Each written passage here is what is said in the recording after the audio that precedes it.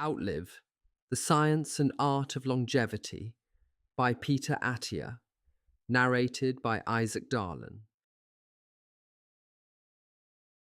The long game of longevity, from fast death to slow death, a new fight for longevity. Peter Attia begins Outlive by painting a vivid contrast between what he calls fast death and slow death. In the past, many people's lives were cut short suddenly by infections, accidents, or acute illnesses that struck quickly. These were the fast deaths that medicine largely learned to combat in the 20th century. We developed antibiotics for infections, vaccines for deadly viruses, and advanced emergency care for trauma. As a result, average lifespans climbed dramatically, and many fast killers were pushed to the margins. But this victory came with a new challenge. By avoiding early death, we've made room for the slow, chronic illnesses of aging to become our primary foes. Attia notes that the odds are overwhelming that most of us will die from one of 4 chronic diseases rather than anything sudden or external. These 4 slow killers, heart disease, cancer, neurodegenerative disease, or type 2 diabetes, and related metabolic dysfunction, are so prevalent in modern life that Attia calls them the 4 horsemen of our health apocalypse. They are chronic conditions that develop over years or decades, eventually causing the majority of deaths in industrialized societies. In short, if you manage to avoid fast death in early life, these slow-moving horsemen are likely waiting down the road. Attia wants us to recognize this new reality. Living longer has little value if those extra years are dominated by disease and disability. It's not just about lifespan, the number of years we survive, but about health span, the quality of those years and how long we remain vigorous and independent. Modern medicine has extended lifespan, but often at the cost of a prolonged period of decline at the end of life. Many people now live into their 80s and 90s, yet too often their final decade is a marginal decade, marked by frailty, cognitive decline, and suffering. Attia argues that we need to play the long game when it comes to health. That means shifting our focus from simply preventing death to also preserving quality of life for as long as possible. Imagine a life where you not only reach 90 years old, but you're still mentally sharp and physically capable at that age, able to play with your grandkids, climb stairs with ease, or engage in hobbies you love. That vision is the crux of Attia's approach. He doesn't just want to add years to your life, but life to your years. Crucially, Attia explains that lifespan and health span are tightly intertwined, not separate problems. The same 4 horsemen that will likely determine when we die also determine how healthy we are along the way. For example, cardiovascular disease might not kill someone until age 75, but it can start diminishing their vitality and abilities years before that, with symptoms like fatigue or chest pain. Similarly, a slow-moving condition like type 2 diabetes or early Alzheimer's can erode one's quality of life long before it causes death. The goal, then, is to delay the onset of these chronic diseases or prevent them entirely, so that we stay healthy and active as long as possible. Attia is optimistic that this is achievable. He hopes to convince readers that with enough effort and the right approach, we might extend our lifespan by a decade or more and extend our health span by even longer. In other words, it may be realistic to live, say, 10 extra years beyond the average, and to spend those later years functioning like someone far younger than your chronological age. Imagine being 80 but feeling like you're 60. That's the kind of outcome Attia wants us to strive for. To reach such outcomes, however, we must fundamentally change how we approach health and medicine. Attia observes that traditional medicine has a bad habit of addressing those slow killers far too late, essentially treating these conditions at the wrong end of the timeline after they're already entrenched rather than before they take root. Waiting until a person has advanced heart disease or an early tumor or significant cognitive impairment means we've lost precious years when preventive action could have made a difference. In a sense, modern healthcare has been busy pulling drowning people out of the river downstream, treating sickness after it occurs, instead of going upstream to stop them from falling in the first place. As the old saying goes, which Attia loves to quote, we need to stop just pulling people out of the river. We need to go upstream and find out why they're falling in. This proactive mindset is at the heart of Attia's philosophy. If the four horsemen begin their deadly work quietly decades before they kill, then the time to act is now long before you ever receive a dire diagnosis. Attia underscores this point with a sense of urgency. For example, many doctors assess a patient's risk of heart attack or stroke on a 10-year timeframe and might reassure a 40-year-old that their short-term risk is low. But Attia flips the perspective. What about the risk over the rest of that person's life? In all likelihood, unless something changes, that 40-year-old will eventually progress to a high risk by age 60 or 70 and could suffer a cardiac event. So why wait? The absence of immediate danger is not a reason for complacency, it's an opportunity to intervene early. Attia often invokes the adage, the time to repair the roof is when the sun is shining. Don't wait for the storm, illness to hit. Strengthen your defenses while you're still healthy. In practical terms, that might mean improving your diet and exercise habits decades before you ever show symptoms of diabetes, or actively monitoring your health markers even when you feel fine, in order to catch harmful trends early. This preventative, forward-looking approach is what Attia believes can change the game, shifting us from a mindset of reacting to disease to one of staying ahead of it. We have largely won the battle against many fast deaths, but we are now in a slow-motion war against chronic diseases, and winning this war will require a complete paradigm shift in medicine and in our personal approach to health. We can no longer be satisfied with simply treating illness as it comes. We must anticipate our enemy. Attia calls for nothing less than a reimagining of medicine itself, an approach built for the challenges of the 21st century's slow deaths. He introduces this new vision under the banner of Medicine 3.0, which represents a radical upgrade in how we think about taking care of ourselves over the long haul. Medicine 3.0, reimagining medicine in the age of chronic disease. To tackle the era of slow deaths, Attia proposes Medicine 3.0, a new philosophy of healthcare that breaks from the conventions of the past. He explains this by first looking back at how medicine evolved. Medicine 1.0 was essentially the pre-scientific age. Think of ancient and medieval doctors relying on guesswork, superstition, and rudimentary observation.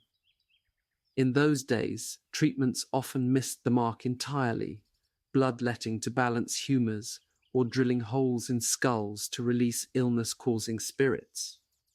There was no systematic method, and while healers did their best, it was a far cry from what we consider evidence-based care today. Thankfully, by the mid-19th century, the world entered the era of Medicine 2.0. This was the advent of modern scientific medicine, the germ theory of disease, rigorous research methods, and a focus on diagnosing and treating ailments using evidence and technology. Medicine 2.0 is essentially the system we still practice now. It has brought us antibiotics, vaccines, surgical techniques, and an enormous body of medical knowledge. Its philosophy is to identify what's wrong and fix it, largely by treating symptoms or removing the immediate cause of illness. Medicine 2.0 has been superb at handling acute problems, the fast deaths, and certain chronic conditions as well. If you break a bone, develop appendicitis, or even have a heart attack, Medicine 2.0 steps in to repair the damage or save your life. However, Attia argues that Medicine 2.0 is fundamentally ill-suited for the slow-moving chronic illnesses that dominate today. Why? Because the current system is mostly reactive. It kicks into gear when a problem is already obvious. It's a bit like having a fire department that only responds once the house is half in flames. For a fast emergency like an infection or injury, a rapid reaction can still save the day. But for chronic diseases that quietly smolder in the body for decades, a reactive approach means you intervene far too late in the process. By the time a patient is diagnosed with type 2 diabetes or noticeable cognitive decline, the underlying damage may have been accumulating for years. Medicine 2.0 also tends to treat patients as fairly uniform. Doctors follow general guidelines meant for the average patient, and treatments often come in one-size-fits-all packages. Yet people vary widely in genetics, lifestyle, and risk factors. Attia notes that what works well for one person might not work for another, especially when it comes to preventing complex diseases of aging. Another limitation of the traditional approach is its ultra-cautious attitude towards risk. Doctors are trained to, first, do no harm, which often gets interpreted as avoiding any action that isn't proven absolutely safe. While caution is good, Attia points out a downside. If doctors are too afraid to take any risks, they may end up doing nothing, and doing nothing can be the riskiest move of all when a disease is brewing. In other words, by avoiding even the chance of harm in the short term, Medicine 2.0 can inadvertently cause long-term harm by letting diseases progress unchecked. Medicine 3.0 is Attia's answer to these shortcomings. It doesn't reject the scientific rigor of Medicine 2.0, if anything, it builds on it, but it represents a major shift in priorities and perspective. At its core, Medicine 3.0 is proactive, preventive, and personalized. Attia lays out a few key pillars of this new approach. Prevention over treatment. Medicine 3.0 puts vastly more emphasis on preventing disease, or catching it extremely early, rather than waiting to treat it later. In Attia's words, the goal is not to patch people up after they fall ill, removing a tumor and hoping for the best, but to prevent the tumor from growing in the first place, to avert that first heart attack or divert someone off the path toward Alzheimer's. This might involve regular screenings, advanced testing, or lifestyle interventions years before a conventional doctor would typically intervene. It's medicine that acts when the patient is still healthy by traditional standards, because that is exactly when interventions can be most effective at warding off future illness. Individualized care.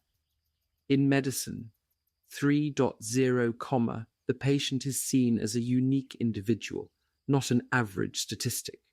Attia stresses that we all have different genetics, family histories, habits, and environments, which means a strategy that's right for one person may be wrong for another. Some people might be genetically prone to high cholesterol or cancer. Others might have family histories devoid of heart disease, but heavy on diabetes. A one-size-fits-all guideline, like everyone over 60 takes drug X, might be suboptimal or even counterproductive for many individuals. Therefore, Medicine 3.0 favors a bespoke approach using all available data about a person to tailor a prevention and treatment plan suited to them. This could mean different screening schedules, different dietary plans, or different targets for blood markers, depending on who you are. It's a move away from medicine as an assembly line and toward medicine as a custom craft. Risk assessment and action. Medicine 3.0 takes a more nuanced view of risk. Rather than blindly following the maxim, first, do no harm to the letter, Attia argues that we must weigh the risk of taking an action against the risk of inaction. There is risk in any choice, including the choice to do nothing.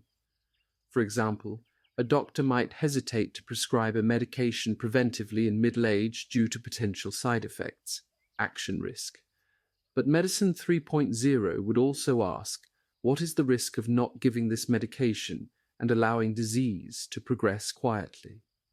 If the long-term risk of doing nothing, like developing a fatal disease, is far greater than the short-term risk of a medication's side effects, Medicine 3.0 would favor taking action. This approach doesn't mean being reckless, it means being clear-eyed and risk-adjusted.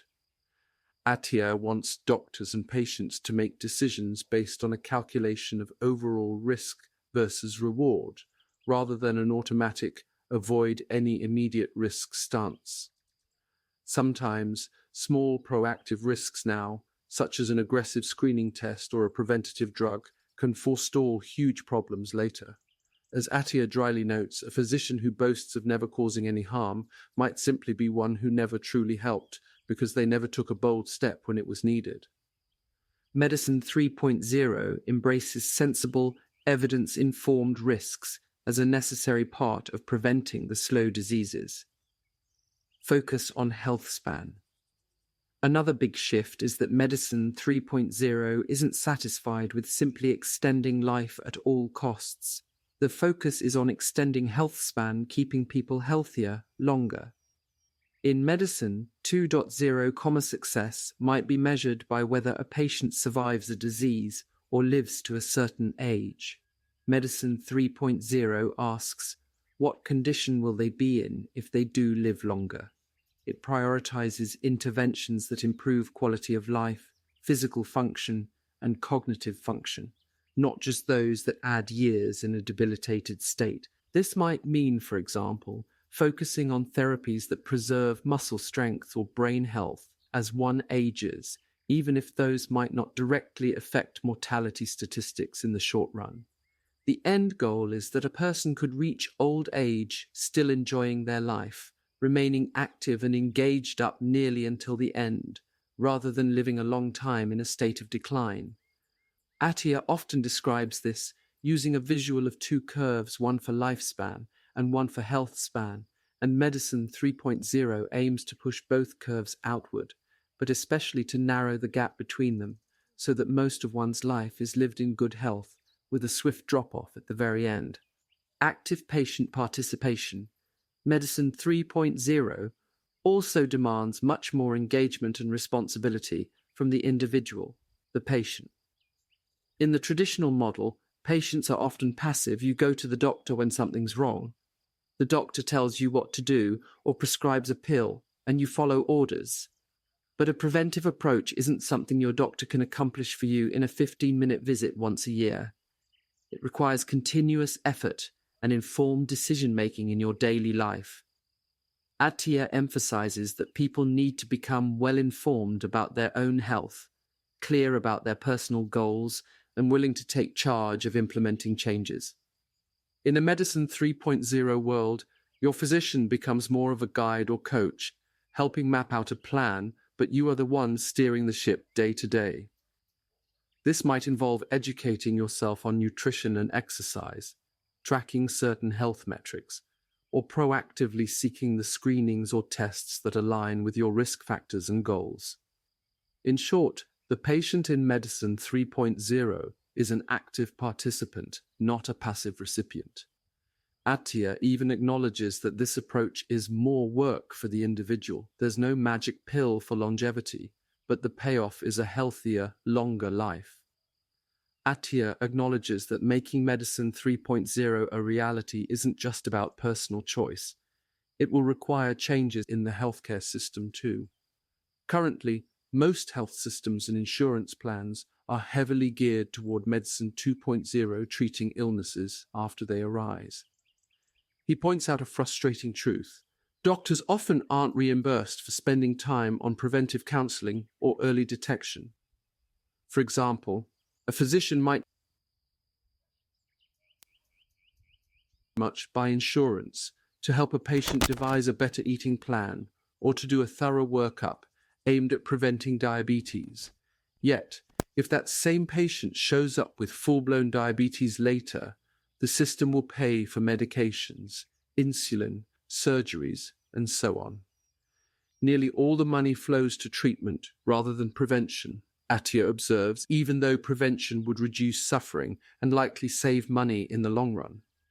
This is part of why our current medical culture tends to wait for problems to erupt. It's sadly how the incentives are structured. He warns that if we continue this reactive, treatment-focused approach, not only will people endure unnecessary illness, but the economic burden of so much chronic disease could become unsustainable.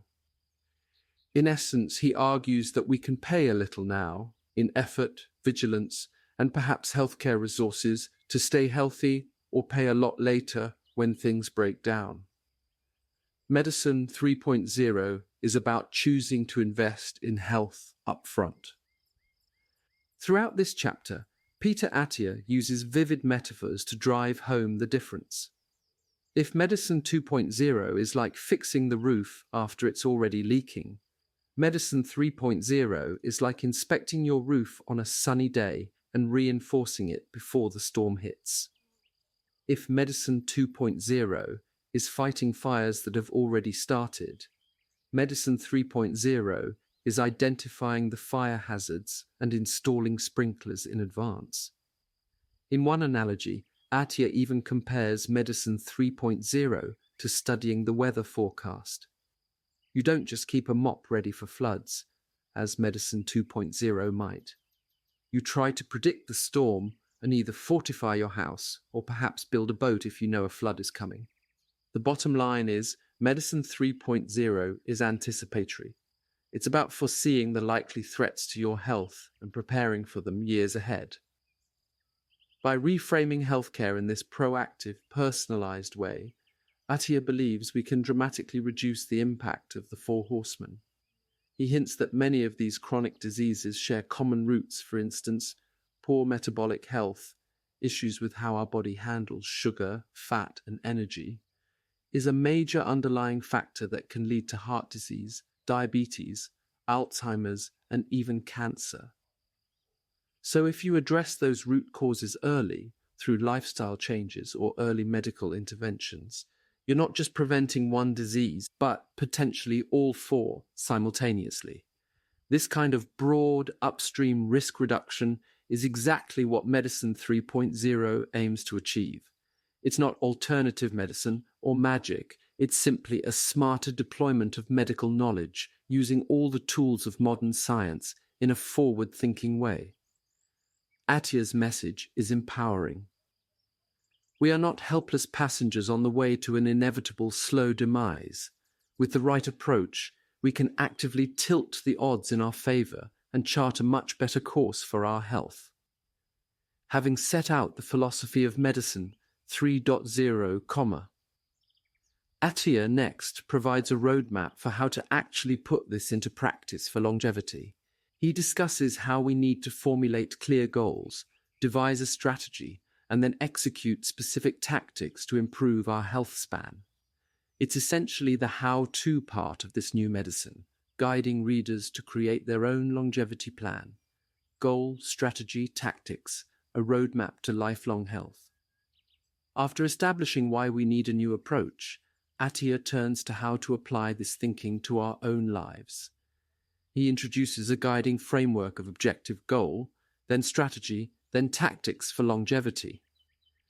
This framework is borrowed from realms like warfare or business strategy, but it applies surprisingly well to health.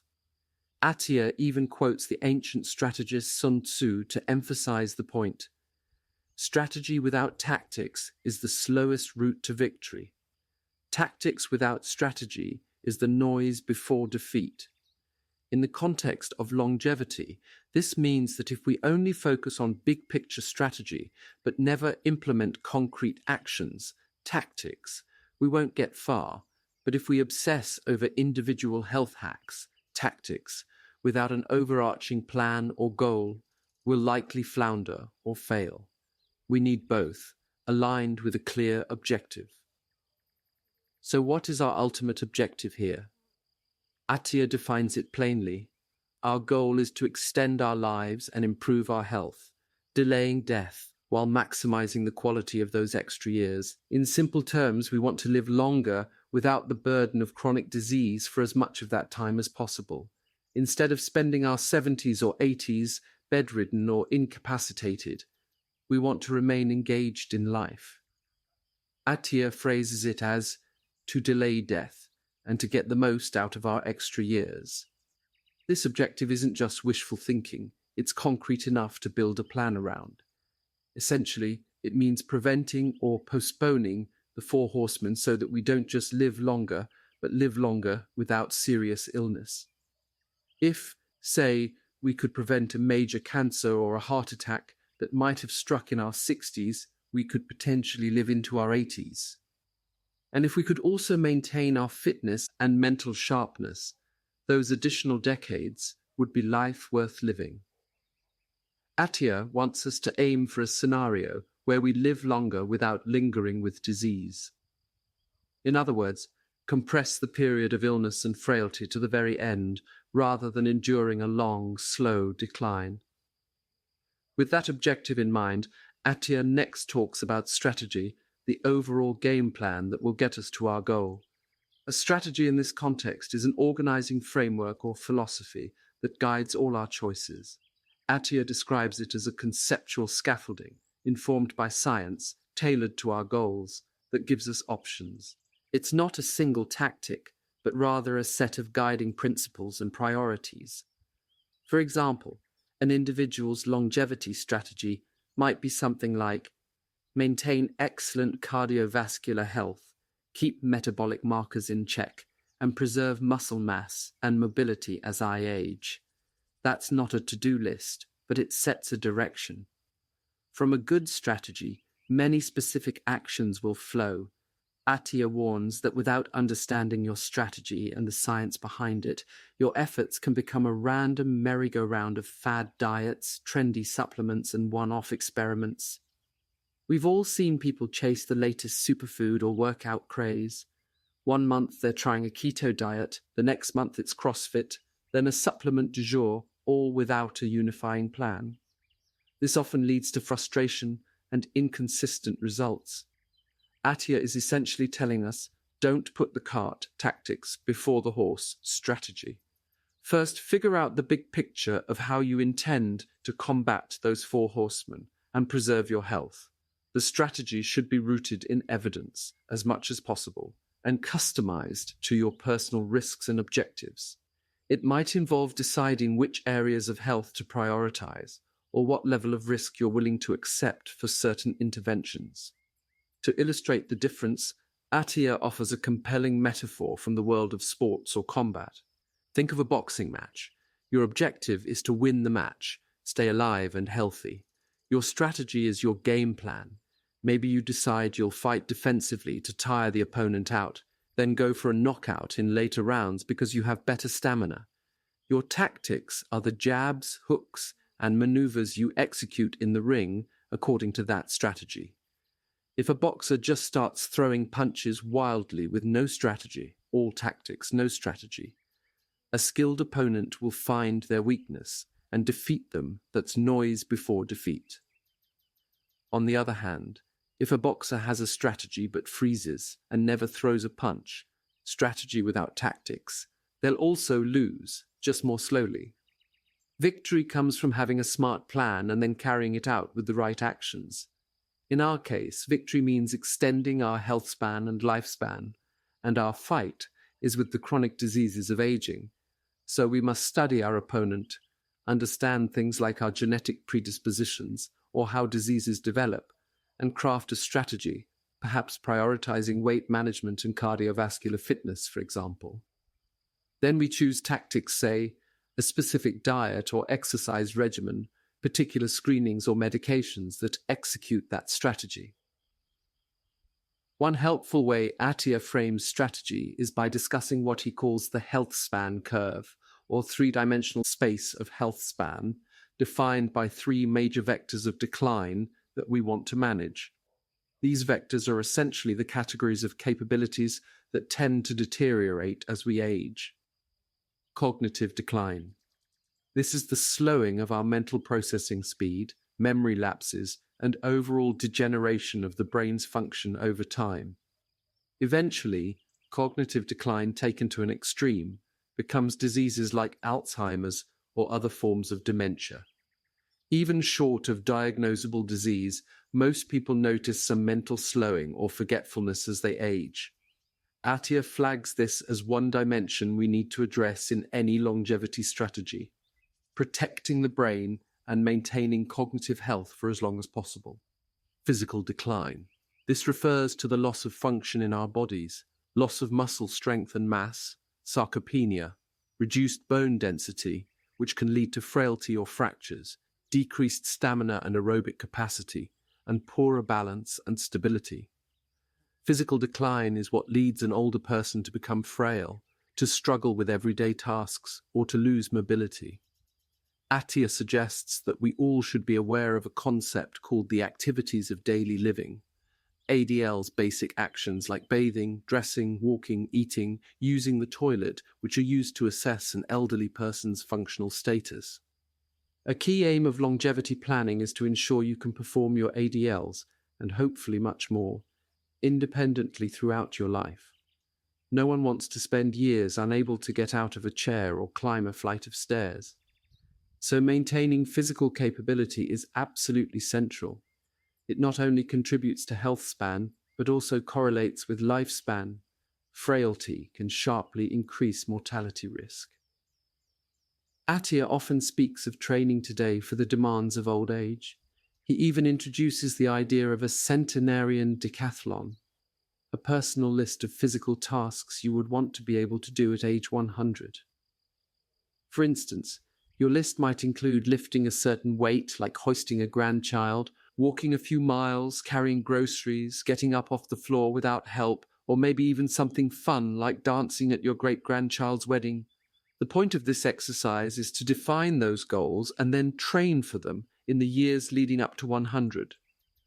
If you know what you want to be capable of later, your events in the Centenarian Decathlon, you can design your current fitness routine to meet those targets.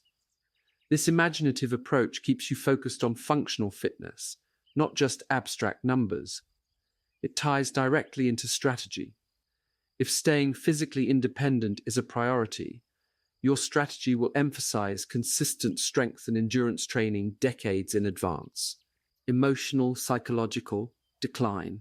The third vector Attia highlights is emotional health, things like mood, mental well-being, and the presence or absence of issues like depression, anxiety, chronic stress, or loneliness. Interestingly, Attia notes that unlike the first two categories, emotional suffering is not strictly age-related. Younger people can struggle severely with mental health, and it can strike at any time. He even candidly shares that he himself faced significant emotional health challenges in midlife, despite being outwardly healthy, a reminder that none of us are immune. Why include emotional health in a longevity discussion? Because, as Attia argues, it's just as crucial to a life well lived as physical and cognitive health. Depression or chronic stress can have direct physical effects, raising inflammation, for example, or worsening heart health, and certainly affects one's desire and ability to take care of themselves. Moreover, why would you want to live longer if you're miserable? He quotes psychotherapist Esther Perel. A long life in emotional pain or devoid of joy is not the goal we're aiming for long and happy. So any comprehensive longevity strategy must also account for maintaining a healthy mind and spirit, dealing with stress, nurturing relationships, finding purpose, and possibly seeking therapy or other support when needed. Attia's inclusion of this vector is a refreshing acknowledgement that mental health is health, period. It cannot be an afterthought if we truly want to maximize our health span. By thinking of these three dimensions, cognitive, physical, and emotional, Attia gives us a holistic view of what it means to stay young in practical terms. A person aging successfully would keep their brain sharp, their body strong and capable, and their mental outlook positive. It's a tall order, but identifying these targets helps clarify what our strategy should aim to achieve. It also reinforces how interconnected lifespan and health span are. For instance, severe physical decline, frailty, or emotional decline, depression, can actually shorten one's life, and conversely, efforts to extend life, like exercise or social engagement, often improve those dimensions too. Everything is intertwined. Attia emphasizes that these facets of health support each other, and so our plan has to address all three. Finally, with objective and strategy outlined, Attia moves to the nuts and bolts, the tactics. Tactics are the specific actions, interventions, and habits we will use to execute our strategy and reach our goal. In the old paradigm of medicine, 2.0 tactics were typically limited to things like prescribing a drug or performing a surgery, essentially reactive medical procedures once something went wrong. But in Medicine 3.0, our toolkit is broader and largely proactive. Attia identifies 5 key tactical domains, 5 areas where we can pull levers to improve our health and counteract those vectors of decline. These are the areas in which nearly all longevity-promoting interventions fall. They are exercise. According to Attia, if there is one single wonder drug for longevity, it is exercise. He cannot overstate this. Exercise is the most potent and important tactic we have to extend both lifespan and health span. Regular physical activity, encompassing cardiovascular aerobic fitness, strength training, and balance or stability exercises, has a profound impact on almost every aspect of health. It lowers the risk of chronic diseases across the board: heart disease, diabetes, many forms of cancer, and even Alzheimer's. It also directly combats the physical vector of decline by preserving muscle, bone, and functional ability. Attia points out, for example, that increasing your muscle strength and cardiorespiratory fitness can reduce your risk of all-cause mortality far more than any medication ever could. He notes that exercise not only delays death, but also dramatically slows cognitive decline and physical impairment in aging more effectively than any pill or medical treatment available. In fact, he tells his patients that exercise is the best tool in our kit for preventing neurodegeneration. This is why a huge part of any longevity plan must involve structured exercise. Attia encourages thinking about it in a targeted way.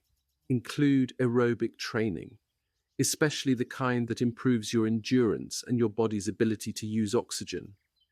He often mentions Zone 2 cardio training for metabolic fitness, and high-intensity work to boost VO2 max. Includes strength training to build and maintain muscle mass, and includes stability, balance exercises to prevent falls and keep you agile in old age. The Centenarian Decathlon concept comes into play here. For each activity you want to be able to do at 90 or 100, there should be a training exercise today that helps get you there. For instance, if you want to be able to carry groceries up the stairs in old age, you should be doing loaded carries or stair climbs as part of your routine now. If you want to easily rise from the floor later, practice squatting and core exercises now. By training like an athlete preparing for a future event, except the event is your ability to live independently. In later years, you greatly increase the odds of success. Attia's message on exercise is ultimately motivating. Working out isn't just about looking good or even just about heart health. It's about keeping your entire body and brain younger for longer. It truly is medicine. Nutrition. The second tactical domain is diet, which Attia often refers to as nutritional biochemistry.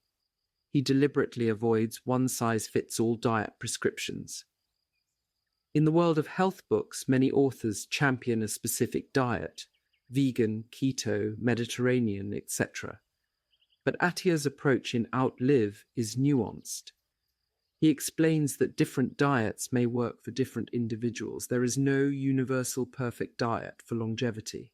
What matters are some core principles: maintaining a healthy energy balance that is not consistently overeating, obtaining adequate nutrition, especially sufficient protein and micronutrients, and minimizing harmful dietary components like excessive sugar and ultra-processed foods. Attia highlights, for instance, that protein becomes critically important as we age. It helps preserve muscle mass and strength, which is directly tied to physical longevity. So an older adult might actually need to focus on eating more high-quality protein to counteract muscle loss. He also discusses how refined carbohydrates and constant high insulin levels can drive metabolic problems. Thus, cutting back on sugar and easily digested starches can improve metabolic health.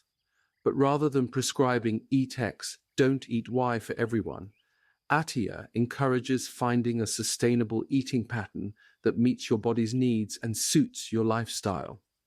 He's not dogmatic whether you choose a low-carb diet, a Mediterranean style, or something else. The key is that it should help you maintain a healthy weight, stable blood sugar, insulin levels, and provide all the nutrients your body requires. He also touches on advanced concepts like time-restricted eating or intermittent fasting and caloric restriction, noting that while these strategies can have benefits, for example, improving metabolic function, possibly promoting cellular repair processes, they have to be approached carefully and may not be suitable or necessary for everyone. The overarching theme is Nutrition 3.0, viewing diet through the lens of your personal metabolic health and longevity goals, rather than through fad diet rules. Attia's flexible but data-driven outlook on diet is refreshing. Focus on eating in a way that supports your long-term health. Keep your metabolism on track, get enough protein, avoid excess calories, rather than chasing the latest craze. Sleep. The importance of sleep is the third major domain. For a long time, sleep was undervalued. In medical advice, doctors might have said, get some rest. But it wasn't seen as a pillar of health on par with diet or exercise. Attia admits that even he, earlier in his life, was guilty of skimping on sleep and not realizing how much damage that could do. In fact, he shares a dramatic personal anecdote. After going about 60 hours without sleep during a busy period, he found himself literally nodding off while driving and nearly getting into a terrible accident. That scare was a wake-up call, no pun intended, that sleep deprivation can be as dangerous as drunk driving and has serious health consequences. Now, the science on sleep has become abundantly clear. Chronic insufficient or poor quality sleep is linked to higher risks of obesity, type 2 diabetes, heart disease, neurodegenerative disease, and mental health issues, among other problems. During sleep, our bodies carry out crucial maintenance. The brain clears out waste products, memories are consolidated, hormones are regulated, and damaged cells get repaired. If we shortchange our sleep, these processes falter. Attia emphasizes that good sleep is not optional if you want longevity. It is a foundational piece of the puzzle. He advises treating sleep with the same respect as diet and exercise. This might include setting a consistent sleep schedule, ensuring your sleeping environment is dark, quiet, and cool, and avoiding things that disrupt sleep like heavy meals, alcohol, or screens right before bed. For those who snore or have symptoms of sleep apnea, a condition that fragments sleep and strains the heart, getting that evaluated and treated is very important. The bottom line is, sleep is a powerful healer and protector. It's essentially the time when your body defends itself against the horseman by bolstering immune function, reducing inflammation, and preserving cognitive function. So one of your key tactics for longevity should be to make quality sleep a non-negotiable part of your routine. Emotional and mental health. The fourth domain of tactics involves methods to maintain and improve our emotional well-being. Attia brings this into focus because, as discussed, mental health is integral to overall health. Tactics in this sphere might include practices like stress management techniques, meditation, mindfulness, breathing exercises, seeking therapy or counseling when needed, fostering strong social connections, and making time for activities that bring joy and purpose. Chronic stress, for example, can keep the body in a state of high alert that wears down systems over time. It has been linked to hypertension, heart disease, and impaired immune function. Depression and loneliness, especially in older adults, are associated with worse outcomes in many illnesses and even higher mortality. Thus, taking proactive steps for emotional health can indirectly extend your life and certainly improves the quality of it. Attia is surprisingly candid in the book about his own journey. He describes facing emotional struggles that he had to work through, which might include therapy and introspection. By sharing his story, he underscores that mental health issues can affect anyone, even a doctor who knows better, and that addressing them is a sign of strength, not weakness. For someone crafting a longevity plan, this domain might be easy to neglect because it's less concrete than, say, hitting the gym. But Attia urges us not to ignore it. Simple tactics here could be ensuring you have a good support network of friends, family, continuing to challenge your mind with new learning, which also supports cognitive health, practicing gratitude, or engaging in community activities. In essence, nourish your psyche and soul just as you do your body. A healthy mind can greatly enhance resilience against physical ailments and make any added years truly fulfilling. After all, a key question Attia poses is, what's the point of extending life if that life isn't a happy one? So tending to emotional well-being is both a goal and a means in this journey. Exogenous molecules, drugs and supplements. The fifth and final tactical area involves the use of medications, supplements or other external molecules that might aid in longevity. Attia approaches this one carefully and scientifically. He is not selling miracle pills, in fact. He only gives this area as much weight as it deserves, which is likely less than the other lifestyle domains, but still significant. Some existing drugs, originally developed for specific diseases, have shown promise in potentially extending healthy life or combating aging at the cellular level. Two examples Attia mentions are metformin and rapamycin. Metformin is a cheap diabetes drug that has been taken by millions. Epidemiological observations have suggested that diabetics on metformin sometimes live longer or have lower incidence of cancer than non-diabetics, hinting at a possible anti-aging effect. This has led to trials, like the TAME trial targeting aging with metformin, to see if metformin could extend lifespan, even in non-diabetics, by improving metabolic health. Rapamycin, on the other hand, is an immunosuppressant drug used for organ transplant patients that, intriguingly, has been shown to extend lifespan quite dramatically in animal studies like mice. It works by inhibiting a cellular pathway, mTOR, that is involved in growth and aging. Periodic dosing might mimic some effects of calorie restriction, which tends to prolong life in lab organisms. Some longevity enthusiasts, including Attia himself at times, have experimented with off-label use of such drugs in carefully controlled ways. However, Attia is very clear that these are not magic elixirs, and they come with uncertainties. He discusses them to inform the reader of what might be on the horizon or what cutting-edge longevity research is looking at. But he doesn't suggest that everyone should start popping these pills. The same goes for supplements like certain vitamins or newer compounds. Some may be beneficial for certain individuals, for example, omega-3 fish oil for heart health or vitamin D if you're deficient.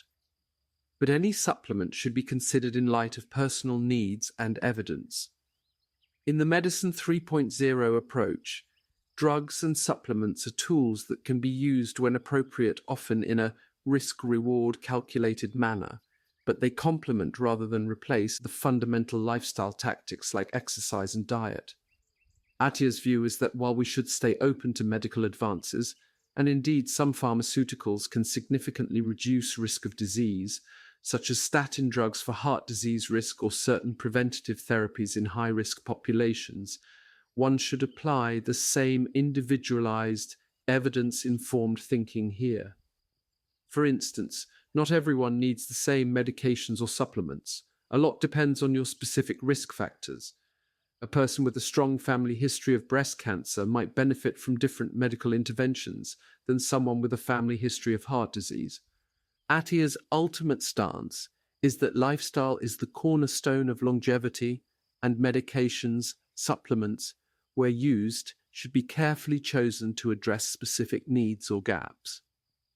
In the book, he gives a taste of some promising anti-aging molecules, but often directs readers to additional resources, like discussions on his podcast, for more depth, indicating that this field is evolving. In summary, these 5 domains: exercise, nutrition, sleep, emotional health, and pharmacological aids form the tactical playbook of Medicine 3.0. Attia will go on, in later chapters, to dedicate entire discussions to some of these, for example, diving deep into exercise physiology, or the science of diet and fasting, etc. But here in Part 1, the goal is to set up the roadmap. Know your objective, set your strategy involving improving those key areas of health and targeting vulnerabilities, and then implement tactics across these domains to execute that strategy. Attia also introduces the idea of being evidence-informed rather than strictly evidence-based when choosing tactics. This is an interesting point. He acknowledges that in an ideal world, we would have perfect scientific evidence, large randomized trials, for every health intervention in every type of person. But in reality, that's impossible, especially in longevity science, where trials would need to span decades. So instead, he suggests using the best evidence we do have, which might come from a combination of sources: epidemiological studies, shorter-term clinical trials, studies of people who live to 100, animal research that points to mechanisms, etc., and then applying reasoned judgment to one's own situation. It's a bit like assembling clues from multiple angles. For example, there might not be a long-term randomized trial proving that a specific exercise regimen prevents Alzheimer's, because such a trial is extremely hard to do, but we have observational data that people who exercise have lower rates of Alzheimer's. We have mechanistic understanding that exercise increases blood flow and certain growth factors in the brain, and we have short-term experiments showing exercise improves memory and vascular health. Putting all that together, even without gold standard proof, it's a safe bet that exercise is a good tactic for brain health.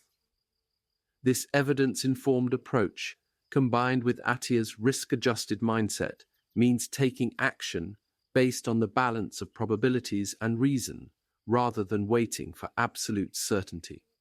Because if you wait for absolute proof in slow-developing areas, like nutrition or longevity, you might be waiting forever and miss the window to help yourself. By the end of Part 1 of the book, Attia has given us a comprehensive mental model for thinking about our longevity. The tone he sets is one of empowerment and responsibility. Yes, genetics and luck play a role in how long we live, and he does discuss elsewhere how centenarians often have some genetic advantages, but he emphasizes that at least 70 to 80% of our health outcomes may be driven by actions within our control.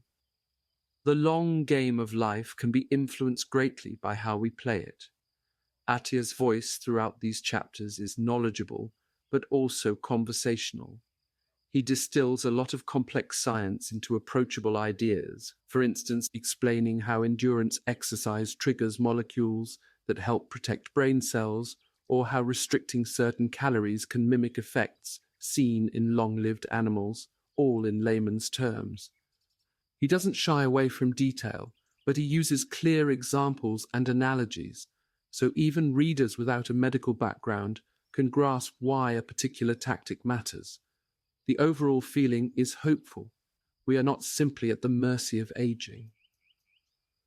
In conclusion, Part 1 of Outlive reframes the challenge of aging in a compelling way.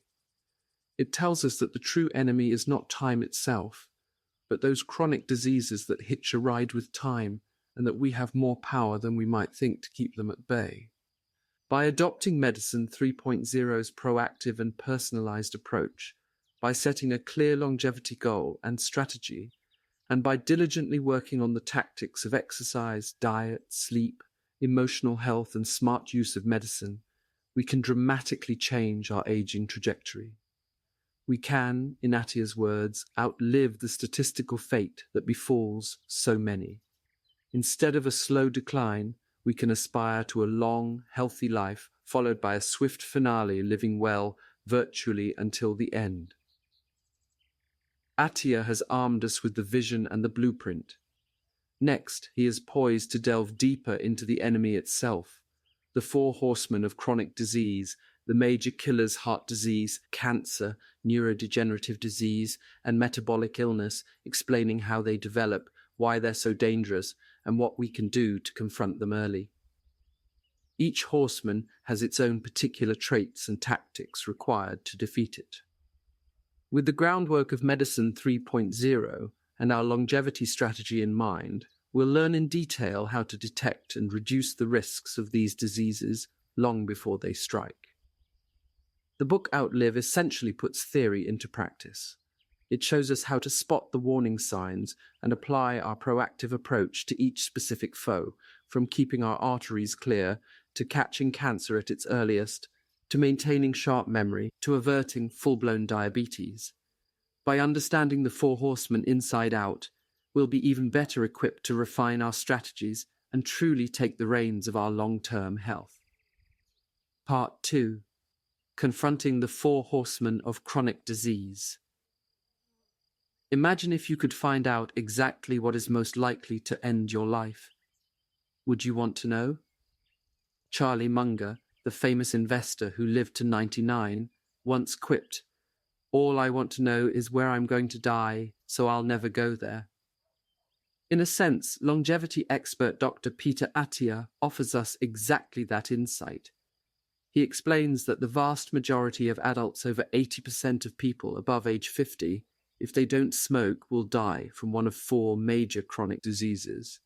He calls these the four horsemen of chronic disease, a nod to the apocalyptic riders of law. For most of human history, people worried about plagues, infections, or injuries, quick killers that could strike at any age. Over the last century, however, advances like vaccines, antibiotics, and safer infrastructure have dramatically reduced those dangers. As a result, we now tend to live long enough to encounter slow killers, the chronic diseases of aging. In effect, society has transitioned from an era of fast deaths to an era of slow deaths, and our medical focus must transition with it. Unlike the sudden threats of the past, the infections, accidents, or acute illnesses that claimed lives quickly, these modern enemies are slow, progressive conditions that sneak up over decades. They are the true arch-enemies in our contemporary battle for longevity. The four horsemen. Attia identifies are metabolic dysfunction, like insulin resistance and type 2 diabetes, cardiovascular disease, heart attacks, strokes, and other heart blood vessel illnesses, cancer, and neurodegenerative disease, such as Alzheimer's, Parkinson's, and other forms of dementia.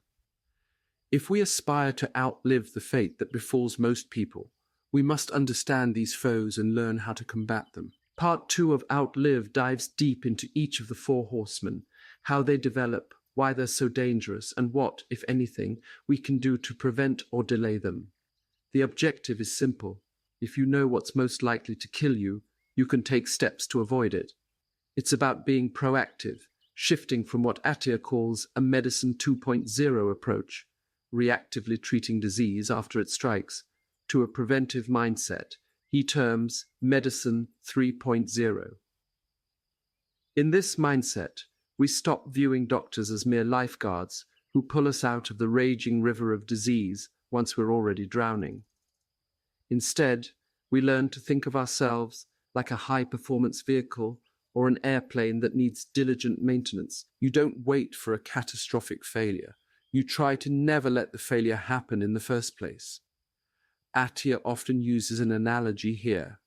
Rather than waiting downstream to pull drowning people out of a river of disease, we should head upstream to stop them from falling in to begin with. Let's meet each of these four horsemen in turn, starting with a silent menace that often flies under the radar. Metabolic syndrome, the silent threat. The first horseman is metabolic syndrome essentially, a cluster of metabolic problems that includes things like elevated blood sugar, insulin resistance, high blood pressure, unhealthy cholesterol levels, and excess abdominal fat. You might also hear terms like metabolic dysfunction or insulin resistance syndrome. They all point to the same underlying issue. In simple terms, it means the body's energy processing machinery is breaking down. Sugar isn't handled efficiently. Insulin, the hormone that manages blood sugar, stops working properly, and fat accumulates in places it shouldn't. This condition often develops quietly. You won't feel metabolic syndrome creeping up on you. There's no dramatic pain or obvious symptom at first. It does its damage insidiously, setting the stage for many other diseases. It's also shockingly common. By some estimates, more than 1 in 3 adults meets the criteria for metabolic syndrome, or is on the path toward it, often labeled prediabetes when blood sugar is chronically high but not yet in the diabetic range. And many of these people feel perfectly fine. They have no idea that trouble is brewing inside. Metabolic syndrome doesn't always grab headlines the way heart attacks or cancer do, but Attia places it at the top of his list for a reason. It is perhaps the primary driver of the other 3 horsemen. Having serious insulin resistance or type 2 diabetes massively raises your risk for the other big killers. For example, diabetes, one outcome of metabolic dysfunction, might rank behind things like Alzheimer's in official causes of death. But Attia argues that's because we underappreciate how much diabetes contributes to those other deaths.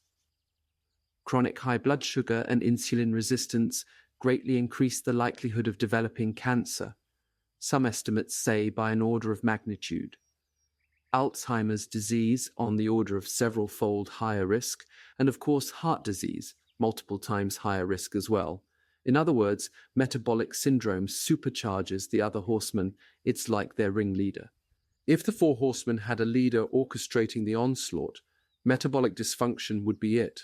While you're busy worrying about a future heart attack or a cancer diagnosis, undetected metabolic problems might be silently paving the way for all of them.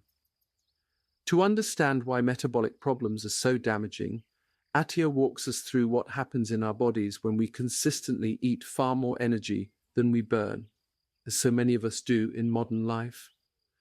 The human body only keeps about a teaspoon of sugar in the bloodstream at any given time, a surprisingly small amount. After a meal, blood sugar rises and the pancreas releases insulin, which acts like a key letting that sugar into cells to be used or stored. In healthy metabolism, some of the excess sugar gets stored as glycogen, a quick-access energy reserve in liver and muscles, and a lot of it gets converted into fat for longer-term storage. Initially, the fat is packed into fat cells under the skin, the stuff you can pinch subcutaneous fat. There's a limit to how much you can safely stash away all those excess calories. Once those subcutaneous fat cells are full to the brim, trouble begins. The fat has to go somewhere, so it starts getting deposited in places it doesn't belong in the liver, around other organs, like the pancreas and heart, and even inside muscles. Attia uses a vivid metaphor here. Imagine your body's fat storage capacity as a bathtub. As long as the drain is open and the water level is below the rim, the water, representing excess calories, especially from carbohydrates and fats, stays contained. But if you keep pouring in more water without expanding the drain, eventually the tub overflows. Now water spills out onto the bathroom floor, seeping into the floorboards and carpet, damaging everything. In this analogy, the overflowing water is like visceral fat, the dangerous fat that accumulates around organs and even inside them when your normal fat stores overflow. Just as water soaking into a house's structure causes rot and ruin, visceral fat wreaks havoc inside the body. It triggers chronic inflammation, disrupts hormones, and fouls up the organ's normal functioning. At this point, you're in a state of insulin resistance. No matter how much insulin the body makes, your muscle and liver cells have become numb to its signal and won't take in any more glucose. Blood sugar stays chronically high, and the pancreas exhausts itself pumping out insulin in overdrive. This condition sets off a vicious cycle. High insulin and blood sugar levels cue the body to turn even more excess energy into fat, but with subcutaneous fat storage maxed out, yet more fat gets crammed into organs. The liver becomes engorged and turns fatty, a condition known as non-alcoholic fatty liver disease, or NAFLD, something over a quarter of adults have to some degree, often unknowingly. Eventually, the metabolic system spirals out of control. Blood sugar remains elevated all the time, hyperglycemia. Blood insulin stays high, hyperinsulinemia, and whole body inflammation rises. Years or decades of this can culminate in type 2 diabetes, which is essentially the final breakdown of blood sugar regulation. But importantly, the damage is being done long before full-blown diabetes appears. Metabolic syndrome is often present in people who wouldn't consider themselves sick. You could be a bit overweight, with slightly high blood pressure and maybe borderline blood sugar, and not feel too bad yet inside. The groundwork is being laid for serious disease. It's crucial to realize that obesity and metabolic health are related, but not identical. Many people who are obese do have metabolic syndrome, but not all. Conversely, some individuals look thin on the outside, yet have severe insulin resistance and fatty organs on the inside, sometimes cheekily called TOFI, thin outside, fat inside. Attia emphasizes this to dispel a common myth. You can't judge metabolic health just by body size. We all know the stereotypical skinny guy who eats junk food. He might not gain much weight visibly, but he could still be metabolically unhealthy if his diet and lifestyle promote insulin resistance. Different people have different capacities to safely store fat before it spills over. Some of us have a bigger bathtub genetically and can accommodate more surplus calories under the skin. Others reach their limits sooner. But eventually everyone's tub can overflow if the influx of calories isn't controlled. So why is metabolic syndrome so deadly? Because it is the great enabler of all the other horsemen. An individual with uncontrolled insulin resistance is far more vulnerable to a heart attack or stroke, more prone to certain cancers, and at higher risk for dementia. Excess insulin and glucose damage blood vessels, feeding into heart disease and even some forms of cognitive decline. And they create an environment where cells are more likely to turn cancerous. In fact, some researchers dub Alzheimer's disease type 3 diabetes because of how strongly it's linked to metabolic disturbances. The bottom line, as Attia puts it bluntly, is do not get diabetes if you can possibly avoid it. The silver lining is that metabolic syndrome is, to a large extent, preventable and even reversible more so than the other horsemen. We have an array of tools to combat it, and Attia devotes more pages to this topic than any other. The two most powerful weapons are no mystery: nutrition and exercise, with some support from medications when needed. Part 3 of the book will delve into those tactics in detail, but even in Part 2, Attia highlights some fundamentals. He describes, for instance, the remarkable effects of eating less and spacing out our intake of food.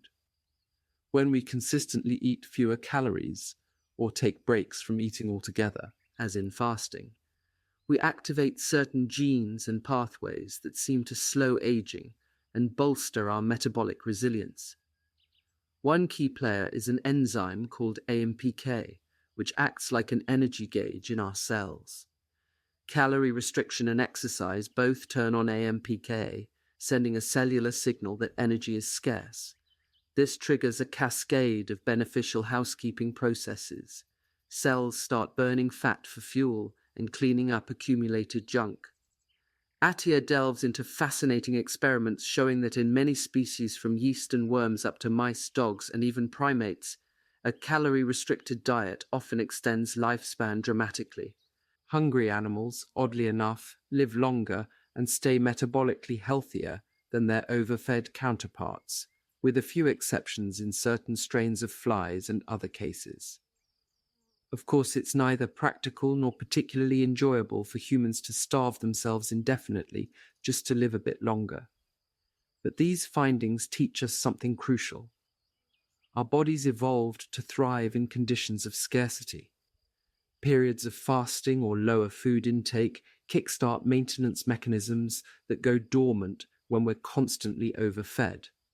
One vivid concept Attia discusses is zombie cells, formerly known as senescent cells.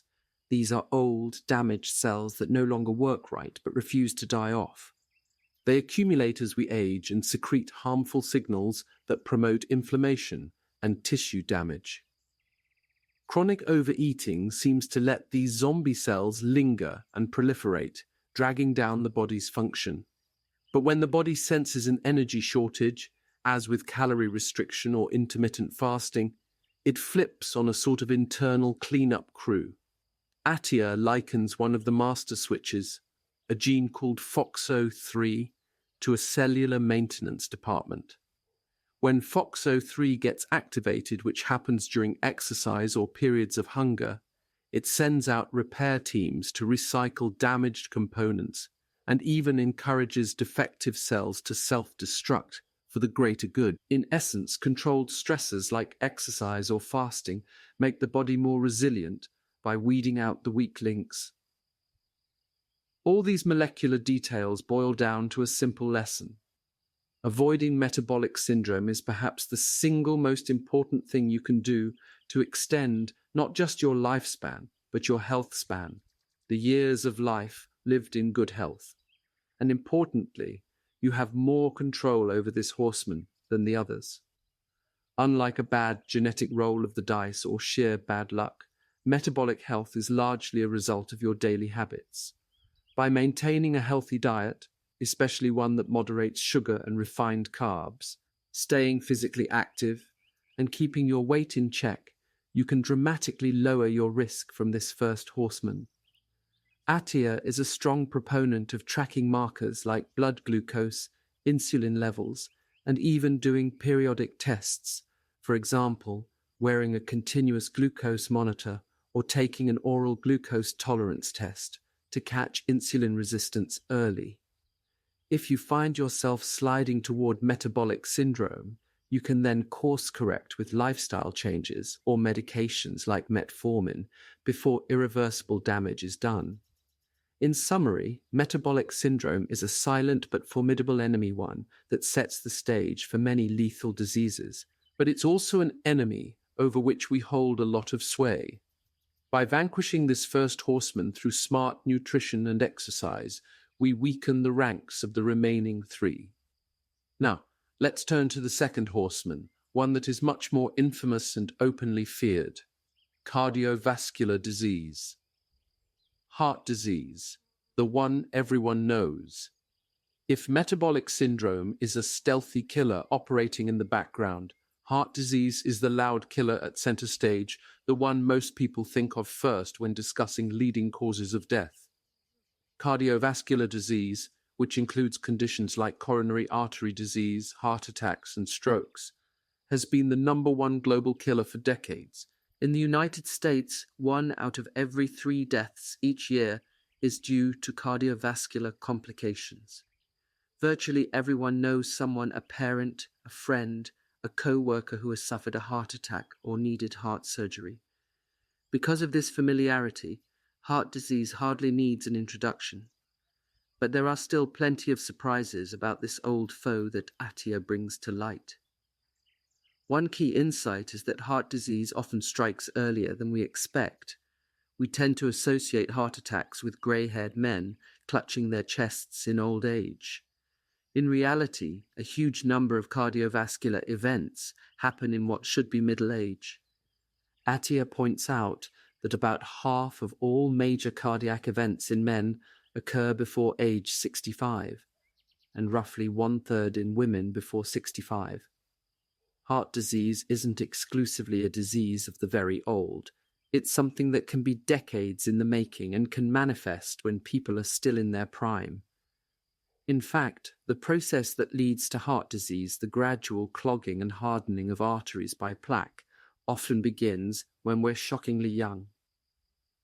Studies have found evidence of fatty streaks, the beginnings of plaque, in the arteries of teenagers and young adults.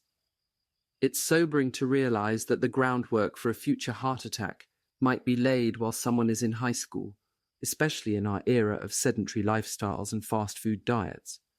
The good news, however, is that arterial plaque buildup is not a one-way street. Just as gunk can accumulate in our arteries, it can also be cleared away or stabilized. High-density lipoprotein, HDL, often called good cholesterol, acts like a cleanup crew, ferrying cholesterol out of the artery walls and back to the liver. Through healthy lifestyle changes, especially improved nutrition and regular exercise, some of the cholesterol deposits in arteries can actually regress or at least stop growing. Attia underscores this hopeful point. Even if you have early plaque, you're not doomed. You can slow down the process dramatically and even reverse some of it by taking action. But to take action, you first have to know there's a problem. And here lies a cruel trick of heart disease. It can progress silently for decades without obvious symptoms. Often, the first symptom of heart disease is a heart attack or even sudden death. Attia recalls a saying from one of his medical school professors: "The most common way heart disease presents in men is as a fatal heart attack." In other words, many people don't get chest pain or shortness of breath as an early warning. Their first signal is dropping dead. This isn't meant to be alarmist, but to drive home the importance of proactive screening.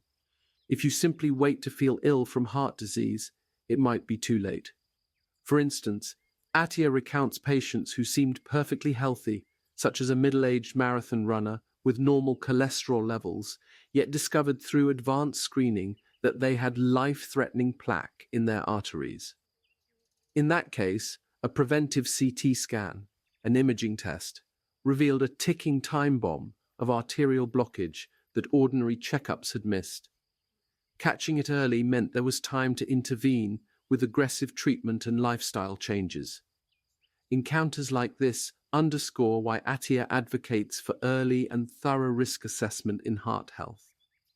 Attia favors a more aggressive approach to detecting cardiovascular risk early. This includes going beyond the standard checkup's total cholesterol test or a quick blood pressure reading. Modern preventive cardiology looks at specific markers and even imaging tests, for example, the level of a particle called ApoB in your blood, or scans like a coronary calcium scan or CT angiogram that can visualize plaque inside your arteries. Cholesterol is a central character in the heart disease story, but Attia clarifies that it's often misunderstood. We frequently hear about good cholesterol, HDL, and bad cholesterol, LDL. However, he notes that cholesterol itself is just a molecule. What really matters is how it's transported and where it ends up. Cholesterol travels through our bloodstream, packaged inside lipoproteins, tiny spherical particles made of fat and protein. LDL, low-density lipoprotein, carries cholesterol from the liver out to tissues.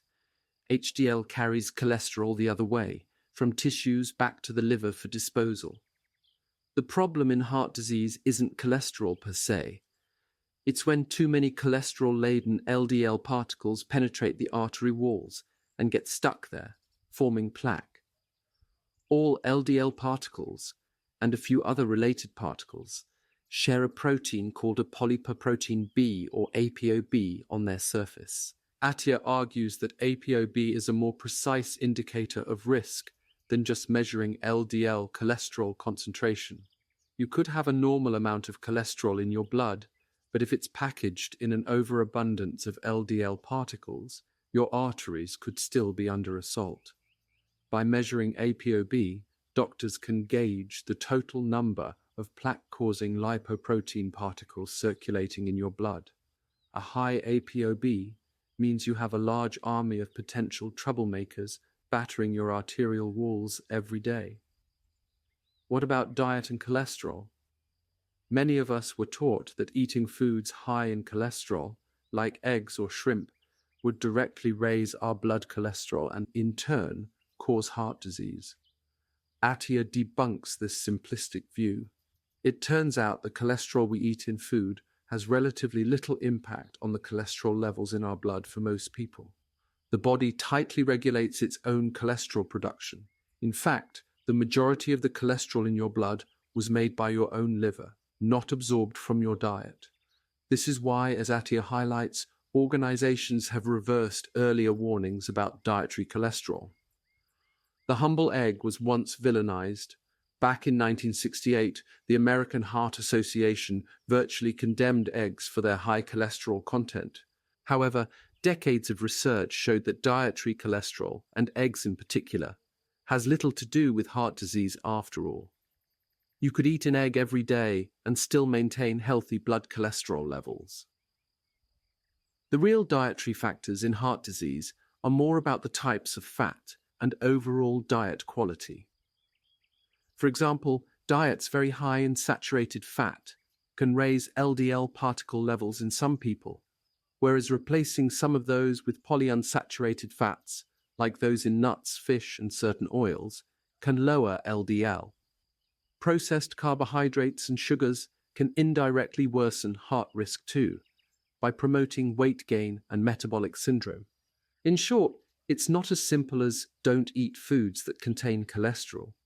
Attia wants us to focus on what truly matters, keeping those ApoB-carrying particles low and protecting the arteries from damage, rather than clinging to outdated nutritional scapegoats like the lone egg. Speaking of protecting arteries, Attia makes a strong case that we shouldn't hesitate to use medication when appropriate to combat heart disease risk. Thanks to modern medicine, we have a class of drugs called statins, which have been proven to lower cholesterol levels. Specifically, they reduce the liver's production of cholesterol and thus drive down LDL and ApoB levels in the blood. Statins have been around for decades and have an excellent track record of reducing heart attacks and saving lives. Yet, many people are leery of taking them, perhaps due to fears of side effects or a desire to handle everything naturally. Attia's view, rooted in his Medicine 3.0 philosophy of prevention, is that if you have even moderately elevated ApoB and other risk factors by midlife, early use of statins can be a wise move. Why wait until after your first heart attack to start aggressive therapy?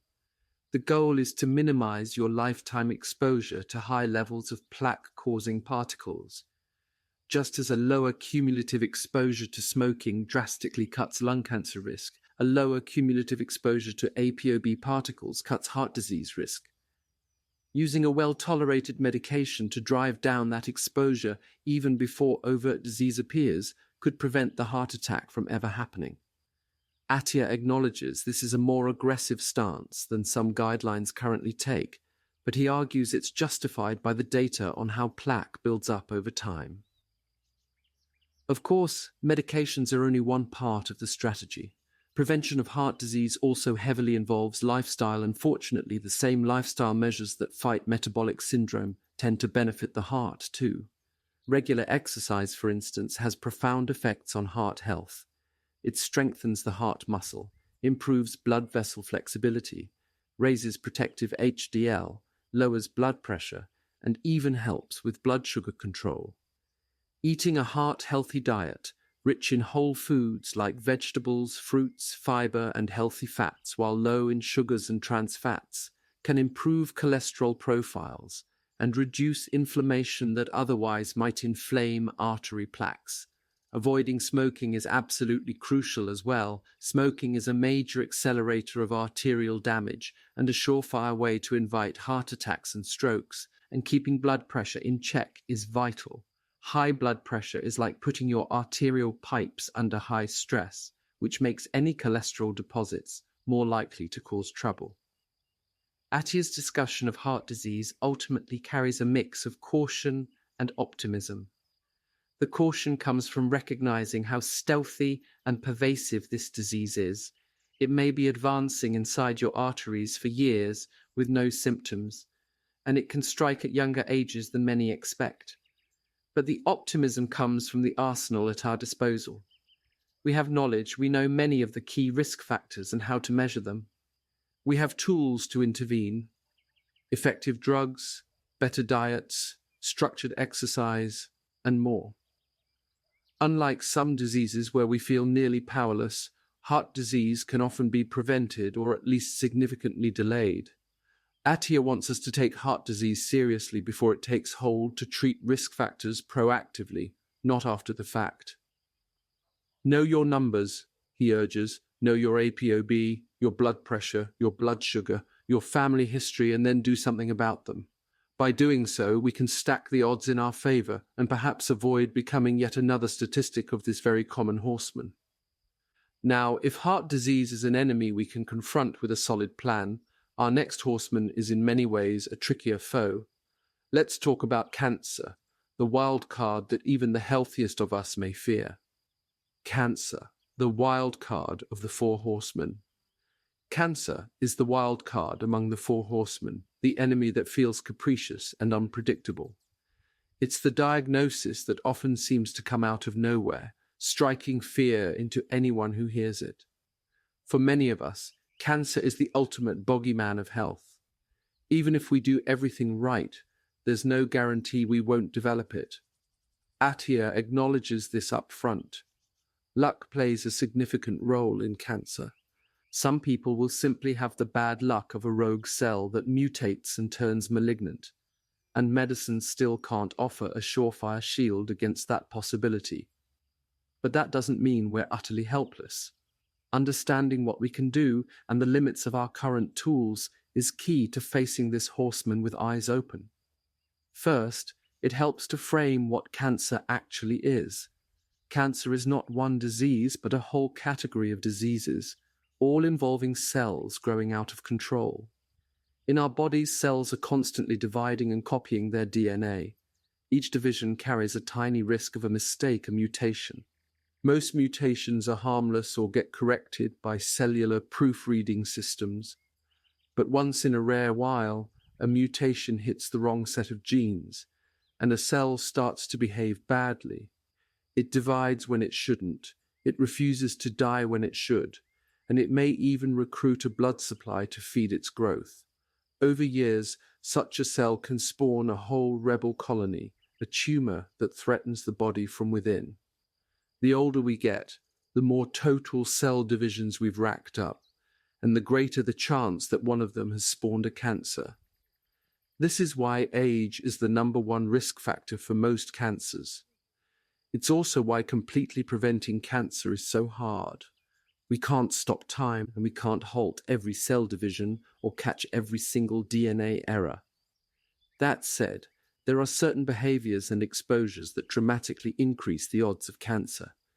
The most glaring example is smoking, which is like dumping gasoline on the fire of mutation.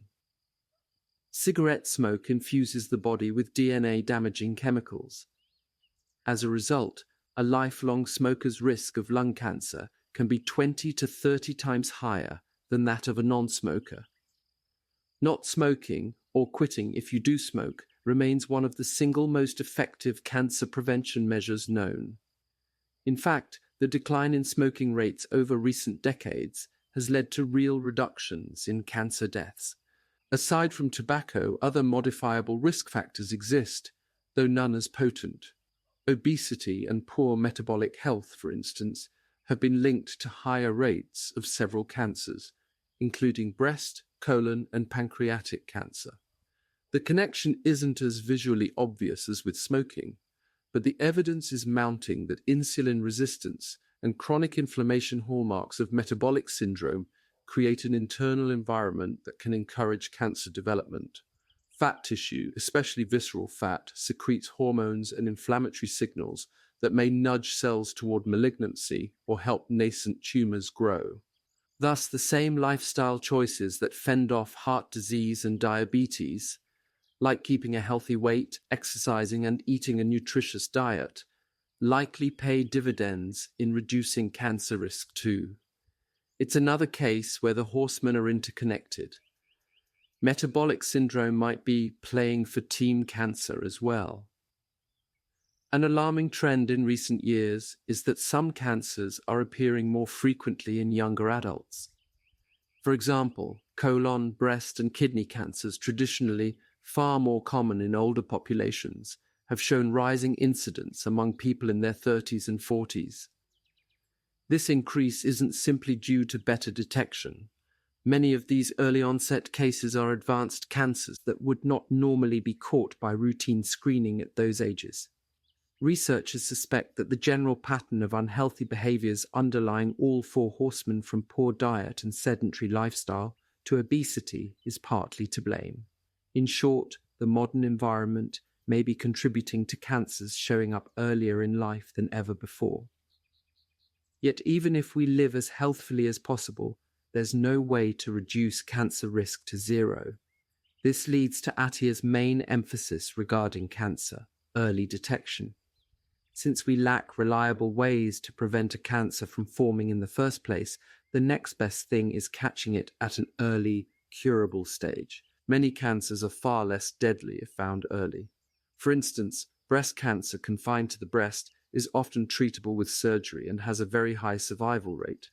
Prostate cancer confined to the prostate can likewise often be cured by removing or irradiating the gland.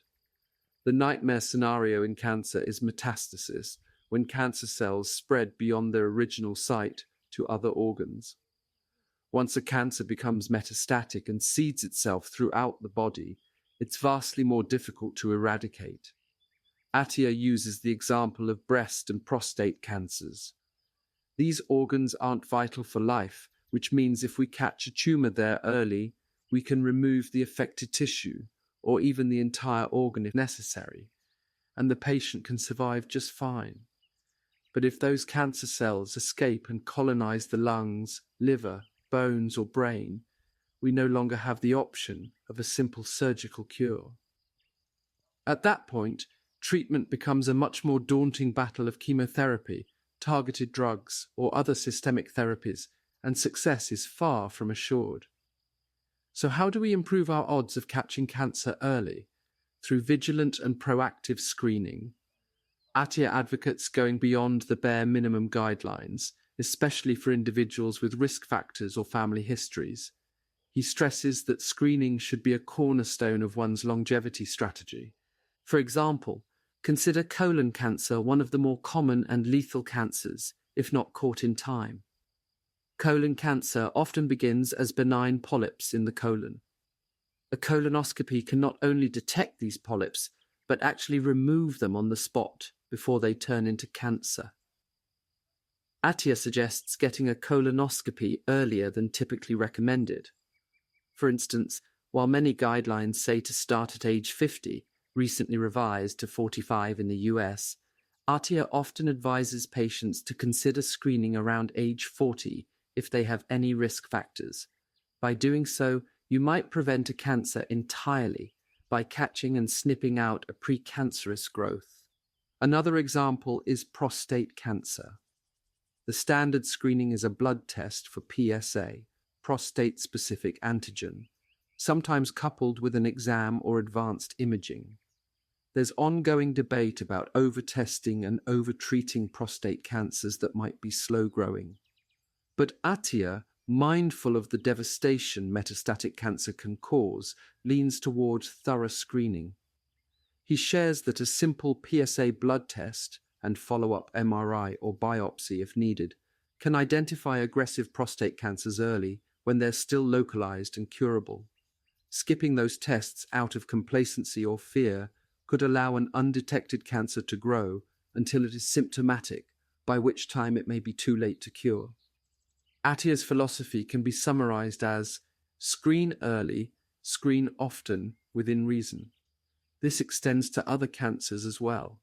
For lung cancer, if someone has a significant smoking history, periodic low-dose CT scans of the chest can catch tiny lung tumors that a standard X-ray might miss.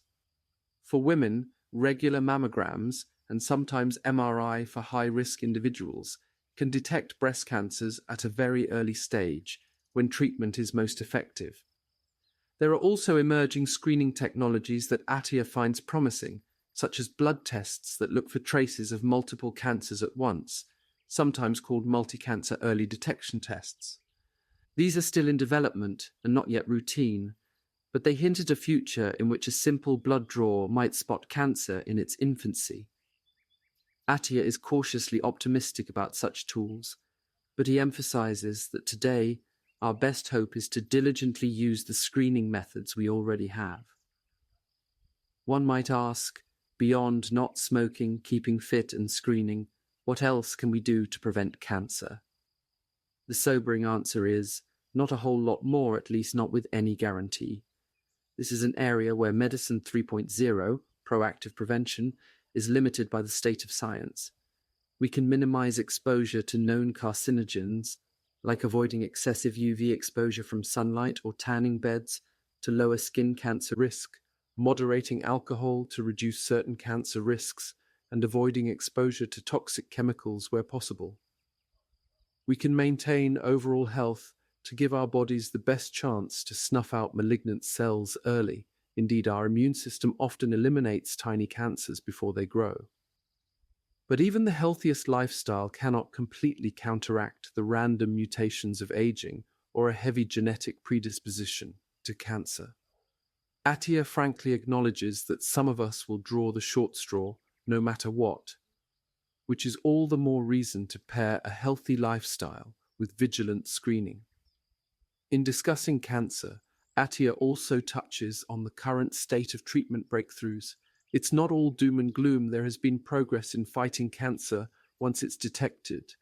For instance, new immunotherapy drugs have made a big difference in certain cancers like melanoma and lung cancer, helping the immune system target tumors. For example, advanced melanoma, once nearly always fatal, can sometimes be pushed into remission with these immune-based therapies.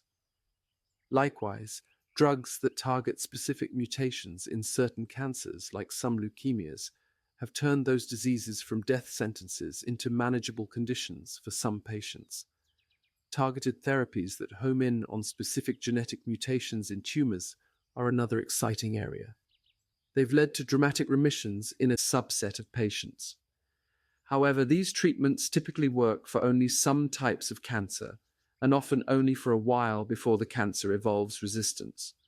The brutal truth is that for many advanced cancers, our medical toolkit is still woefully inadequate.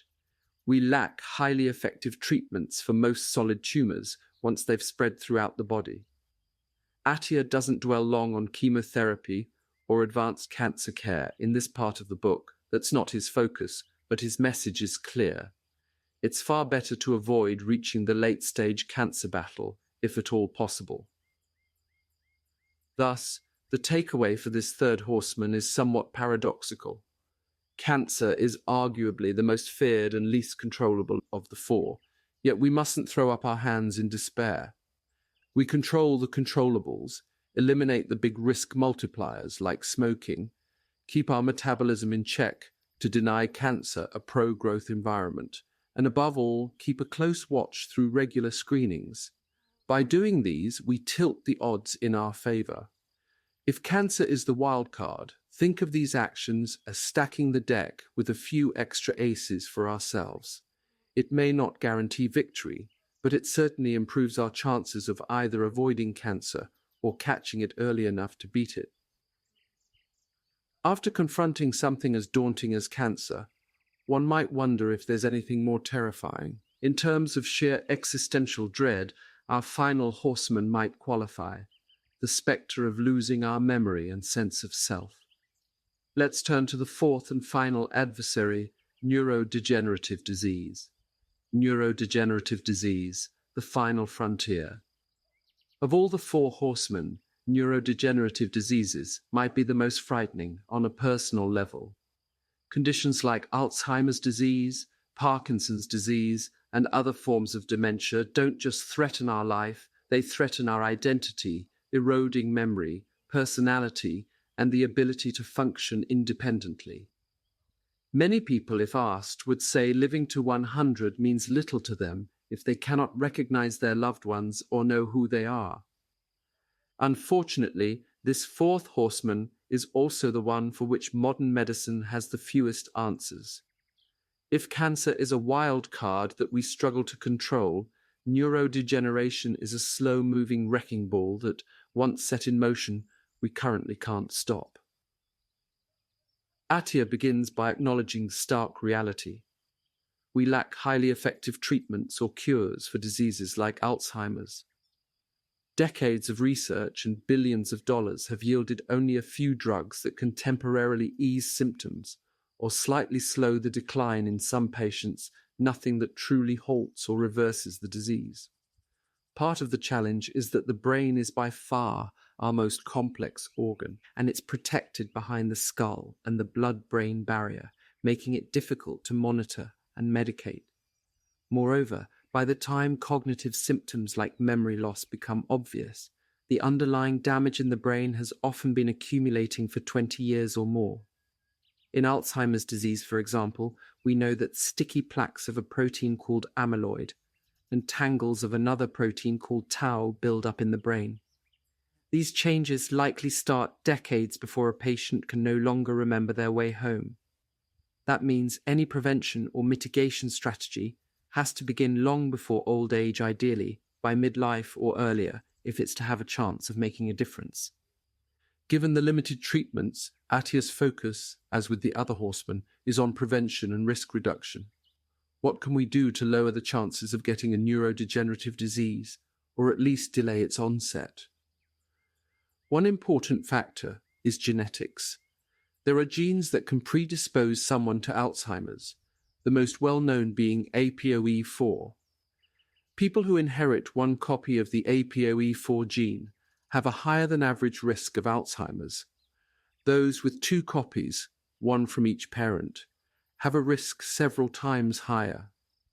Attia routinely tests his patients for APOE genotype because it can influence how aggressive they should be in guarding their brain health. However, carrying a high-risk gene is not a deterministic sentence. Many APOE4 carriers live long lives without dementia, and many Alzheimer's patients don't have the gene. Genes load the gun, but environment and behavior often pull the trigger. Interestingly, some of the same villains we saw in the earlier horsemen make an appearance here too. One theory of Alzheimer's disease causation points to vascular health, essentially, the brain's blood supply.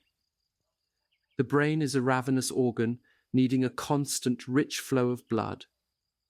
If someone has atherosclerosis, plaque buildup in the arteries feeding the brain, or chronic hypertension, high blood pressure, damaging small blood vessels, the brain may suffer reduced blood flow over time and tiny, unnoticed strokes.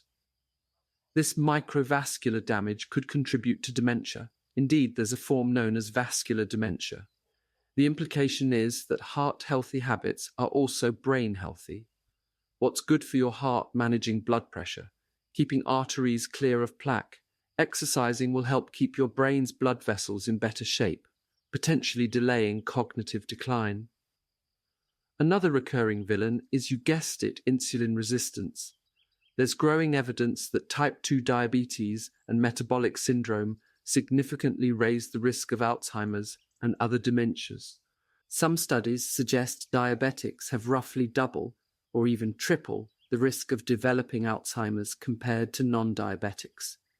High blood sugar and high insulin might damage the brain in multiple ways. They can cause inflammation, they may directly harm neurons or their support cells, and they seem to promote the buildup of those amyloid plaques. In fact, as mentioned, Alzheimer's is sometimes nicknamed type 3 diabetes because of its link with metabolic dysfunction. Attia points out that if this theory holds true, then doing what's good for metabolic health, avoiding insulin resistance, will also help protect the brain. It's a bit of a silver lining. By fighting the first horseman, metabolic dysfunction, we're incidentally strengthening our defenses against the fourth. So we see a pattern. The best weapons we have against neurodegenerative disease are the very same ones we deploy against heart disease and diabetes. Exercise regularly. Eat a nutritious diet that keeps blood sugar and inflammation low. Don't smoke. Keep your blood pressure in a healthy range. These interventions are not exotic or guaranteed brain savers, but they improve the overall environment in which the brain is aging. A healthy body helps support a healthy brain. Beyond those general health measures, Attia highlights a few additional tactics that might build resilience against neurodegeneration. One is cultivating what scientists call cognitive reserve. Think of cognitive reserve as the brain's backup capacity, the ability to cope with damage by using alternative neural pathways or tapping extra brain power. People who stay mentally active and engaged in complex tasks throughout life tend to have more cognitive reserve. They can sometimes appear unaffected by Alzheimer's pathology on a brain scan, continuing to function well for longer because their brains can compensate. Attia notes that not all mental activity is equal in this regard. Doing the same easy crossword puzzle every day, for example, mostly makes you better at crosswords. It doesn't necessarily challenge your brain in new ways. Activities that seem most beneficial are those that are novel and demanding. Learning a new language or instrument in your 60s, picking up an unfamiliar hobby, or engaging in social interactions that force you to think on your feet, these can all help strengthen neural connections. There's even evidence that certain kinds of dance, which combine physical exercise with memorizing steps and coordinating with music, outperform simpler physical activities in maintaining cognitive sharpness. Simply put, the more variety and challenge you introduce to your brain, the more adaptation and reserve it builds. The message is clear: never stop learning and moving. Keeping your mind stimulated and your body active provides a hedge against the deterioration of age. In addition, preserving your sensory engagement matters. For example, older adults with uncorrected hearing loss tend to experience faster cognitive decline, likely because difficulty hearing leads to social isolation and less mental stimulation. Using hearing aids if needed and staying socially connected can thus indirectly help protect your brain. Physical exercise itself deserves special emphasis here. If there is a true miracle drug for brain health, it would likely be exercise. Aerobic exercise increases blood flow to the brain and triggers the release of growth factors that nourish neurons. It even spurs the birth of new brain cells in certain regions, like the hippocampus, critical for memory. Strength training helps maintain muscle and balance, which reduces fall risk. Head injuries from falls can hasten cognitive decline. Attia emphasizes that exercise is the most potent tool we have across the board for healthy aging, and the brain is no exception. Some studies have shown that people who exercise regularly have a significantly lower risk of developing Alzheimer's compared to sedentary folks. Even among those who do get Alzheimer's, better fitness is associated with slower progression of symptoms. In essence, exercise helps build a brain that can withstand more of the onslaught of disease before showing severe symptoms. Are there any medications or supplements one can take to ward off dementia? Attia is cautious here. Despite the hype around various vitamins or brain boosters, there's scant proof that things like over-the-counter nootropic supplements or megadoses of vitamins have a meaningful impact on preventing cognitive decline. There is some evidence that long-chain omega-3 fatty acids, like DHA from fish oil, might support brain health, especially in APOE4 gene carriers, but it's a small effect, not a magic bullet.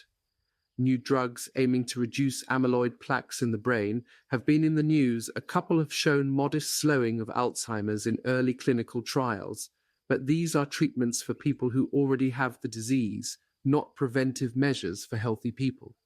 They also can carry significant side effects, and are still controversial in their overall benefit.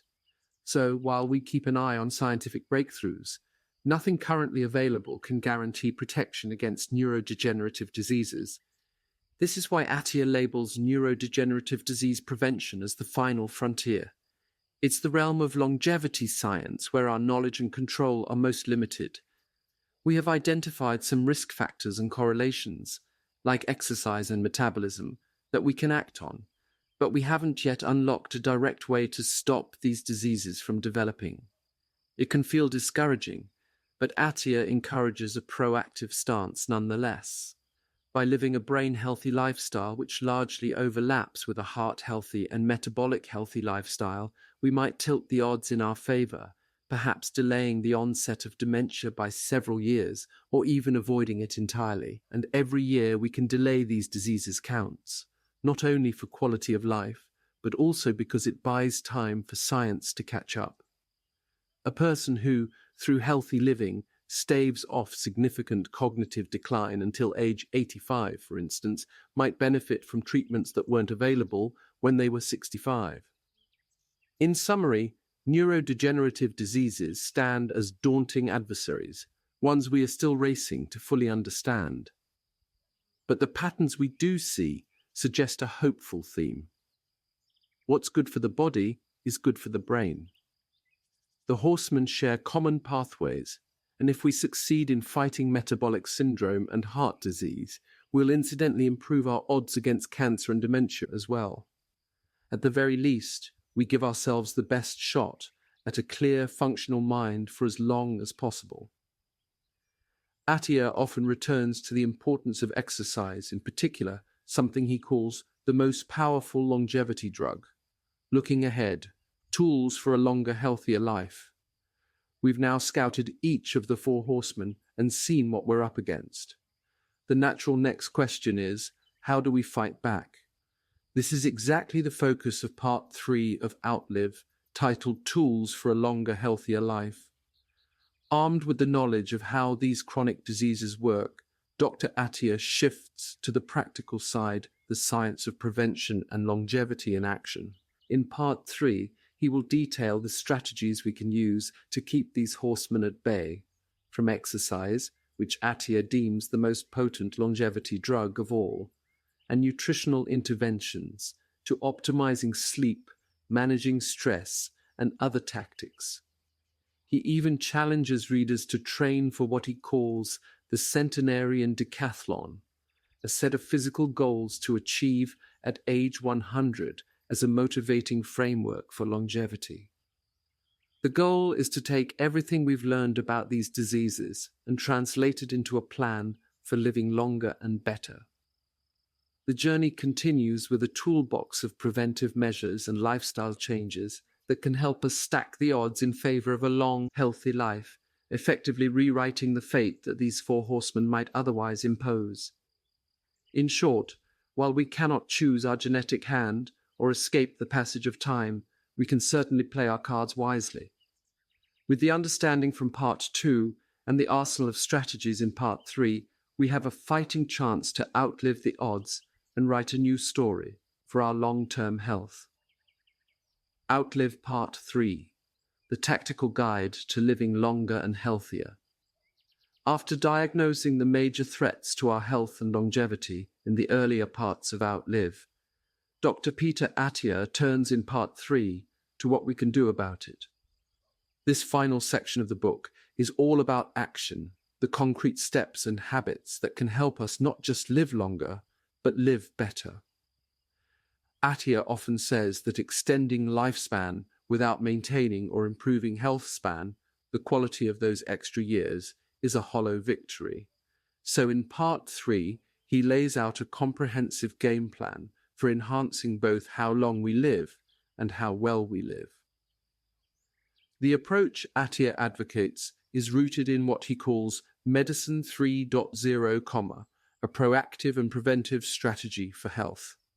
Instead of waiting until disease strikes and then reacting, the old Medicine 2.0 approach, we aim to stay ahead of chronic illnesses by managing risk factors and building resilience early. To that end, Attia breaks down longevity into 5 key domains of tactics: exercise building strength, endurance and physical capacity; nutrition optimizing what and how we eat; sleep prioritizing quality rest for body and brain; emotional health maintaining mental well-being and meaningful relationships; exogenous molecules using drugs, supplements or hormones wisely. Each of these areas forms a pillar of the longevity strategy. Attia emphasizes that there is no single magic pill for longevity, not rapamycin, not resveratrol, not any superfood or supplement. Instead, it's about stacking up many small, interlocking habits across these domains. The cumulative effect of doing lots of little things right consistently over decades is what gives us the best shot at a long, healthy life. Now, let's walk through each of these domains in turn, following the structure of Part 3. Along the way, Attia shares principles, practical advice, and some illuminating examples, often drawn from his own life and patients. By the end, we'll have a detailed roadmap of how to outlive in the truest sense by delaying the onset of aging's diseases and enjoying more years of vitality. Thinking tactically, a personalized framework for longevity.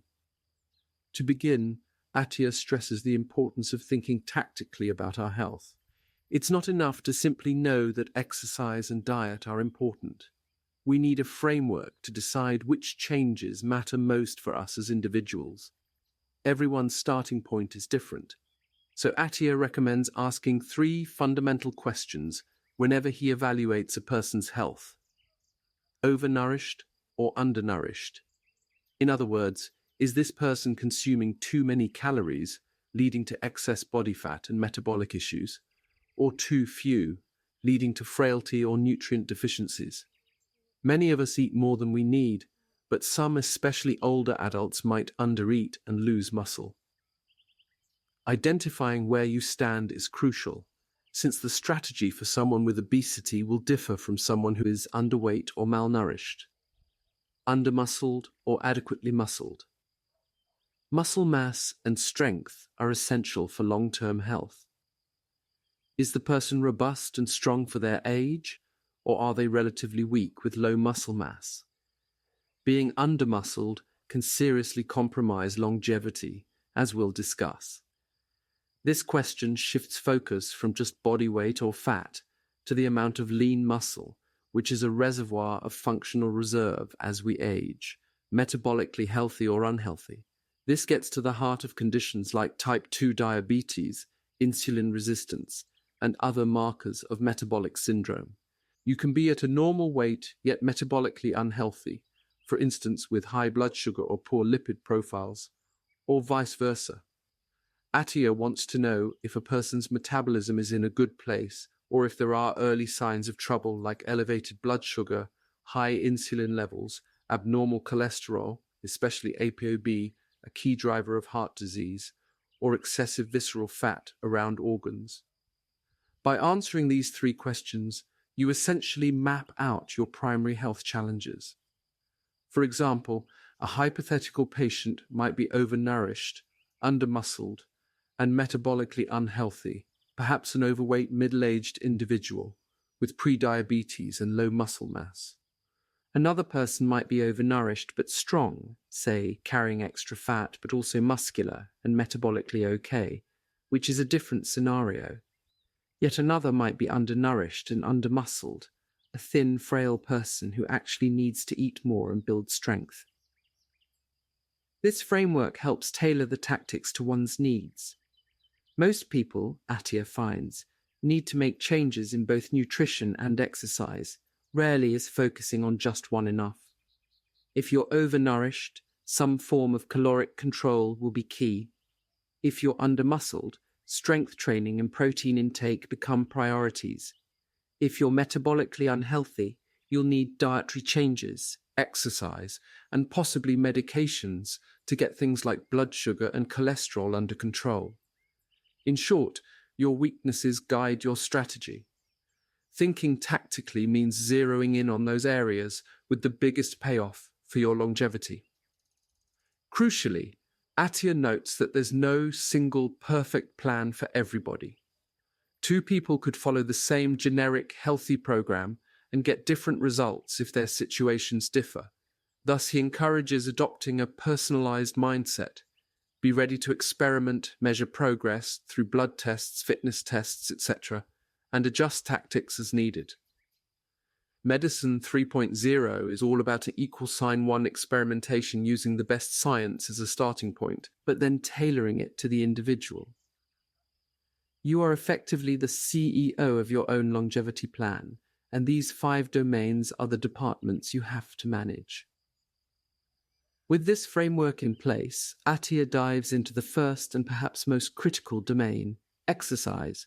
He calls exercise the most powerful longevity drug we have, and as we'll see, that's not an exaggeration. Exercise, the most powerful longevity drug. If there is one single practice Attia would prescribe to every person for a longer, healthier life, it's exercise. He even writes, if you adopt only one new set of habits based on this book, make it exercise. Why is exercise so paramount? Because study after study shows it yields a jaw-dropping impact on lifespan and health span, rivaling or exceeding any medication or medical treatment available. A cornerstone metric here is cardiorespiratory fitness, often measured by VO2 max, the maximum amount of oxygen your body can utilize during intense exercise. Think of VO2 max as a gauge of your engine's horsepower. A higher VO2 max means your heart, lungs, and muscles are exceptionally good at delivering and using oxygen, which translates to greater endurance and aerobic capacity. It turns out that VO2 max is one of the single strongest predictors of how long you'll live. High aerobic fitness is associated with dramatically lower mortality risk. For instance, an average 45-year-old man might have a VO2 max around 40 ml/kg/min, whereas an elite endurance athlete of the same age might be in the high 60s or above. The higher that number, the harder it is for chronic diseases to bring you down. In fact, having a top-tier VO2 max in the upper few percent for your age corresponds to a huge reduction in all-cause mortality risk. As Attia quips, if exercise were a pill, it would be the most powerful drug on the planet. But cardio fitness isn't the whole story. Something that surprised Attia in his research is how important muscle strength is for longevity as well. One long-term study of older adults found that those with very low muscle mass had about a 40–50% higher risk of death over the following decade compared to those with more muscle. Further analysis revealed that it's not just the amount of muscle that matters, but the functional strength of those muscles, their ability to generate force. Essentially, being stronger means you can better handle life's physical challenges and avoid injuries, frailty, and other complications that often shorten an older person's life, like falls or being unable to recover from illness. Think about one common threat to an elderly person's health: falls. Falls are the leading cause of accidental death in people over 65. If you maintain muscle strength and balance, you're far less likely to fall and far more capable of catching yourself or withstanding a stumble without serious injury. Muscle is like a life jacket. It keeps you afloat when age or illness tries to pull you under. Attia argues that exercise is as close to a panacea as we get. It not only extends lifespan, if anything, it's even more powerful at extending health span, the years of life lived in good health and full function. Regular exercise lowers the risk of virtually every chronic disease: heart disease, stroke, type 2 diabetes, many cancers, Alzheimer's disease, osteoporosis, depression, you name it. The protective effect of physical activity on both body and mind is overwhelmingly supported by science. Attia is fond of saying the data on exercise are as close to irrefutable as one can find in human biology. It's really that potent. For all these reasons, Attia has made exercise the keystone of his own longevity strategy and that of his patients. He's emphatic that consistency matters more than perfection. The best exercise routine is one you will actually do week in and week out, year after year. As an example of his personal commitment, Attia says no matter where he is or how busy life gets, he finds a way to lift heavy weights 4 times per week. It's non-negotiable, as critical to his schedule as eating or sleeping. He treats those workouts like essential medicine doses that he cannot miss. So, what kind of exercise should we be doing? Attia breaks it down into a few crucial components, which together cover the waterfront of fitness. Aerobic training building endurance and VO2 max. Strength training building muscle and power. Stability, mobility training building balance, flexibility, and efficient movement. He often frames the goal of all this training in terms of preparing for what he calls the Centenarian Decathlon. This is a great metaphor Attia uses. Imagine a personalized decathlon of 10 physical tasks you want to be able to do when you're 100 years old, or simply in your later decades. These aren't Olympic events, but activities of daily life that matter to you, say, getting up off the floor unassisted, carrying a heavy bag of groceries up the stairs, lifting a grandchild, opening a jar, or hiking a hilly trail without exhaustion. If you identify the things that would define a vigorous, independent life in your 80s, 90s and beyond, you can train specifically to be capable of them.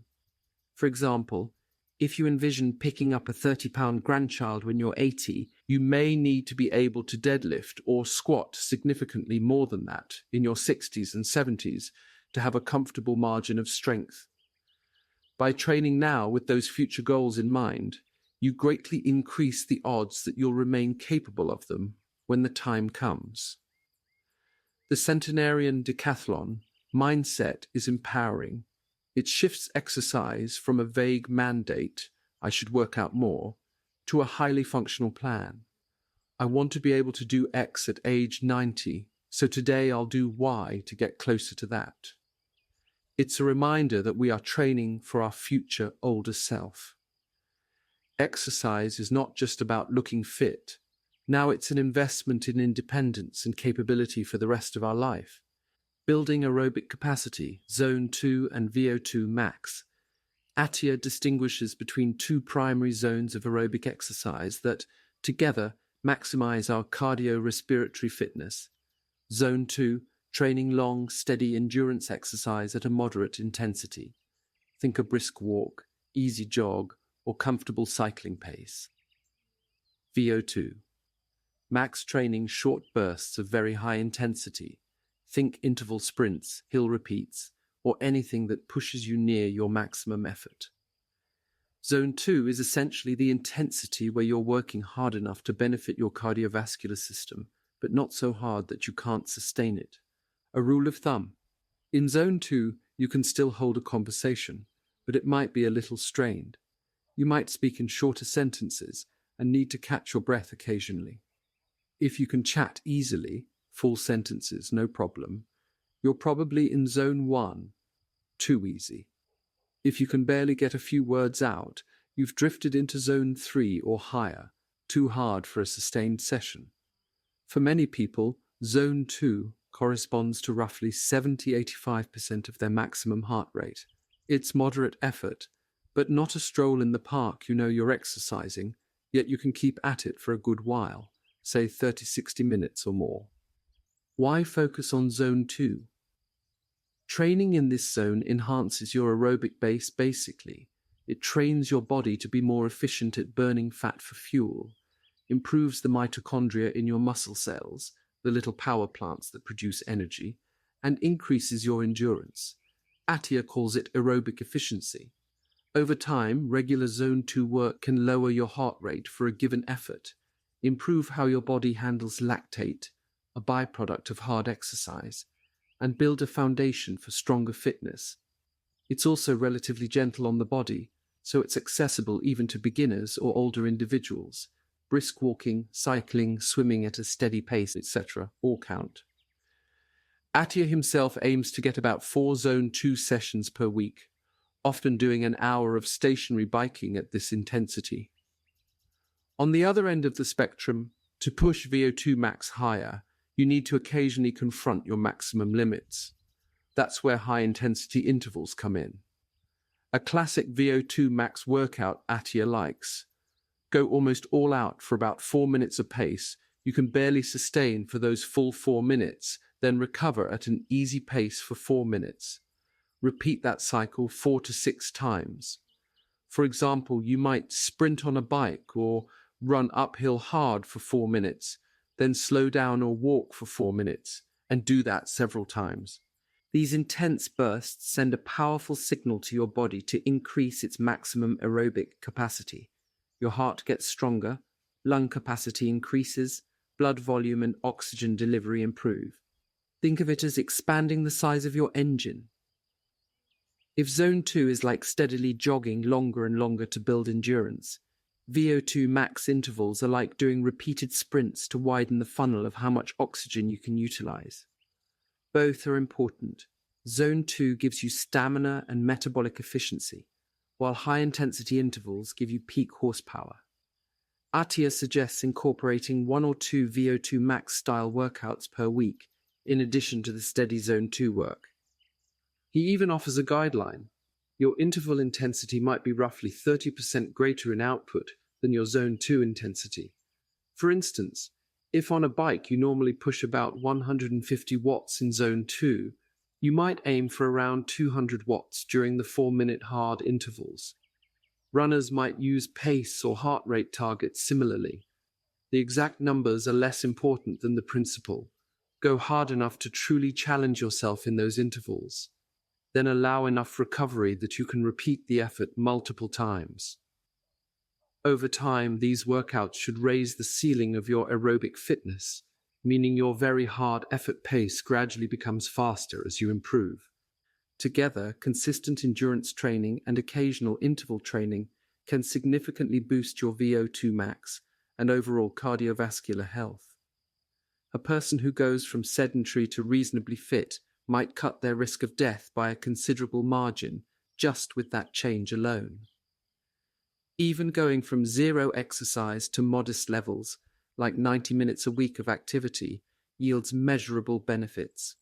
It's truly a dose-response curve, where doing something is far better than nothing, and doing more, up to a point, is even better. Building strength, muscle as armor against aging. The other side of the exercise coin is resistance training, anything that makes your muscles work against a load, be it weights, resistance bands, or bodyweight exercises. Attia cannot overstate how crucial it is to build and maintain muscle mass as we age. From our 30s onward, there's a natural tendency to lose muscle, sarcopenia, unless we actively counteract it. And unlike some youthfully forgiving processes, once muscle is lost, it's quite hard to rebuild later in life. Starting now and being consistent is much easier than trying to play catch-up at 70. Muscle strength underpins so many functions: the ability to get out of a chair, carry groceries, lift a suitcase into the overhead bin, hike a trail, or maintain good balance, since your core and leg strength help steady you. Beyond function, muscle is metabolically active tissue. It helps regulate blood sugar by soaking up glucose. It contributes to better body composition. More muscle means a higher resting metabolic rate, so you burn more calories even at rest. And it even secretes healthy signaling molecules when exercised, called myokines, that benefit other organs. Attia actually tracks his patients' muscle mass and even bone density over time. He encourages things like periodic DEXA scans, an imaging test that can measure body composition and bone density, to ensure muscle mass isn't dropping and that bones remain strong. Heavy resistance training not only builds muscle, it stimulates bone growth, or at least maintenance, which is crucial to prevent osteoporosis, weak, fracture-prone bones, in old age. So weightlifting is not just about muscles, it's literally strengthening your skeletal structure too. A key insight. Attia shares: strength gains now pay off later exponentially. If you can be strong at 40 or 50, You have a much higher platform from which to step down gradually as you age. If you're weak to begin with, aging will make you weaker, faster, a dangerous downward spiral. Thus, his mantra, maintain muscle at all costs. Don't accept the narrative that it's normal to get weaker and frailer with age. Fight back with progressive resistance training. So what kind of strength work does Attia recommend? He points to a few fundamental movement patterns and goals. Grip strength. It might sound simple, but grip strength, how firmly you can squeeze or hold on to something, has a very strong correlation with overall mortality risk. It's a handy proxy for total body strength. A stronger grip often means stronger arms, shoulders, and even core. Practically, a good grip can save you from a fall, grabbing a railing, or help you carry things and maintain independence. Attia loves exercises like the farmer's carry to train grip. You pick up heavy weights in each hand like dumbbells or kettlebells and simply walk for time or distance. This not only trains your grip and forearms, but also challenges your posture, core, and leg strength. As a benchmark, Attia sets a lofty goal. He'd like his male patients to eventually carry their entire body weight, split between both hands, half in each hand, for at least 1 minute, and for female patients about 75% of their body weight in each hand, so 1.5 times body weight in total. That's an advanced goal. Many people might need a year or more of training to get there, if ever, but working toward it will greatly improve your grip and upper body strength. Even if you never reach that exact mark, you'll become much stronger in the attempt. Pulling strength. This refers to any motion where you pull weight toward you. Think rows, pull-ups, lat pull-downs, etc. Pulling exercises typically strengthen the back, biceps, and grip in concert. They translate to daily tasks like picking up objects off the ground, carrying groceries, or maintaining good posture. Strong back muscles counteract the tendency to hunch forward. Attia notes that pulling motions are how we exert our will on the world, whether hoisting a bag of groceries or dragging a suitcase, so it's a fundamental human movement to preserve hip hinging, lifting movements. This category includes deadlifts, squats, and similar motions where you bend at the hips and knees to move a load, engaging the glutes, hamstrings, quads, and lower back. Think of lifting a heavy box from the floor or getting up from a low chair. That's a hip hinge movement. These exercises are crucial for leg and core strength. Attia mentions variants like step-ups, hip thrusts, lunges, and single leg exercises too, all aimed at strengthening the lower body and stabilizing muscles. The ability to squat down and get up again is correlated with longevity. People who struggle with that basic motion often face higher health risks. Training these movements helps ensure you keep that fundamental ability as you age. Eccentric strength. Eccentric refers to the lowering phase of a movement when the muscle lengthens under tension, like when you slowly lower a weight or descend a staircase. Attia emphasizes not to neglect this. We shouldn't just heave weights up, we should also control them on the way down. Eccentric training builds resilience in muscles and tendons and helps prevent injury by training the braking aspect of movement. For example, hiking downhill, especially with a weighted backpack, a practice known as rucking, forces your legs to eccentrically control your body on each step, a great way to build leg strength and stability. Incorporating slow, controlled lowering phases in exercises, like taking a slow count of 3 or 4 seconds to lower in a squat or pull-up, can boost strength gains and better protect your joints. By focusing on these elements, strong hands, grip, strong pulling ability, strong hips, legs, hinge movements, and controlled lowering, eccentric strength, you cover a lot of bases. These translate directly into everyday competence. Opening that stuck jar, carrying that heavy grocery bag, lifting that suitcase, climbing those stairs, getting up from the floor with ease. In short, it's training for life. Attia doesn't expect everyone to become a powerlifter. Rather, he wants us to systematically challenge our muscles enough to keep them robust. Even bodyweight exercises can be a fine start, push-ups, bodyweight squats, etc. But progressively increasing resistance, adding weight or doing more challenging variations, is important over time to keep improving. Importantly, he advises paying attention to form and stability. Don't just fling weights around. Move with control, engage the correct muscles, and avoid ego lifting too heavy with poor technique, which is a recipe for injuries. He even suggests filming yourself working out from time to time to compare what you think you're doing to what you're actually doing, an eye-opening practice, since our perception of our form can differ from reality. One more nugget. Attia often encourages patients, especially as they get older, to test themselves in simple ways like hanging from a pull-up bar. Just dead hang there, supporting your body weight for as long as possible. It's a surprisingly tough test of grip and shoulder endurance. Attia likes to see men able to hang for about 2 minutes and women for about 1.5 minutes at around age 40. He slightly reduces the goal for each decade past 40. It's not an everyday exercise, more of an occasional challenge, but it also helps strengthen the shoulders and grip when you practice it. The overlooked element, stability and balance. When we think exercise, most of us consider cardio and strength. But Attia dedicates a whole chapter to what he calls the gospel of stability, highlighting how crucial stability, mobility, and balance are, especially as we age.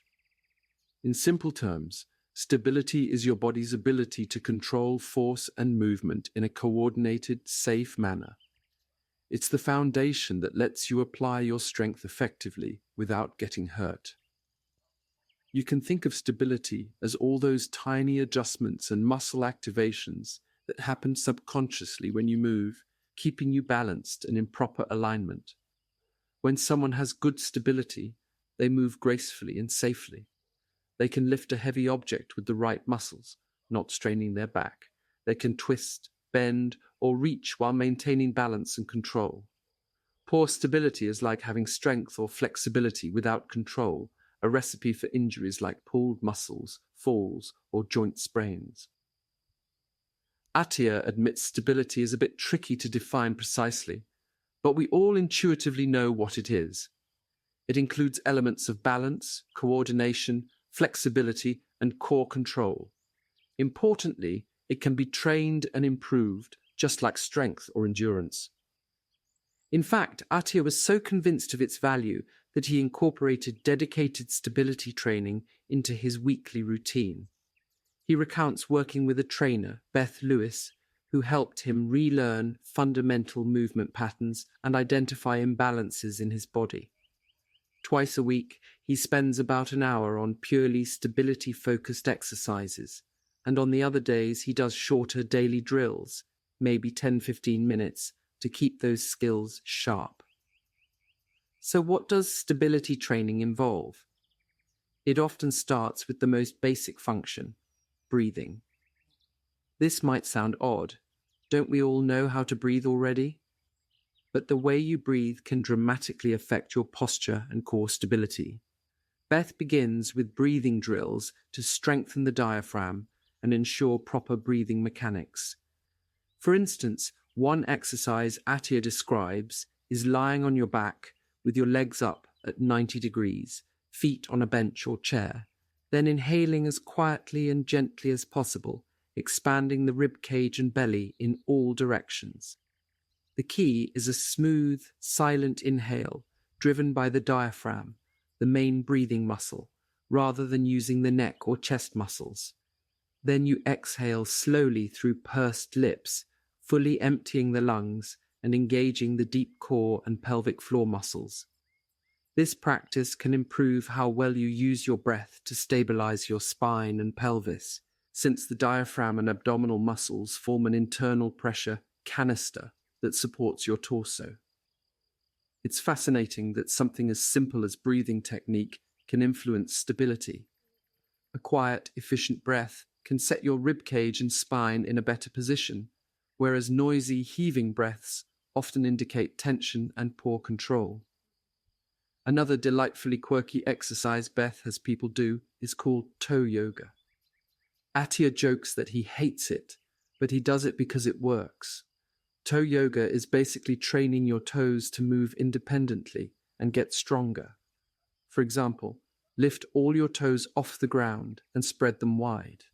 Now try to put just your big toes back down while keeping the others lifted. Then do the opposite. Keep your 4 small toes down and lift only your big toes. Or try to lift all 5 toes and then drop them one by one in sequence. These drills sound easy until you try them, then you realize your toe dexterity and strength might be lacking. The point is to reconnect your brain with your feet. We often encase our feet in shoes and forget about them, but strong, responsive feet are fundamental to balance and athletic movement. If you improve the mind-muscle connection to your feet and toes, you enhance your overall balance and agility. Stability training also addresses different posture types. Attia mentions 2 tongue-in-cheek archetypes. The Stay Puffed posture, named after the Stay Puffed Marshmallow Man people, with an exaggerated arch in their back, chest puffed out, perhaps a big belly, basically an overextended posture, versus the sad coyote posture, people who are slumped and rounded, like a sad cartoon coyote, basically an excessively flexed or hunched posture. Each type has different needs. For the overarched, stay-puffed folks, the focus is on grounding themselves, for example, doing exercises with weight held in front of the body to bring the center of mass back and teach the shoulders and hips to align neutrally. For the slumped, sad coyote posture, the focus might be on opening up the chest and strengthening the upper back, along with core work to support a more upright stance. The idea is to bring the body into balance so muscles aren't overcompensating for structural misalignment. One simple yet revealing test Attia's team uses is a tandem balance test. Stand with one foot directly in front of the other, heel touching toes, as if on a tightrope, and see how long you can balance. Now try it with eyes closed. Many people start to wobble within seconds when their eyes are closed. Holding 10 seconds or more in that eyes closed tandem stance is considered fairly good. This tests your proprioception, your sense of body position, and balance. Why does it matter? Because balance is another independent predictor of longevity.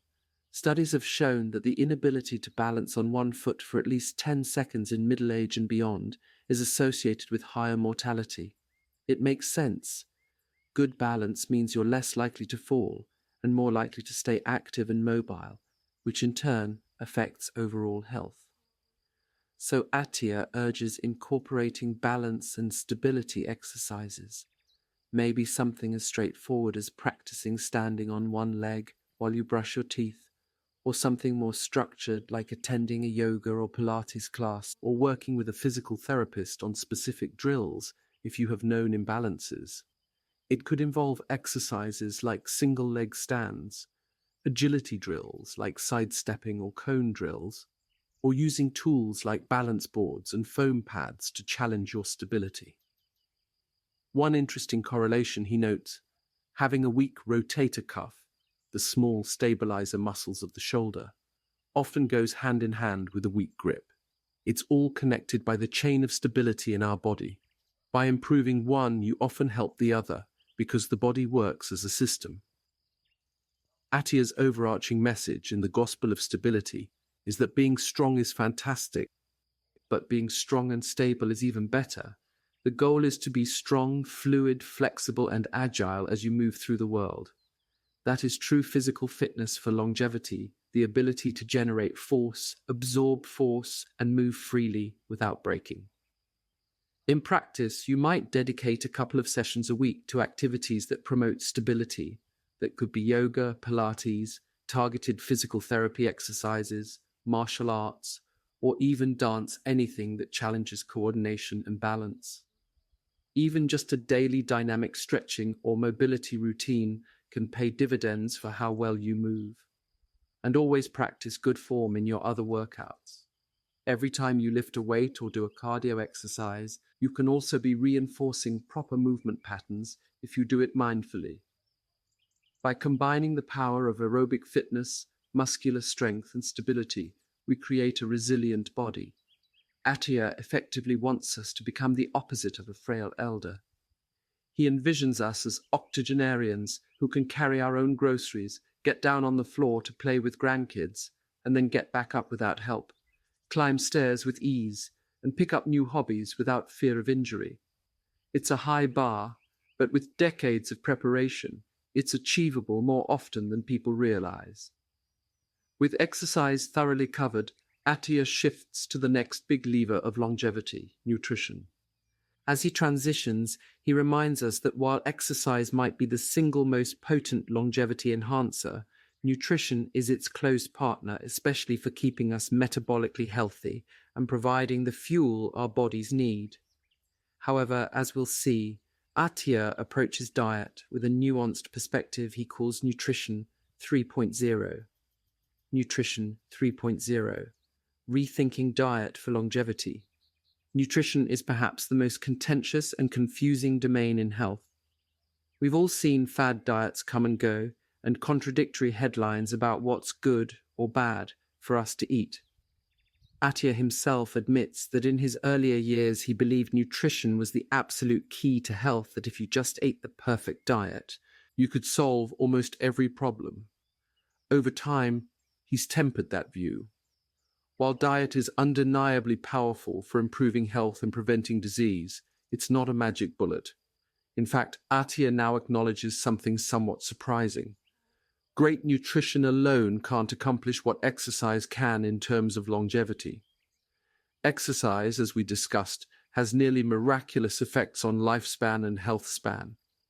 Diet is extremely important, but he no longer sees it as the single golden ticket without exercise.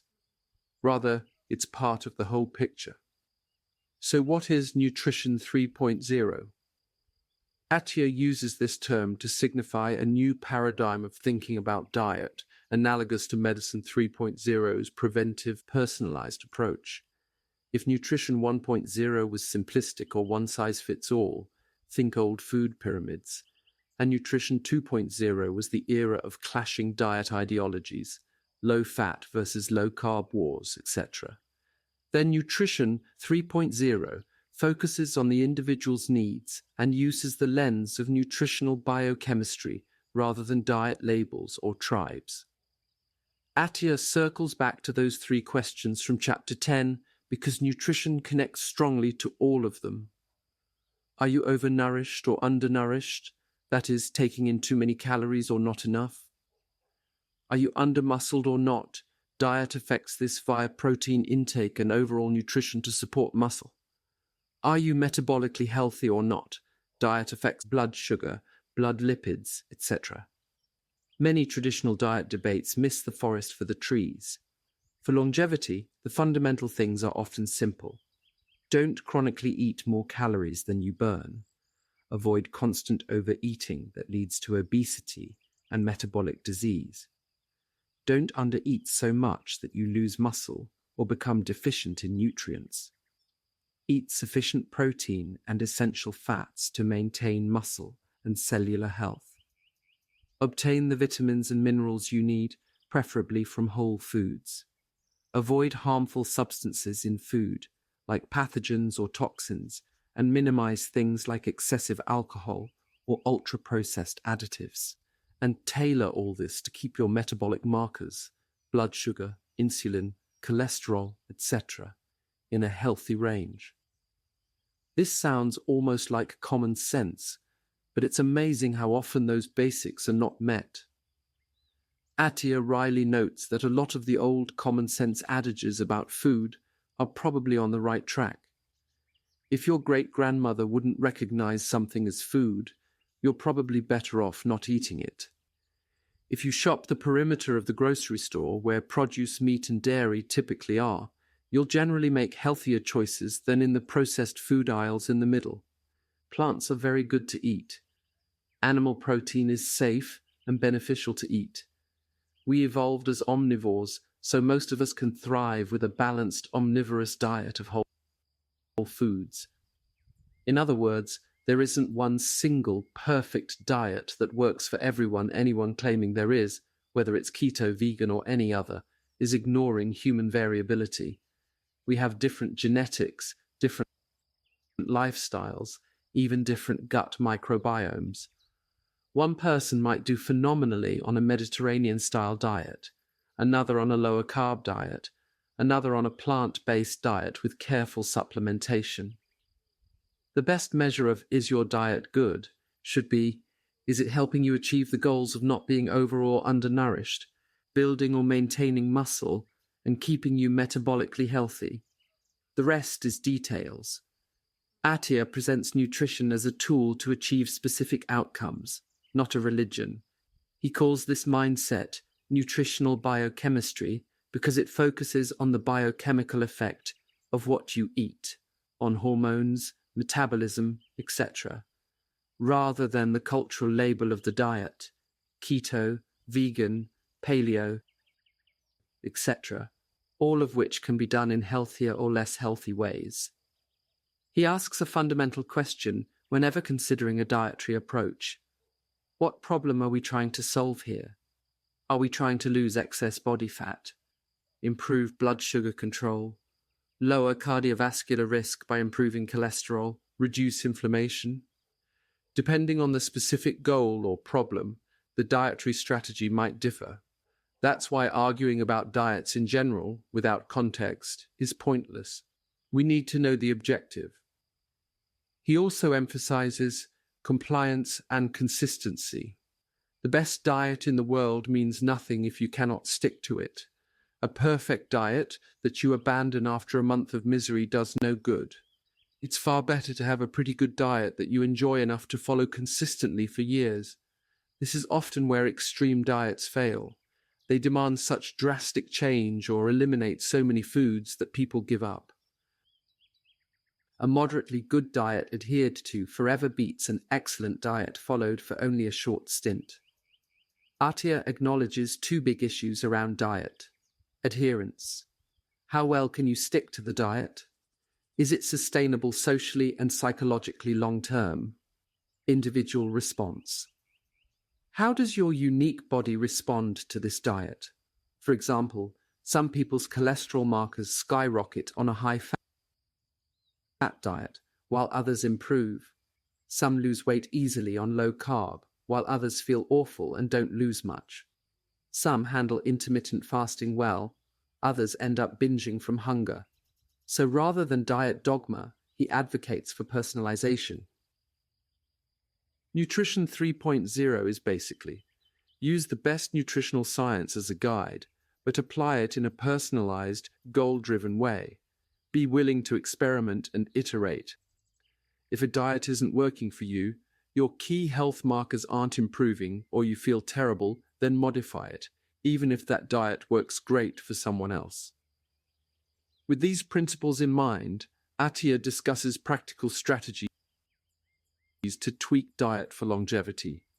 Broadly, he describes three overlapping approaches: caloric restriction, CR, eating fewer calories in total, while still getting necessary nutrients; dietary restriction, DR, restricting or eliminating certain categories of food or macronutrients like cutting out added sugar or going low carb or avoiding animal products, etc.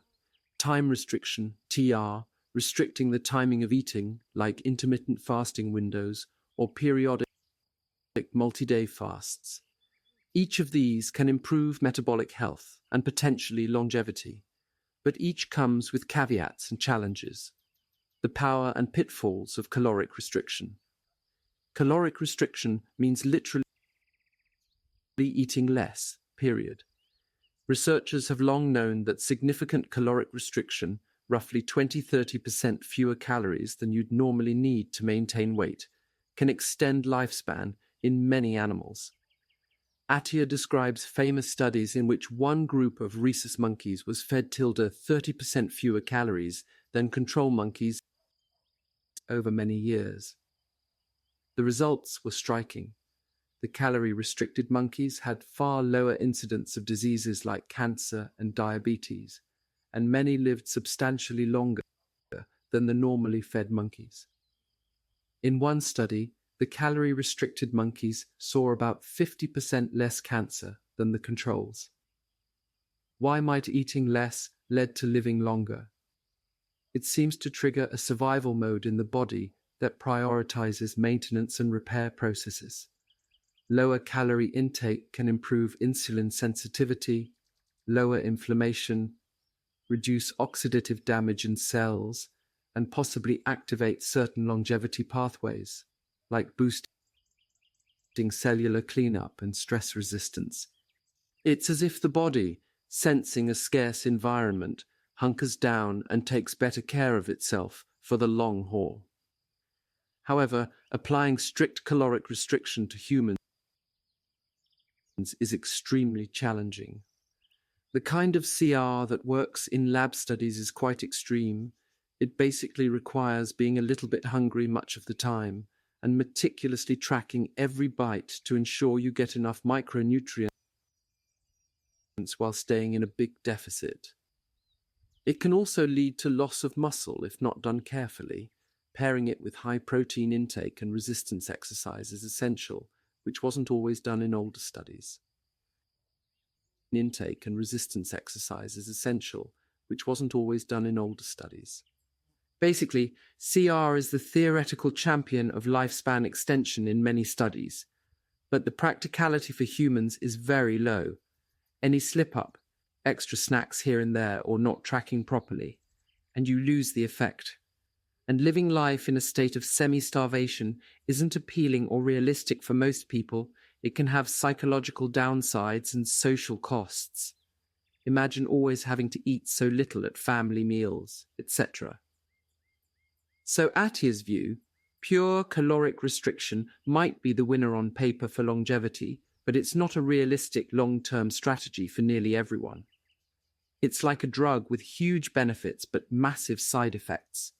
Constant hunger, potential frailty, risk of nutrient deficiencies or muscle loss, and generally less joy in eating. That said, the core lesson of CR remains: calories matter. Chronically taking in more energy than you expend, especially if it's processed junk, will almost certainly shorten your life via obesity, diabetes, heart disease, etc. Conversely, staying lean in a healthy way by avoiding chronic overeating is associated with better health. Attia doesn't want people to starve themselves, but he does want them to avoid being chronically overfed. Dietary restriction, quality matters, and one size doesn't fit all. Dietary restriction involves cutting out certain types of foods or macronutrients rather than cutting calories across the board. This could mean eliminating obvious junk like sugary drinks and ultra-processed snacks, a great idea for anyone. It could also mean specific regimens like a low-carbohydrate diet, a ketogenic diet, very low-carb, high-fat, a low-fat diet, a vegetarian or vegan diet, eliminating some or all animal products, etc. Attia approaches these not in terms of choosing sides, but in terms of what metabolic problem they solve. Cutting sugars and refined carbs tends to lower insulin levels, smooth out blood sugar spikes, and can help with fat loss and metabolic health. Cutting certain fats, especially if one was eating lots of saturated fat, can improve cholesterol numbers for some people and reduce calorie density of the diet, though if taken too far, can lead to hormonal issues or persistent hunger. Cutting animal products may lower saturated fat and could improve cardiovascular markers for some, but it can also make it challenging to get enough protein or certain micronutrients, like B12, iron, omega-3s, without careful planning or supplements. Adopting a very high-fat, very low-carb diet, keto, can dramatically lower insulin and blood sugar, which helps some people lose weight and feel energetic, but others might respond poorly. Some see their LDL cholesterol shoot up on keto, for instance, or they just can't tolerate the restrictions. A big caution Attia gives: any dietary restriction that cuts out or severely limits protein is likely a bad idea for most people, because protein is so crucial for maintaining muscle and overall health. Some extreme diets inadvertently do this, for example, certain plant-based or macrobiotic diets, or even strict fasting protocols, might leave someone protein deficient.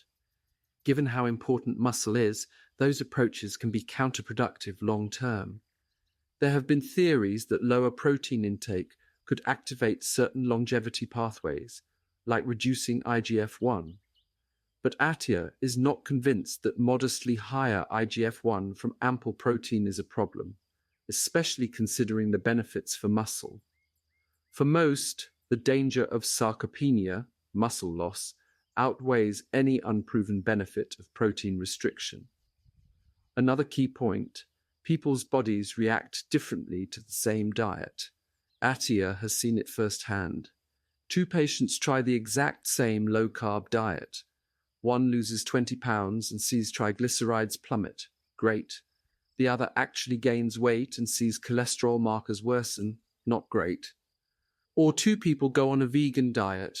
One's blood pressure and weight improve, another becomes anemic and sluggish. These differences can come down to genetics, baseline health, gut bacteria, etc. That's why Attia says the question isn't, is diet X good or bad?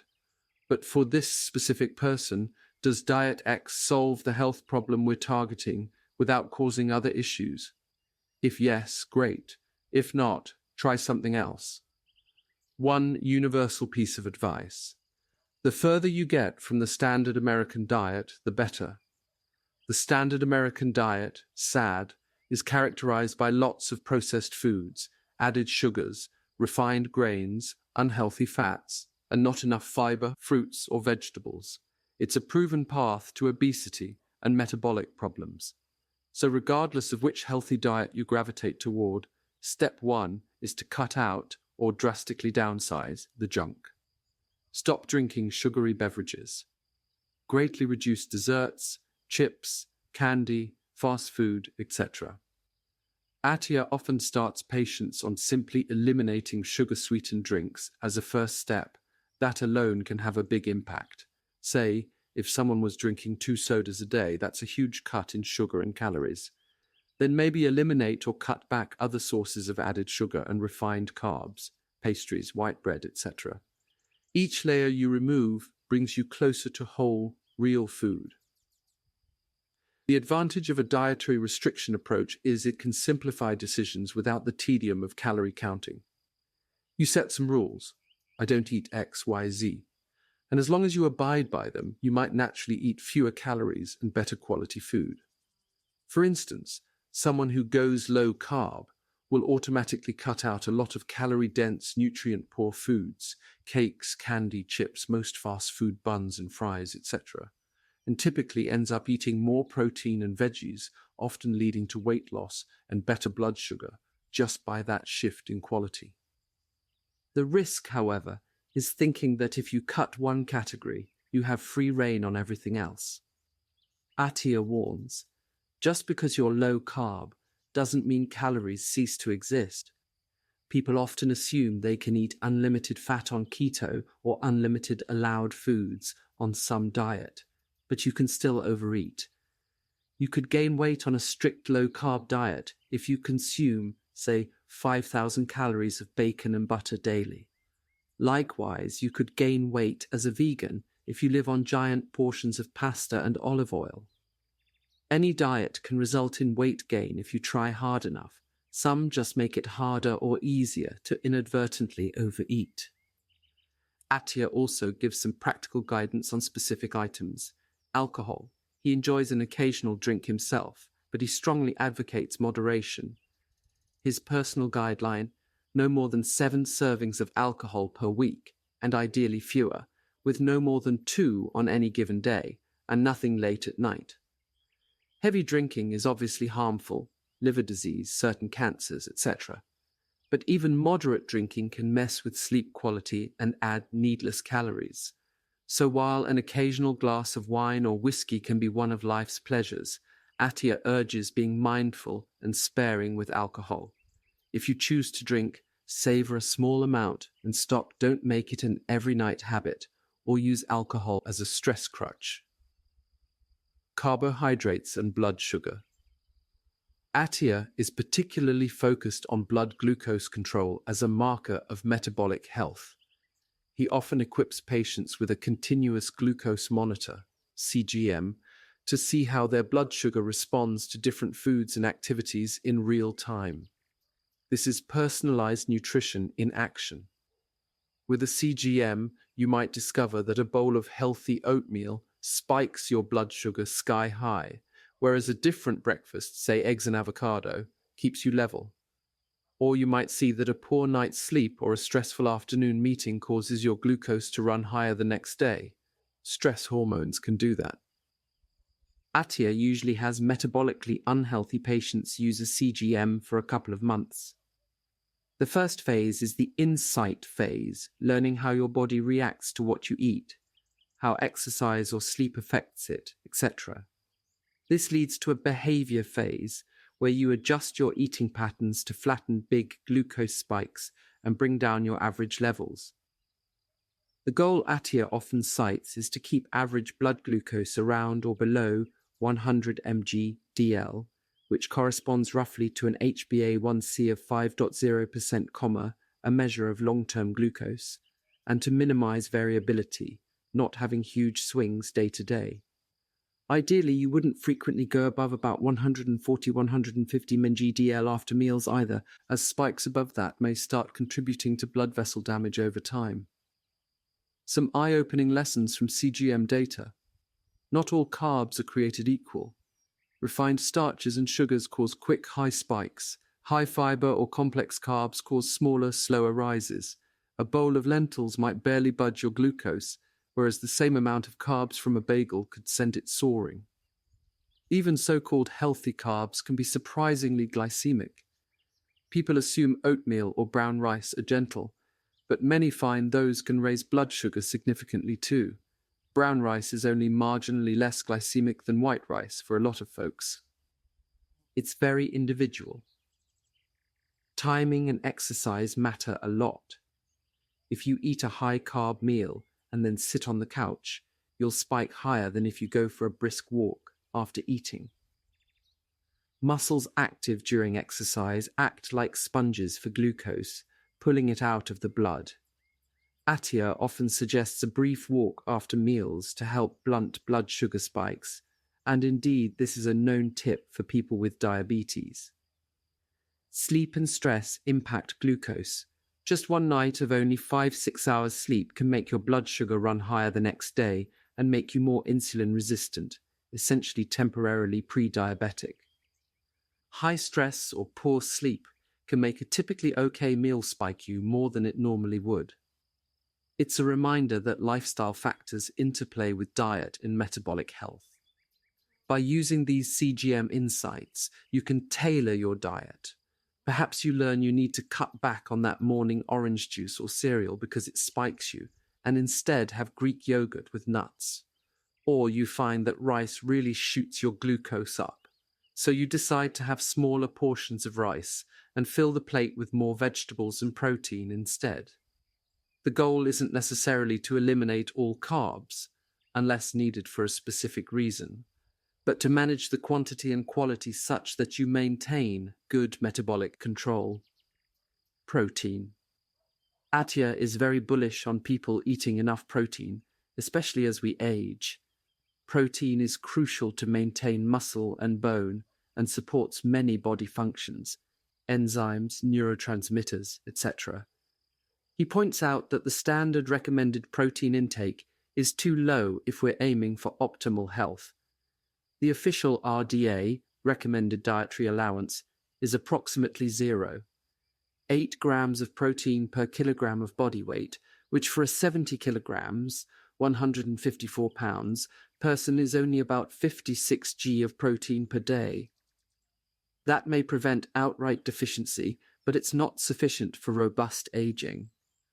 Attia suggests roughly 1.6 g per kilogram as a minimum target for most adults, and up to 2.2 g per kilogram, about 1 gram per pound of body weight, for those who are active or trying to build or maintain muscle. So our 70 kilograms person should be eating more like 110-155 g of protein a day, in Attia's view. That high protein intake helps preserve muscle, especially during any weight loss, so you lose fat without as much muscle loss, and as you get older when muscle wants to atrophy. Attia typically distributes his protein across multiple meals, for example, a protein shake or high-protein snack in between 2 protein-rich meals, because there's a limit to how much protein your muscles can effectively use from one meal, often cited around 20-40 g, though larger individuals can use more. For perspective, a small chicken breast, maybe 3-4 ounces, has approximately 25-30 g protein. A big serving of Greek yogurt might have 15-20 g. Many people might find they're under-eating protein once they actually track it. He also notes that animal proteins tend to be higher quality than plant proteins, meaning they contain all the essential amino acids in optimal ratios and are more readily absorbed.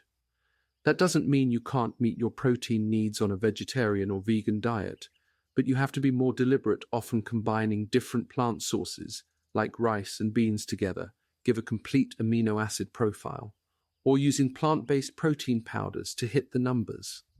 And you might need to aim for the higher end of protein intake because plant proteins can be a bit less efficiently used by the body. The bottom line, Attia almost never sees a patient who is suffering problems from too much protein, whereas many people, especially older adults or women trying to diet, are not getting enough. So he urges prioritizing protein at each meal. Build your plate around a quality protein source, fish, poultry, eggs, lean meat, Greek yogurt, etc., or a plant alternative if needed, rather than treating it as an afterthought. Fats. Attia doesn't vilify fat, but he distinguishes types of fat. He wants his patients to have a good amount of omega-3 fatty acids, EPA and DHA in particular, in their diet or via supplements, since these marine origin fats are linked to heart and brain health and lower inflammation. He often measures an omega-3 index, the percentage of EPA plus DHA in red blood cell membranes, and likes it to be above 8%. Many people are around 4-5%, which is low. This typically means eating fatty fish like salmon, sardines, mackerel a few times a week, or taking a daily fish oil supplement. He's also a big fan of monounsaturated fats, like those found in extra virgin olive oil, avocados, and many nuts, for example macadamias, almonds. These fats appear very heart-healthy and are staples of diets in long-lived populations, like the Mediterranean diet.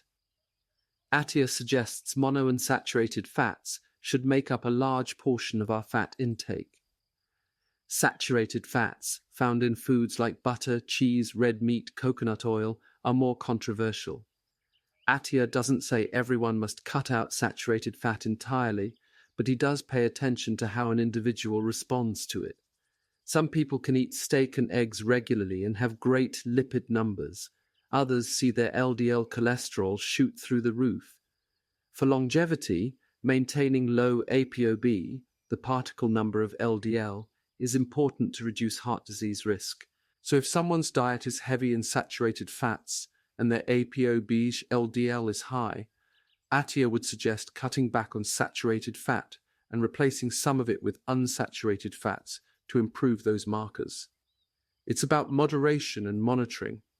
Maybe enjoy a bit of butter or a marbled steak occasionally, but also lean on olive oil, nuts, and fish as primary fat sources. Then there are industrial seed oils high in omega-6, like soybean oil, corn oil, sunflower oil. In moderation, these aren't toxic, but the modern diet is so flooded with them, think fried foods, packaged snacks, restaurant cooking oils, that many people have an imbalance too many omega-6 fats relative to omega-3. That can promote inflammation and other issues. So Attia suggests cutting down on foods soaked in these refined oils, fast food fries, chips, etc., and doing more cooking at home with olive oil or other healthier oils. In short, focus on healthy fats, use olive oil generously. Attia certainly does in his own diet. Eat avocados and nuts, get omega-3s from fish or supplements. Don't be afraid of natural fats in whole foods, but be mindful about piling on lots of butter, cream, or processed oils. And avoid trans fats entirely, which thankfully are now largely removed from the food supply due to regulations. Time-restricted eating fasting. Many people interested in longevity experiment with intermittent fasting, for instance, only eating during an 8-hour window each day, or doing 24-hour fasts once a week, or even multi-day fasts. Attia gives a balanced view on this.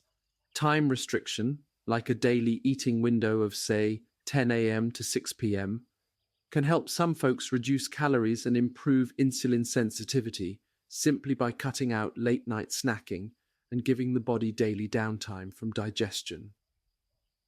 There is also some evidence that periods of fasting can trigger cellular cleanup processes, autophagy, which might be beneficial. However, Attia has observed a common pitfall. Fasting can lead to protein deficiency and muscle loss if not done carefully.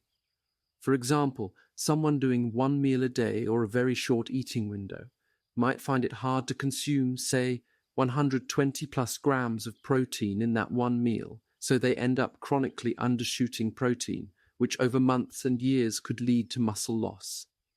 He's also seen many who try intermittent fasting and end up so hungry they overeat unhealthy foods when they do eat, or they become what's called skinny fat, lighter on the scale, but with reduced muscle mass and still a relatively high body fat percentage.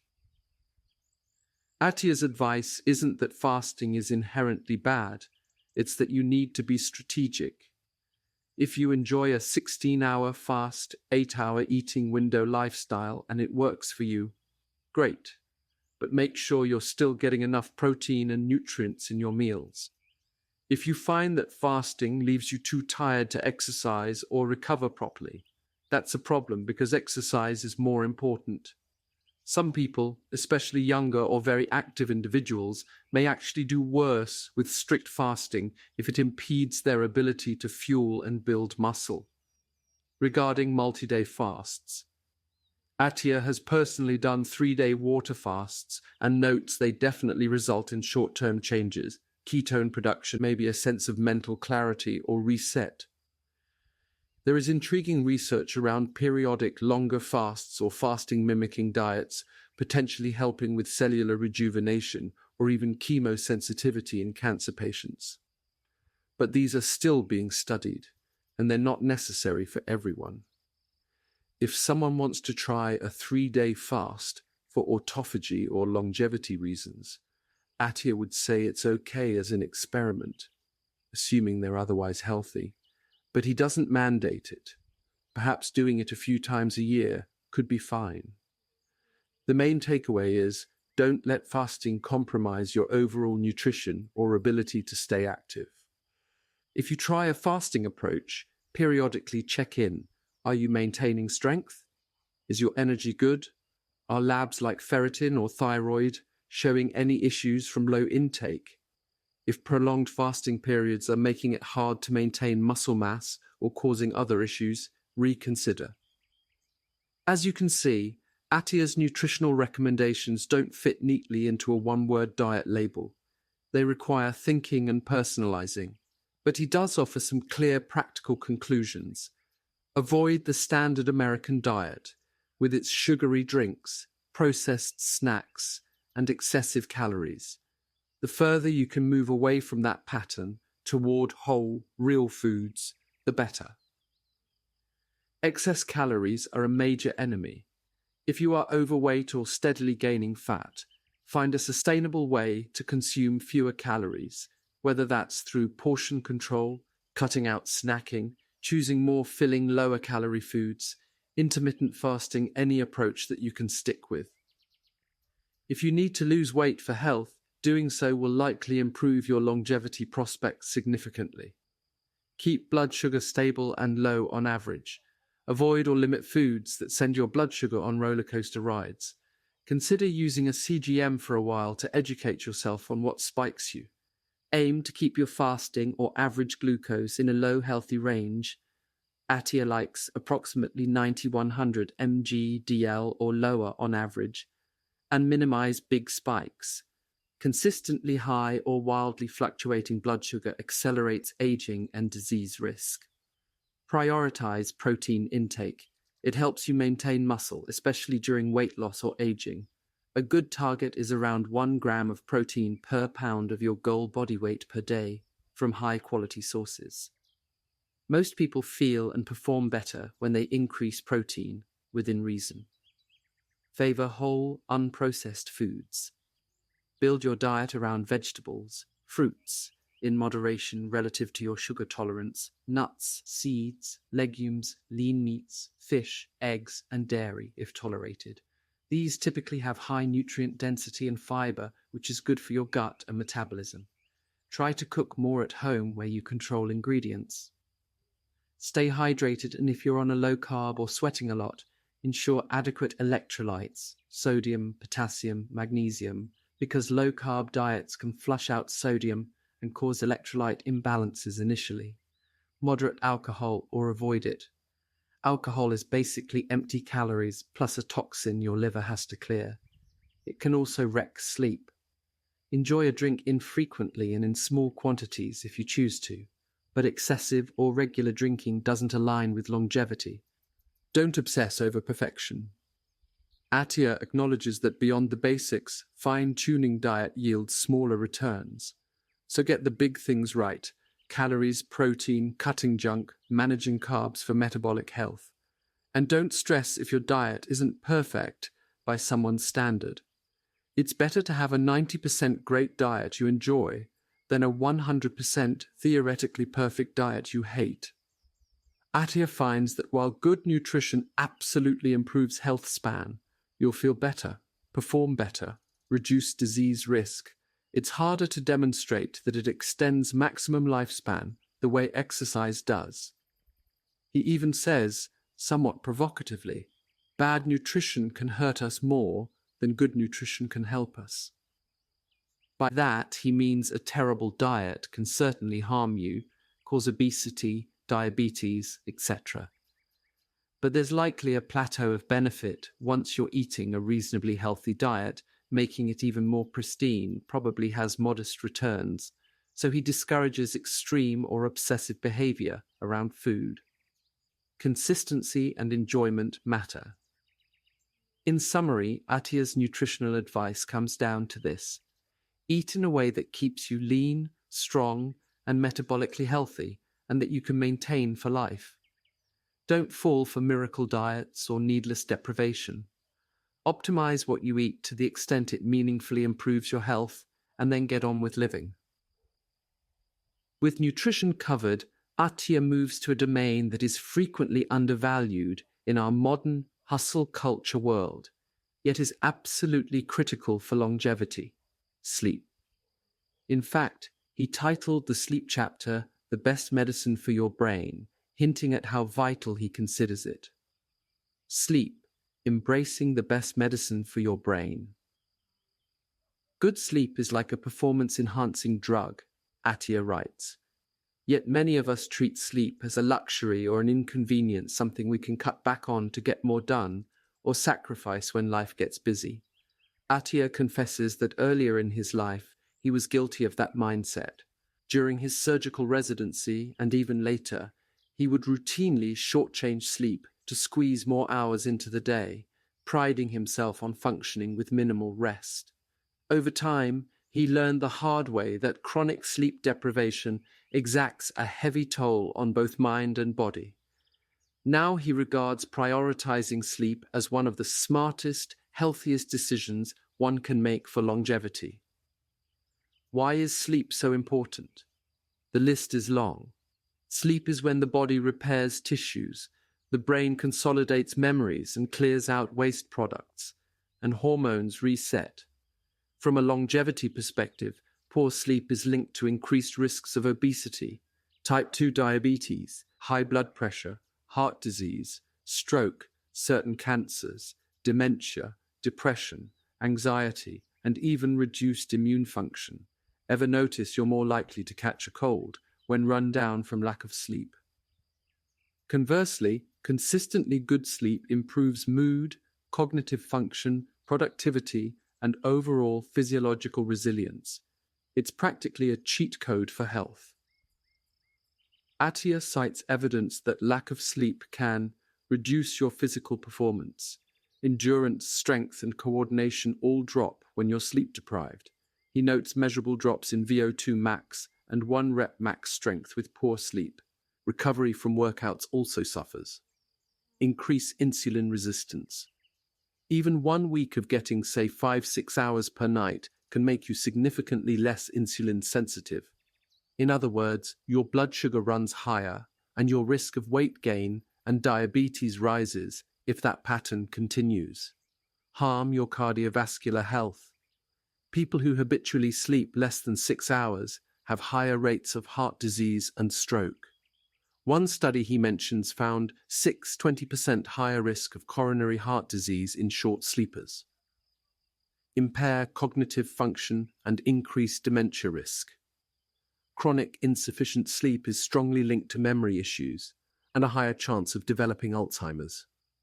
During deep sleep, the brain actually washes itself with cerebrospinal fluid, clearing out beta amyloid and other toxins.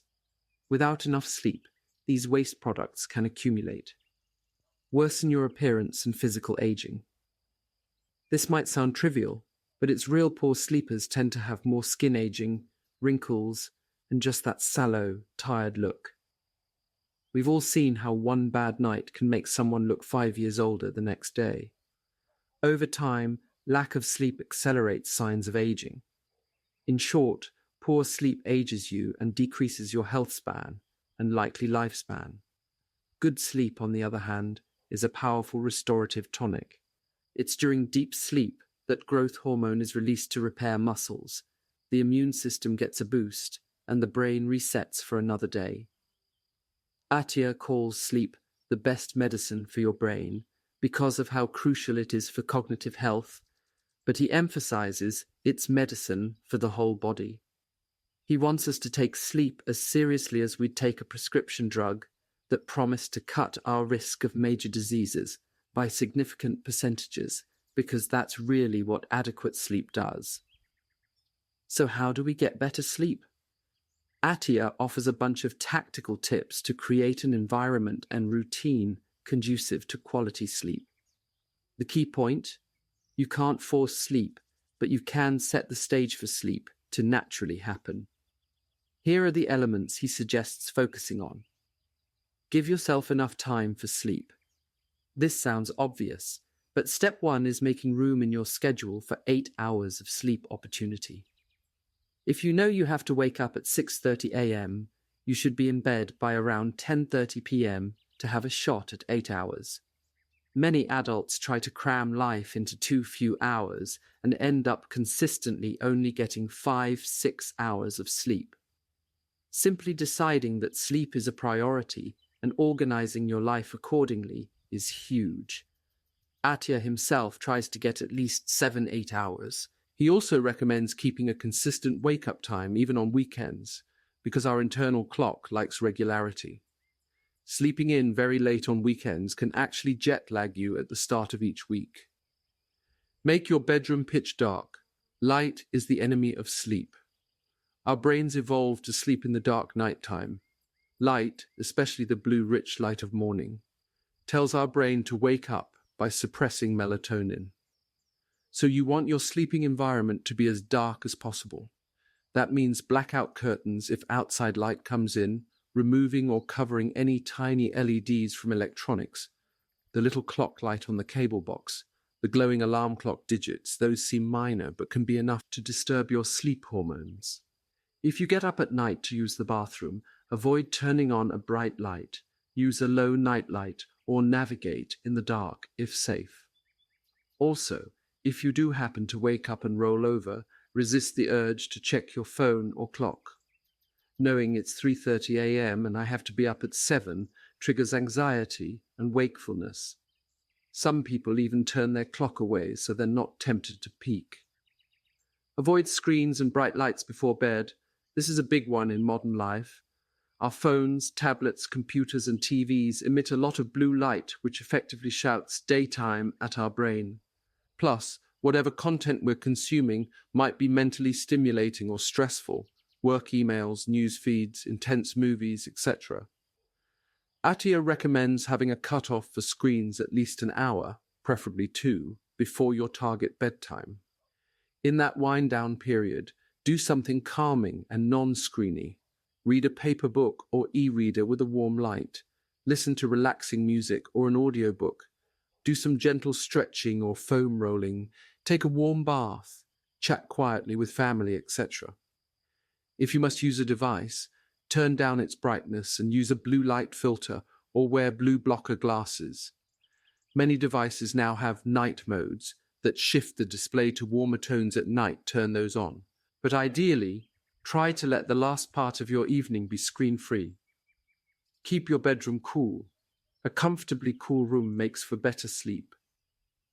As we fall asleep, our core body temperature needs to drop by about 1 degree Celsius. A room that's too warm will prevent that drop and can cause restless sleep or frequent awakenings. Attia mentions tilde 65 degree F, about 18 degrees Celsius, as an optimal ambient temperature for sleep for most people. Some may like it a bit warmer or cooler, but definitely if you're sweating or feeling hot at night, that's a problem. Use fans, air conditioning, or open windows, if climate allows and it's safe, to get the temperature down. Paradoxically, a warm bath an hour or 2 before bed can help. When you get out of the bath and into cooler air, your body dissipates heat quickly, which can trigger that drop in core temperature. Also, use appropriate bedding. Many people find they sleep better with breathable cotton sheets or even special cooling mattresses, toppers, if they tend to run hot. Watch what you consume in the evening. Avoid heavy meals within at least 3 hours of bedtime. Digesting a big, late dinner can keep your body temperature and metabolism elevated when they should be winding down. Plus, it can cause acid reflux when you lie down, which definitely disturbs sleep. Similarly, caffeine late in the day is a no-no for most. Caffeine has a long half-life, approximately 5-7 hours for most people, so that 3 p.m. coffee could still be perking you up at 10 p.m. Attia notes that some individuals metabolize caffeine slower than others, due to genetics. If you're one of those, you may need to limit caffeine to the morning only, or cut it entirely if you have sleep issues. Pay attention to sources of caffeine beyond coffee too. Some teas, sodas, energy drinks, even dark chocolate have caffeine. And alcohol. Attia says no single factor ruins sleep quality more than alcohol. Many people think that nightcap helps them sleep because alcohol can make you drowsy, but in reality, it fragments your sleep architecture. You get less REM sleep, critical for memory and mood, and you tend to wake up in the second half of the night as the alcohol wears off, often dehydrated and restless. His rule? If you're going to drink, try to have your last drink at least 3-4 hours before bed and keep the quantity low, 1-2 drinks at most. Honestly, he says the best is to not drink at all, but recognizing life's pleasures, moderation is key. Exercise at the right times helps sleep. Attia tells patients that regular exercise, especially Zone 2 cardio, can significantly improve their ability to fall asleep and stay asleep as long as it's not done too close to bedtime. He suggests finishing vigorous exercise at least 2-3 hours before bed, so your body has time to cool down and your adrenaline can subside. Even a 30-minute brisk walk or cycle during the day can do wonders for building up sleep pressure. the drive to sleep after being awake and active. Exercise also often exposes you to daylight, if done outdoors, which is great. Morning or midday sunlight on your eyes helps set your circadian rhythm so you feel awake in the day and sleepy at night. Attia mentions his patients find a simple Zone 2 session in the late afternoon can improve their ability to fall asleep. And if you can do that exercise outdoors in the sun, even better, you kind of sync up your internal clock. Develop a pre-bed relaxation routine, just as we often have a morning routine to wake up, coffee, shower, etc. Having an intentional wind-down ritual at night signals your body it's time to transition to sleep. For Attia, this means no work emails or heavy mental labor right before bed. He avoids anything likely to stress him out in the late evening, for example. He won't check the news or get into a contentious discussion late at night. Instead, he might do something calming like foam rolling tight muscles, doing a brief mindfulness meditation, or reading fiction, nothing too thrilling, something enjoyable but not adrenaline pumping. Your routine could involve dimming the lights in the house an hour before bed to mimic sunset, maybe sipping a non-caffeinated herbal tea, writing in a journal to offload worries, or doing some deep breathing exercises. Even 15 minutes of a wind-down practice can really help ease the transition to sleep. Optimize your sleep environment for quiet and comfort. If you live in a noisy area or have a snoring partner, consider earplugs or a white noise machine to mask disruptions. If light creeps in, use an eye mask or upgrade your curtains. Ensure your mattress and pillow are comfortable for you. Some people need a firmer mattress, others softer. The right answer is what gives you a good night's sleep without pain. Make sure your bedding and sleepwear keep you at a comfortable temperature. Some folks love weighted blankets for the cozy feel. Others find them too hot. Essentially, turn your bedroom into a sleep sanctuary, dark, cool, quiet, and associated only with sleep and relaxation, not work or TV ideally. Attia shares these as guidelines, but he also says not to turn them into a new source of anxiety. You don't need to follow a rigid list of 20 rules every single night. The idea is to implement as many as reasonably fit your life, and realize that the closer you get to ideal conditions, the better your sleep will tend to be. But also, if you have one bad night, don't obsess over it. Stress itself can become an enemy of sleep. Worrying that I must fall asleep now often backfires. The difference in how you feel and function with good versus poor sleep is enormous. Attia points out, for example, that with adequate sleep, your blood sugar control is better. You'll see lower glucose readings and less junk food cravings. Your workouts will be more effective. Strength and endurance are higher after good sleep, and you build muscle more easily. Your emotional resilience improves. You're less likely to be anxious or depressed when you're well rested. Over time, the cumulative effect of good sleep is like compound interest for your health. He acknowledges that some people legitimately struggle with insomnia or conditions like sleep apnea. In those cases, seeking medical help is important. If you have loud snoring and daytime fatigue, get evaluated for sleep apnea, which is treatable with devices or other interventions. If you have chronic insomnia, cognitive behavioral therapy for insomnia, CBTI, can be very effective, or short-term use of certain aids under a doctor's guidance might be warranted. The key point is, don't just put up with bad sleep as a fact of life. Address it because it is so vital to everything else. In summary, treat sleep as a first-class pillar of health, not an afterthought. Protect your sleep like you would a valuable appointment, because it truly is an appointment with the best doctor, your own body's healing and maintenance systems. By now, Attia has covered exercise, nutrition, and sleep, 3 major physical domains.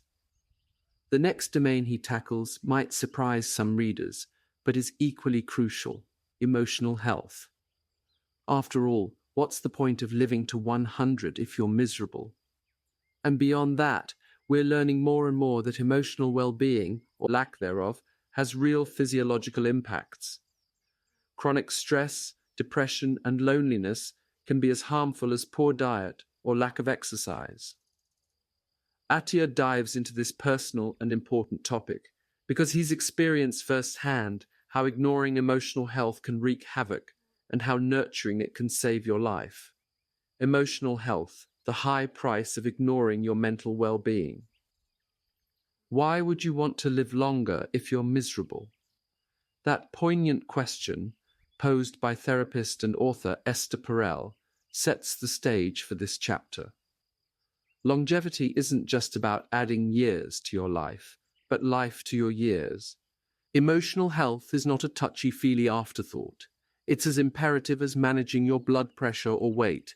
In fact, poor emotional health can literally shorten your life. Attia notes, for example, that loneliness is linked to a significantly higher risk of mortality. Some studies equate chronic loneliness's health impact to smoking 15 cigarettes a day. People who lack social connection or are under constant psychological distress tend to die sooner and suffer more illness. Attia gets deeply personal in the emotional health chapter, recounting his own struggles. Despite being a successful doctor and hitting all the physical health marks, he realized in his 40s that he was emotionally unwell. He shares a powerful story. In 2017, his infant son nearly died. He stopped breathing due to a medical issue, but thankfully was saved. Attia was out of town when it happened. Incredibly, he did not rush home immediately. He continued his work obligations for 10 days before returning. He had walled off his emotions so much that he rationalized staying away because he was too busy with important work. This, as you can imagine, devastated his wife and was a huge wake-up call to Attia. Not long after, at the urging of colleagues and the insistence of his wife, Attia checked himself into a psychiatric facility for help. Initially, he didn't understand why he thought burnout or overwork maybe, but not an emotional problem. Over the course of intensive group therapy, he began to confront things he had buried for decades, including severe childhood trauma. Attia reveals that he experienced physical and sexual abuse as a child. He had tried to frame it as something that made him tougher and more empathetic, never truly reckoning with the pain and damage it caused. A breakthrough moment came when a therapist asked him, "Would you be okay if the same things that happened to you happened to your own young son?" That question broke through Attia's intellectual defenses. Of course he said no, the thought horrified him, and thus he had to admit that what happened to him was not okay either, and that he needed to process and heal from those experiences instead of dismissing them. Attia recognized that he had been coping, or rather not coping, by pouring himself into work and achievements, while neglecting his emotional health and relationships. He had in effect been running from pain and chasing success as a distraction. This realization began a new chapter for him, one focused on getting his emotional house in order, as he puts it. He points out an important distinction: mental health versus emotional health. Mental health often refers to diagnosable conditions: depression, anxiety disorders, bipolar, schizophrenia, etc. Emotional health is broader. It's about how you manage your emotions, stress, relationships, and the overall sense of well-being and meaning in your life. You might not have a clinical mental illness, yet still have poor emotional health. For example, you could be chronically angry, or feel a void of purpose, or have toxic relationships causing constant stress. Emotional health matters for longevity in several ways. Chronic stress, anger, or grief can manifest physically via hormones like cortisol and adrenaline, leading to high blood pressure, suppressed immunity, and systemic inflammation. These contribute to heart disease, infections, and even cancer progression. Depression and hopelessness can decrease your motivation to care for yourself, leading to poorer diet, no exercise, substance abuse, etc. In extreme cases, depression can lead to suicide or reckless behavior. Attia soberly reminds us that suicide is a top cause of death among younger adults. On the positive side, a strong sense of purpose and supportive relationships are associated with longer lifespans. Look at the so-called blue zones, regions with many centenarians. Strong family and community ties are a common factor. He also notes the phenomenon of deaths of despair and how things like opioid addiction, alcoholism, and risk-taking often stem from emotional pain, essentially slow-motion suicides that have actually caused life expectancy drops in certain demographics. So ignoring emotional health can truly decimate us, even if physically we do everything right.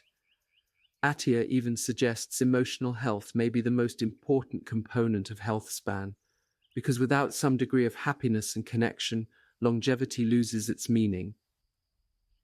So what did Attia do, and what does he suggest we do to bolster emotional health? He shares several strategies and insights. He invested time in therapy. Specifically, he found dialectical behavior therapy, DBT, useful, originally developed for borderline personality disorder, but its skills are broadly applicable. He also worked with multiple therapists to unpack his trauma and learn better coping mechanisms. The takeaway: don't hesitate to seek professional help if you're struggling. Just as you'd see a doctor for a physical ailment, a psychologist or counselor can be invaluable for emotional struggles. He practiced reframing as a skill.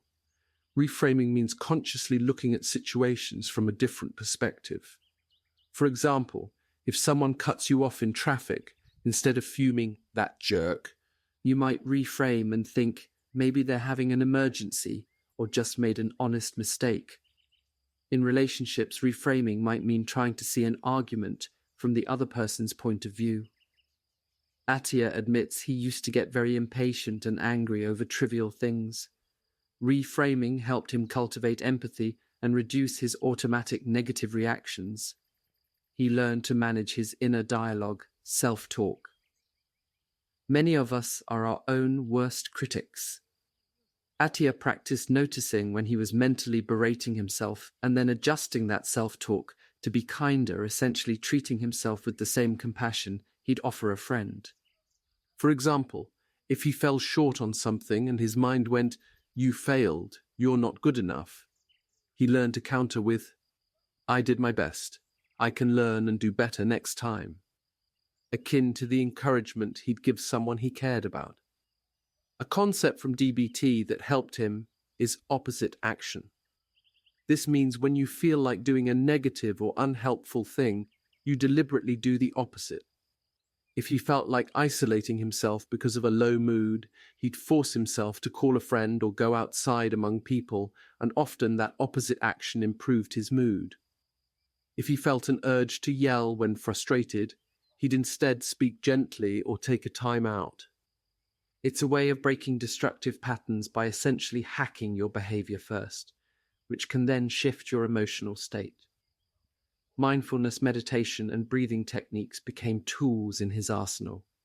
Mindfulness teaches you to observe your thoughts and feelings without immediately reacting to them. This bit of mental distance can keep you from being swept away by anxiety or anger. Attia practiced a simple breathing exercise. Inhale for 4 seconds, exhale for 6 seconds. This longer exhale activates the calming parasympathetic nervous system. Doing that for a few minutes can significantly dial down stress. Another concrete tactic he uses for acute emotional distress is cold water immersion or splash.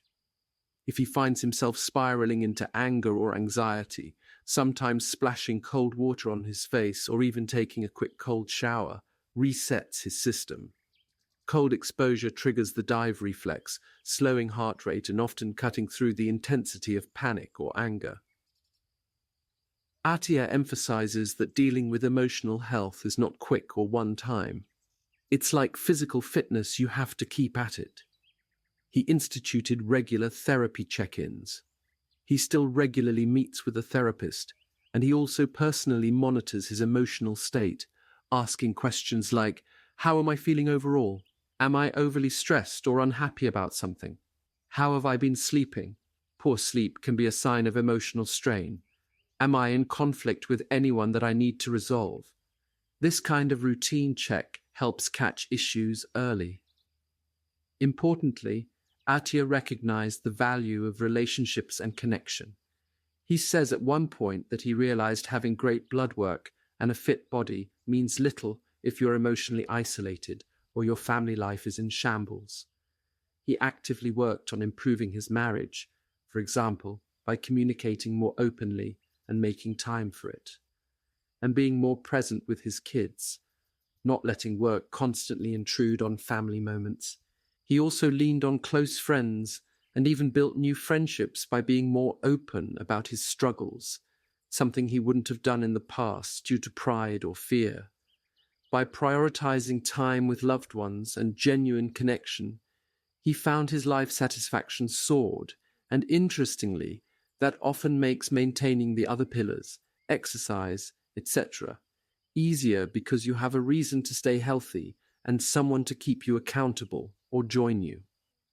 Attia shares a thought-provoking idea he got from author David Brooks: the difference between resume virtues and eulogy virtues. Resume virtues are the achievements you list on a CV: degrees, job titles, awards. Eulogy virtues are what people will remember about you at your funeral: how kind you were, how you treated others, the love you gave, your character. Attia realized he had spent most of his life chasing resume virtues, in part to prove his worth to himself, perhaps rooted in that childhood trauma of feeling unworthy. But in neglecting the eulogy virtues like being a good husband, father, and friend, he was on track to living a longer life that might feel empty or be filled with regret.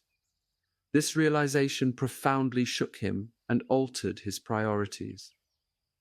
In essence, Attia wants readers to see emotional health as an active practice, just like diet or exercise. It might involve learning new coping skills, breaking old habits, maybe even taking medication if needed. Attia doesn't discuss it much, but he does say he's not opposed to antidepressants or other meds when appropriate, just that pills alone rarely solve emotional issues without the hard work of therapy or life changes. He also notes it's a continuous journey. Even after therapy and significant improvements, Attia considers himself a work in progress. Indeed, the chapter title is literally Work in Progress. Emotional well-being isn't a one-time fix, it's something you cultivate daily, but the reward is tremendous. A healthier mind can directly contribute to a healthier body, and definitely makes life richer and more rewarding. By addressing his emotional health, Attia feels he's not only extended his health span, but made those extra years worth living. After all, being physically fit at 90 means little if you're lonely or bitter. Conversely, having loving relationships and inner peace can actually buffer some physical declines and give you strength to carry on. Finally, Attia rounds out part 3 by briefly touching on exogenous substances, things like medications, supplements, and hormones that one might consider in the quest for longevity. He puts it last on purpose. These are additional tools, but secondary to the main lifestyle pillars. Exogenous substances, drugs, supplements, and hormones. Use with caution. Having built the solid foundation of exercise, nutrition, sleep, and emotional health, Attia discusses exogenous molecules basically, anything you ingest from outside your body, such as drugs, medications, hormones, or dietary supplements that could impact your health and longevity. He is careful to frame these as adjuncts to the bigger picture, not magic solutions on their own. In modern medicine, Medicine 2.0, the primary tools have been drugs and surgeries to treat illness.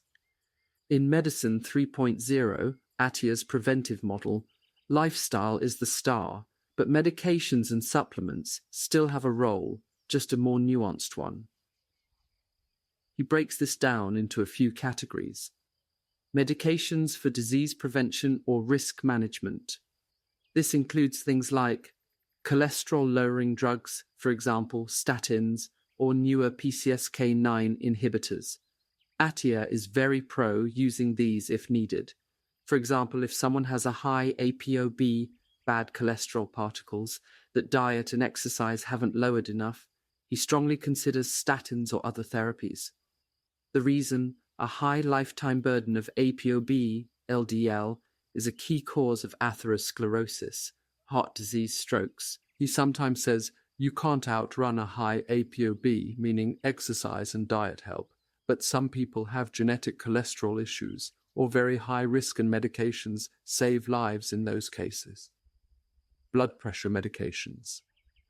Similarly, if someone's blood pressure remains elevated despite lifestyle efforts, it's far better to take a safe medication to control it than to suffer a stroke or heart failure down the line. High blood pressure is sometimes called the silent killer. Metabolic drugs for diabetes or prevention. If a patient has prediabetes or diabetes, Attia won't hesitate to use medications like metformin or newer GLP-1 agonists if appropriate, in addition to lifestyle changes. Those can control blood sugar and also often help with weight management. Hormone replacement. As people age, hormone levels shift. Postmenopausal women lose estrogen, which can accelerate bone loss and other aging processes. Men's testosterone tends to decline, which can affect muscle mass, mood, and more. Attia is supportive of hormone replacement therapy when indicated. For example, menopausal hormone therapy, MHT, for women who can safely take it. Evidence shows it can improve quality of life and possibly reduce some disease risks if started around menopause. For men with true clinical hypogonadism, very low testosterone and symptoms, testosterone replacement can improve body composition and vitality. Attia himself, after addressing his emotional health and reducing stress, found his cortisol levels dropped and he needed to adjust his own hormone regimen. He has mentioned using low-dose testosterone himself under doctor supervision. The key is using hormones judiciously, under medical guidance, to restore levels to a healthy, youthful range, not for superhuman levels. Other risk-targeted meds. For instance, if someone has high LPA, a genetic cholesterol variant that increases heart risk, Attia might use certain therapies or encourage enrollment in trials. Or if someone has signs of early memory decline, he might consider off-label use of certain cognitive protective drugs or nutraceuticals.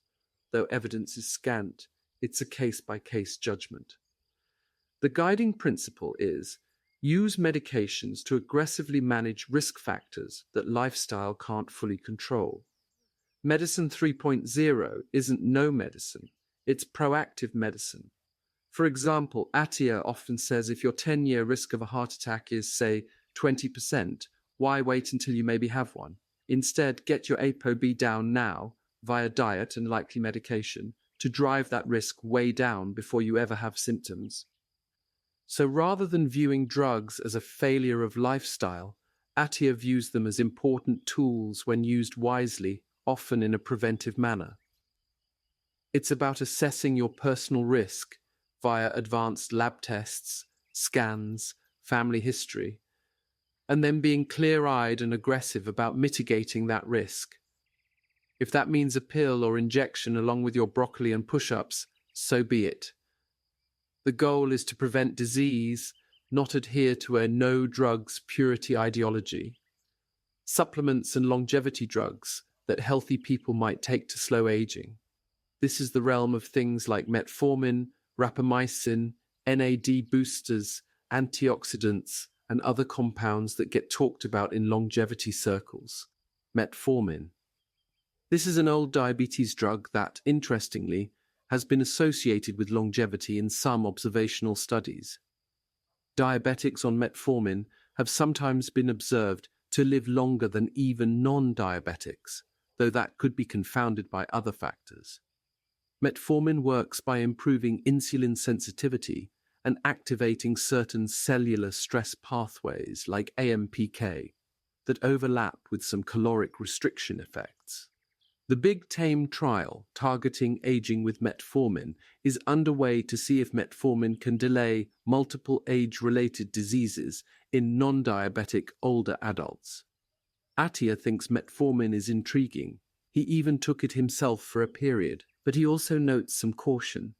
Metformin can have side effects, GI upset, potential B12 deficiency, etc., and some evidence suggests it might blunt some exercise adaptations. It can slightly hinder muscle gains from resistance training. Attia has actually stopped taking metformin himself because he prioritized his exercise benefits and was unsure if metformin's downsides outweighed its theoretical upsides for him. He's awaiting more data. In short, promising, but not yet proven for general use.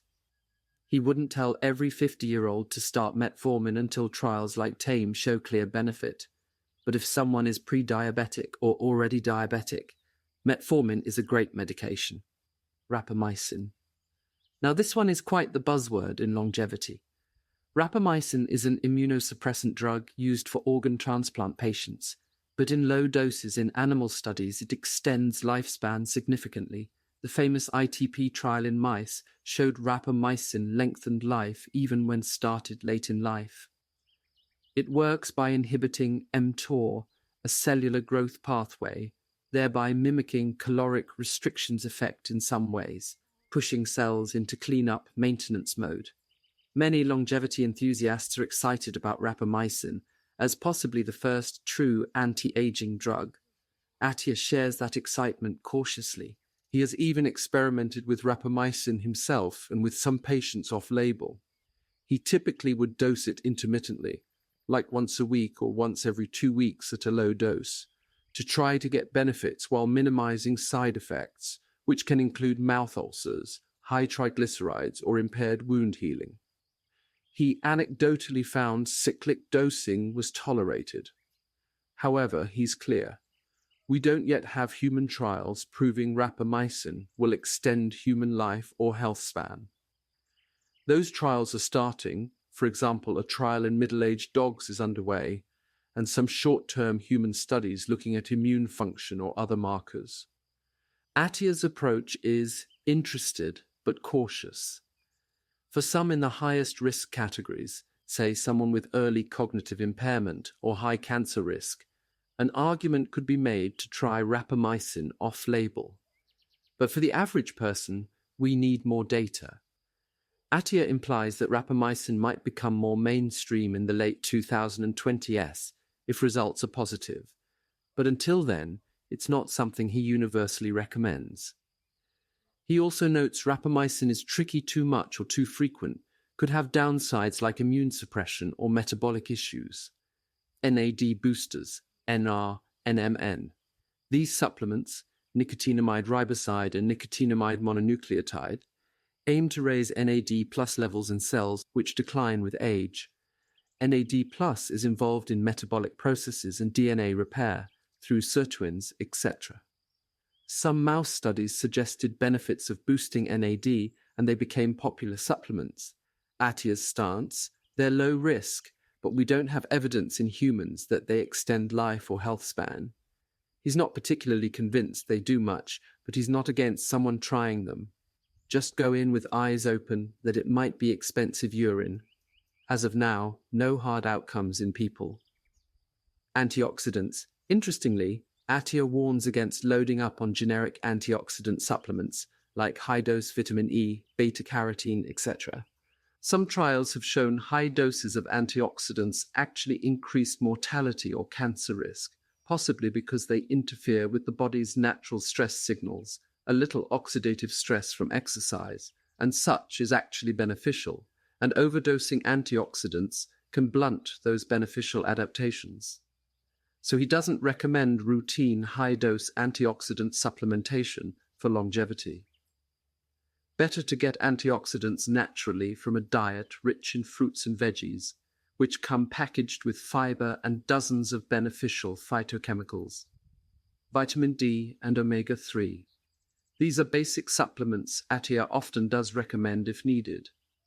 Many people are vitamin D deficient, and vitamin D is important for bone health, immune function, and possibly more.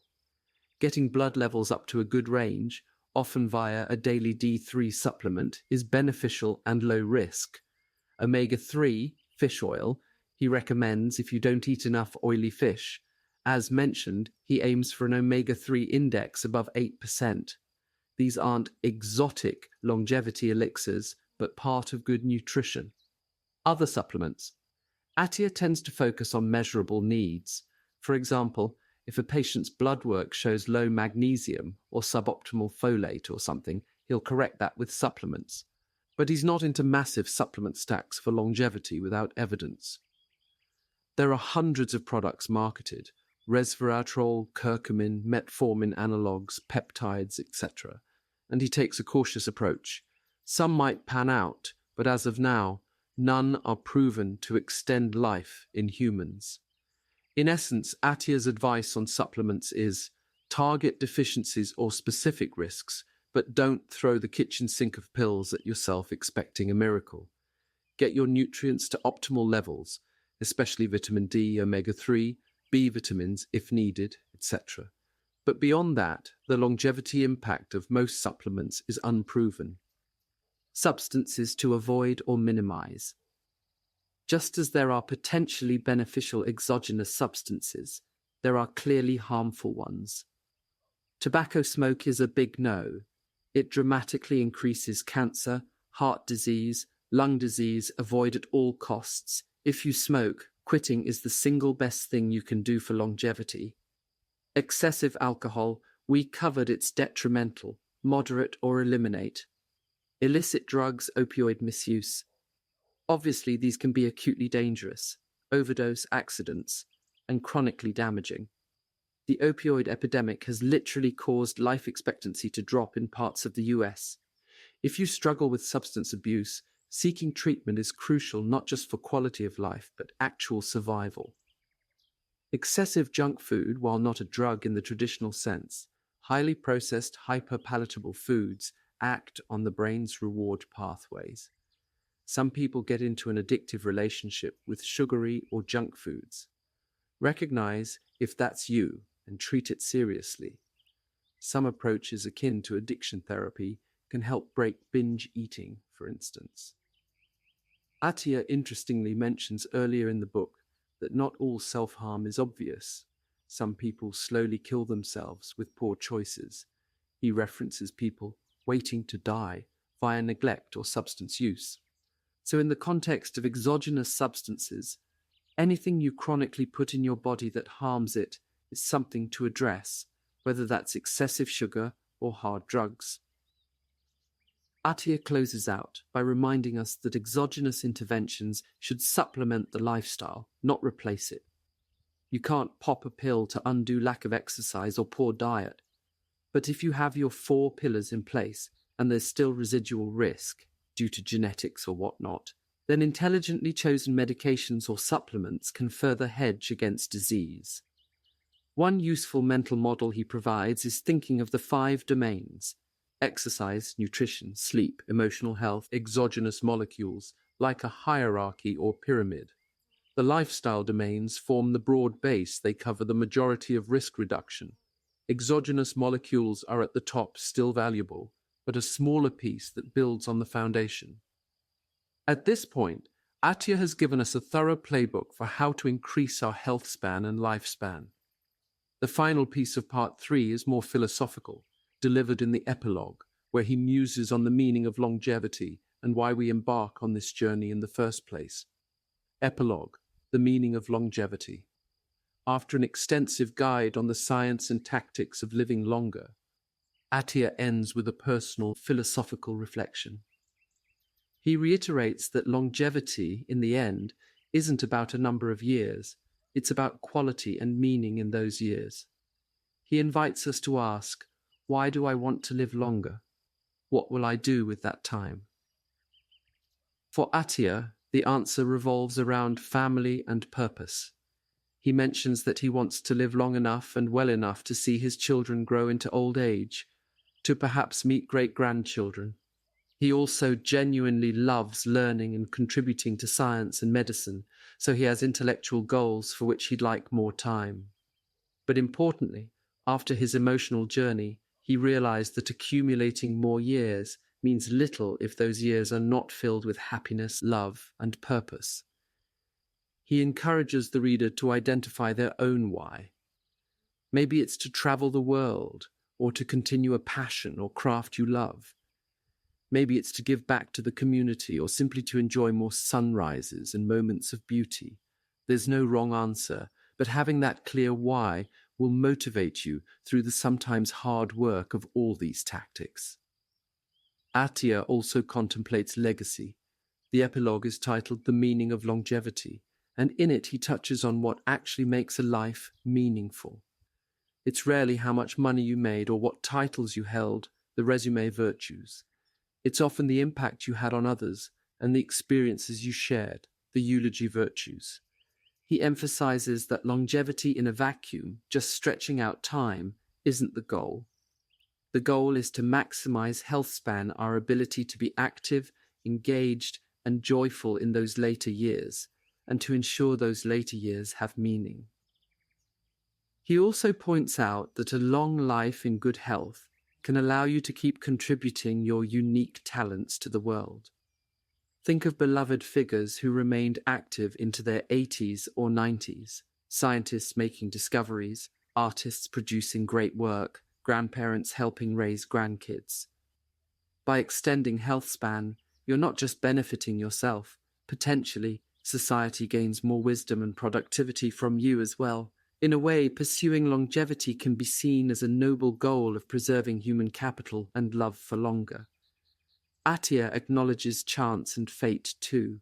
Despite everything, there's no absolute guarantee.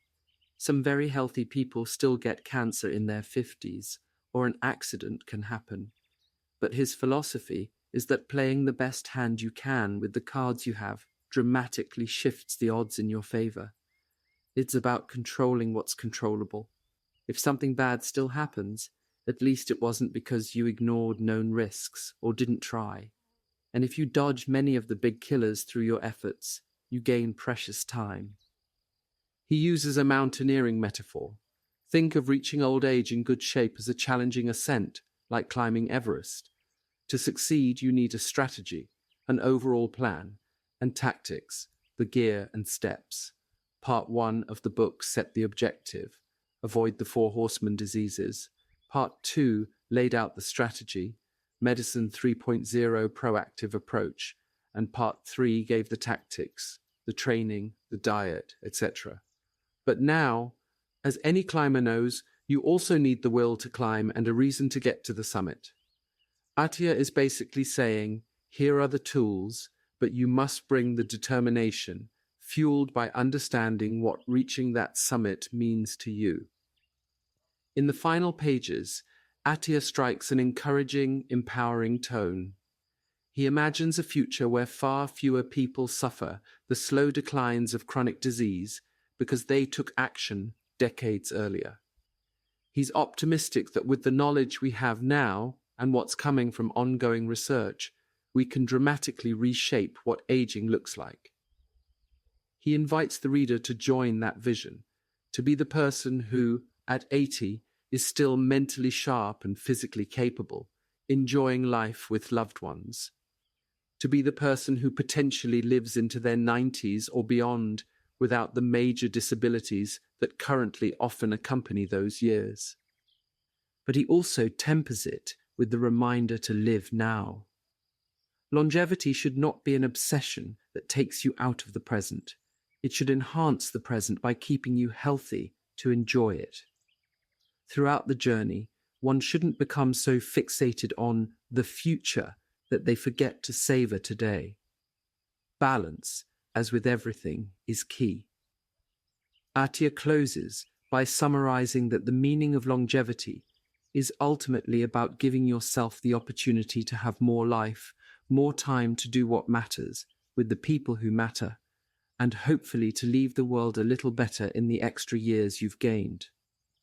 The ascent of your personal longevity. Everest will have challenges, but Attia hopes this book has served as a map and a set of tools for the climb. It's up to each of us to use them. As we conclude this summary, let's distill part 3 into some key practical tips and takeaways. Think of these as your longevity checklist, concrete steps derived from the book's advice that you can start implementing to extend your health span. Make exercise a non-negotiable habit. Move your body regularly and with purpose. Build aerobic fitness with steady zone 2 cardio, for example, brisk walking, jogging, cycling where you can still talk but it's a bit of an effort, and include some higher intensity bursts like interval training to boost your VO2 max. Equally important, do resistance training to build or maintain muscle. Aim for at least 2-4 sessions per week of lifting weights or body weight exercises. And don't neglect balance and mobility. Incorporate stability exercises, stretching, or practices like yoga to keep yourself agile and help prevent injury. In short, train for your Centenarian Decathlon. Think of the key activities you want to be able to do in your 80s and 90s, carrying groceries, getting off the floor, climbing stairs, and train those abilities now. Consistency is king, so find physical activities you enjoy and stick with them for life. Maintain a healthy diet that suits you. Focus on nutrient-dense whole foods and adjust your intake to support a lean, strong body. Avoid chronic overeating. If you need to lose weight, consider tracking your food or reducing portions, and be mindful of liquid calories and snacking. Conversely, if you're undereating, especially protein, and losing muscle, increase your intake appropriately. Prioritize protein, roughly 1 gram per pound of desired body weight per day from good sources like fish, poultry, eggs, lean meat, Greek yogurt, or plant proteins if vegetarian. Eat plenty of vegetables and fruits for fiber and micronutrients. Choose healthy fats like olive oil, avocados, nuts, and omega-3 rich fish, while moderating saturated fats, and absolutely avoid trans fats. Minimize added sugars and refined carbs, enjoy treats sparingly, and try to base most meals on veggies, protein, and healthy fats, adding quality carbs like legumes, quinoa, or sweet potatoes, in moderation according to your energy needs and blood sugar tolerance. If you indulge, balance it with activity or make it truly occasional. Some people thrive with time-restricted eating, like a 16/8 fasting schedule, but ensure whatever eating pattern you use is sustainable and doesn't leave you deficient or constantly hungry. And of course, stay hydrated. Often fatigue or cravings can improve just by drinking enough water. Prioritize sleep like it's medicine, because it is. Aim for 7-9 hours of sleep per night. Establish a consistent sleep schedule. Try to go to bed and wake up around the same times each day, even on weekends. Create a sleep-friendly environment. Keep your bedroom dark, cool, and quiet. Invest in blackout curtains, earplugs, white noise machine, whatever you need for peace. Cut off screens and bright lights at least an hour before bed, and use that time to do relaxing things. Read a book, stretch, take a bath. Avoid heavy meals and alcohol close to bedtime. Finish dinner 3+ hours before bed if possible. Limit caffeine to the morning, and if you're sensitive, none after noon.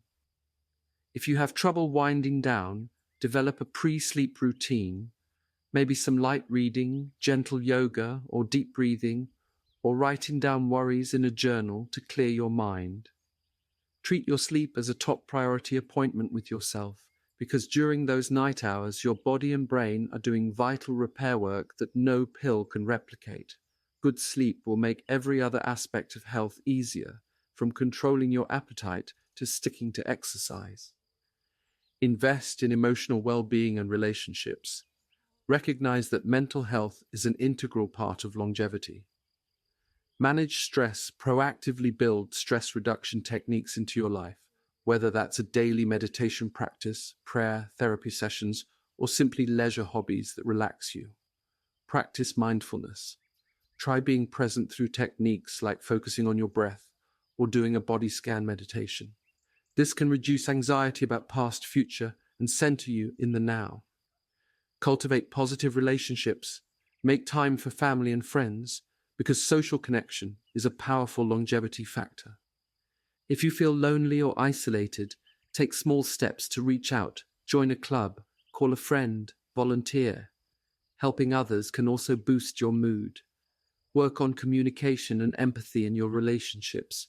It pays dividends in mutual support. Don't hesitate to seek professional help for emotional struggles. Talking to a counselor or therapist is not a weakness but a wise move, just like hiring a trainer for fitness. Learn to reframe negative thoughts. When something goes wrong, instead of harshly judging yourself or others, try to find a constructive or compassionate perspective. And importantly, find your purpose or purposes. Have something that gives you a reason to get up in the morning with enthusiasm, whether it's your work, a creative pursuit, caring for loved ones, or a cause you believe in. A sense of purpose is strongly linked to longer, healthier life. Emotional health isn't about being happy all the time, that's unrealistic, but about having resilience, self-awareness, and support systems to navigate life's ups and downs. Use medical interventions wisely and proactively. Embrace the idea of preventative healthcare. Don't wait for disease to strike screen for issues early. Stay on top of recommended health screenings.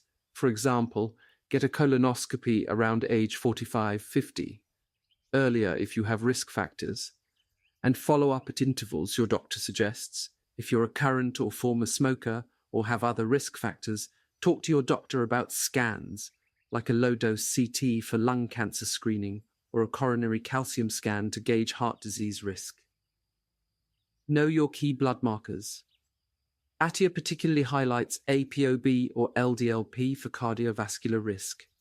Consider getting an advanced lipid panel. Also track things like fasting glucose, HbA1c, fasting insulin, liver enzymes, kidney function, inflammatory markers, etc. These can give early warning of issues like insulin resistance or organ stress, which you can then address with lifestyle or medications. Don't ignore blood pressure. Know your numbers. If it's consistently high despite diet and exercise, take antihypertensive medication as prescribed. If your cholesterol ApoB remains high on lifestyle, strongly consider medication, statins or others, to drive it down. The goal is to prevent plaque buildup years before it causes a heart attack. Similarly, if you're pre-diabetic or diabetic, work aggressively with diet, exercise, and yes, medications like metformin or GLP-1 agonists if needed, to normalize your sugars. Better to act now than deal with complications later. Consider hormone evaluation as you get older. For women, discuss the pros, cons of menopausal hormone therapy with your doctor. It can protect bone, brain, and more if used appropriately. For men with symptoms of low testosterone, get levels checked and address underlying causes, or consider safe supplementation under a physician's guidance to maintain vitality. If you have a strong family history of a particular disease, like breast cancer, colon cancer, or early heart disease, talk to your doctor about more aggressive screening or preventive measures. For example, some people with high genetic risk for colon cancer get colonoscopies earlier and more often. Those with BRCA gene mutations might do enhanced screening or prophylactic surgeries. The key point: don't be passive about healthcare. Medicine 3.0 asks that you be an informed, proactive participant. Work with doctors who are prevention-minded. Use medications and supplements in a targeted way to correct deficiencies, like vitamin D or iron if you're low. Treat conditions like blood pressure or cholesterol meds to mitigate risk, or potentially to hedge aging. For example, some may opt for off-label metformin or rapamycin in the future if evidence supports it.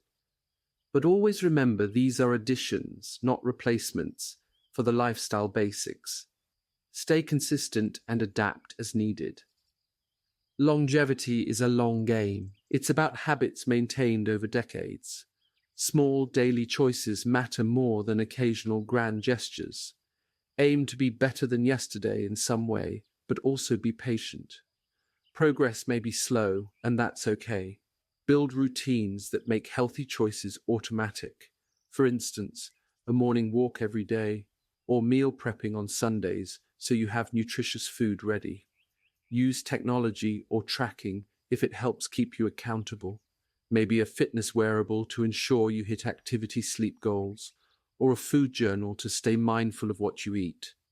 But also adapt and personalize what works for someone else might not suit you.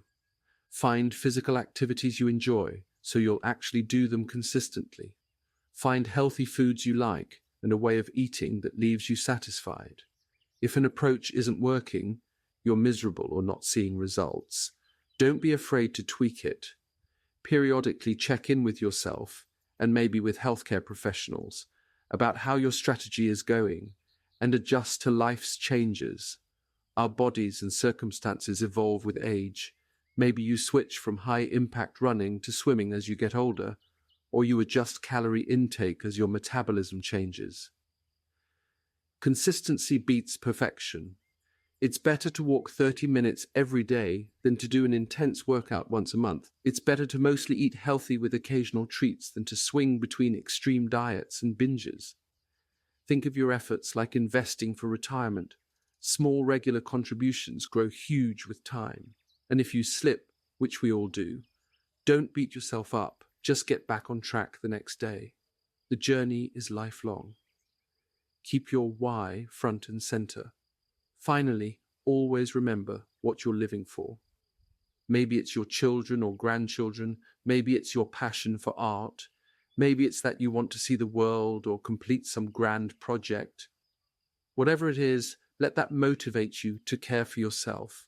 When the effort of exercise or cooking a healthy meal feels like a chore, remind yourself you're doing this so you can be there for the people you love, or so you can enjoy a long, vibrant life doing what fulfills you. Attia often quotes, "No one wants to live to 100 if they're in pain or alone." So the goal isn't just years, it's quality years. Use that as inspiration to make good choices. Now you're essentially gifting your future self better odds at a wonderful life. By following these tips, exercising regularly, eating wisely, sleeping well, nurturing your mental health, and leveraging medical science smartly, you are engaging in what Peter Attia calls Medicine 3.0, proactive, preventive, and personalized healthcare. You're not passively waiting to get sick, you're actively building a fortress of health.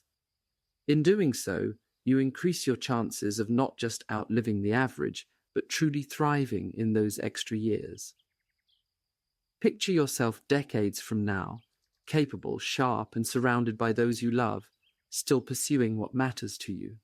That's the vision Outlive offers, and with the knowledge and tools from Part 3, it's a vision within reach. Here's to living longer, and more importantly, living better. Outlive, the science and art of longevity, Outlive Part 1, the long game of longevity, from fast death to slow death, a new fight for longevity.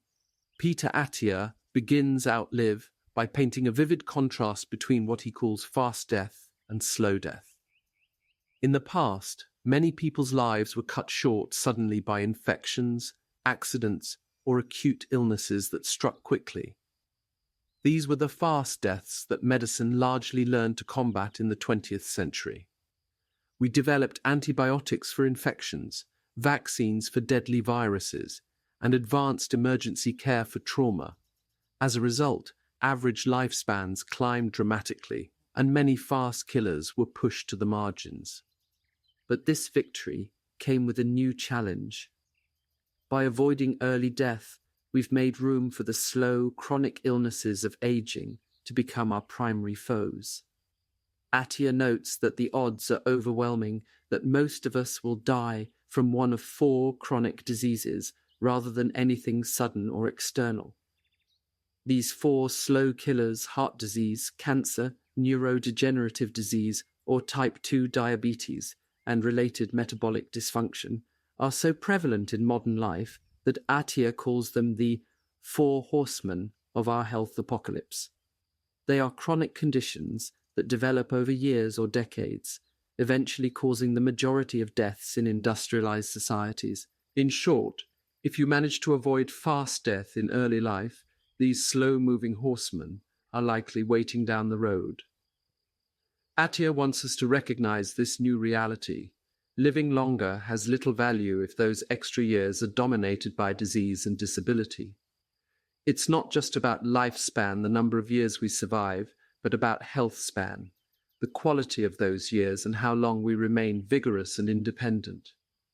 Modern medicine has extended lifespan, but often at the cost of a prolonged period of decline at the end of life. Many people now live into their 80s and 90s, yet too often their final decade is a marginal decade, marked by frailty, cognitive decline, and suffering. Attia argues that we need to play the long game when it comes to health. That means shifting our focus from simply preventing death to also preserving quality of life for as long as possible. Imagine a life where you not only reach 90 years old, but you're still mentally sharp and physically capable at that age, able to play with your grandkids, climb stairs with ease, or engage in hobbies you love. That vision is the crux of Attia's approach. He doesn't just want to add years to your life, but life to your years. Crucially, Attia explains that lifespan and health span are tightly intertwined, not separate problems.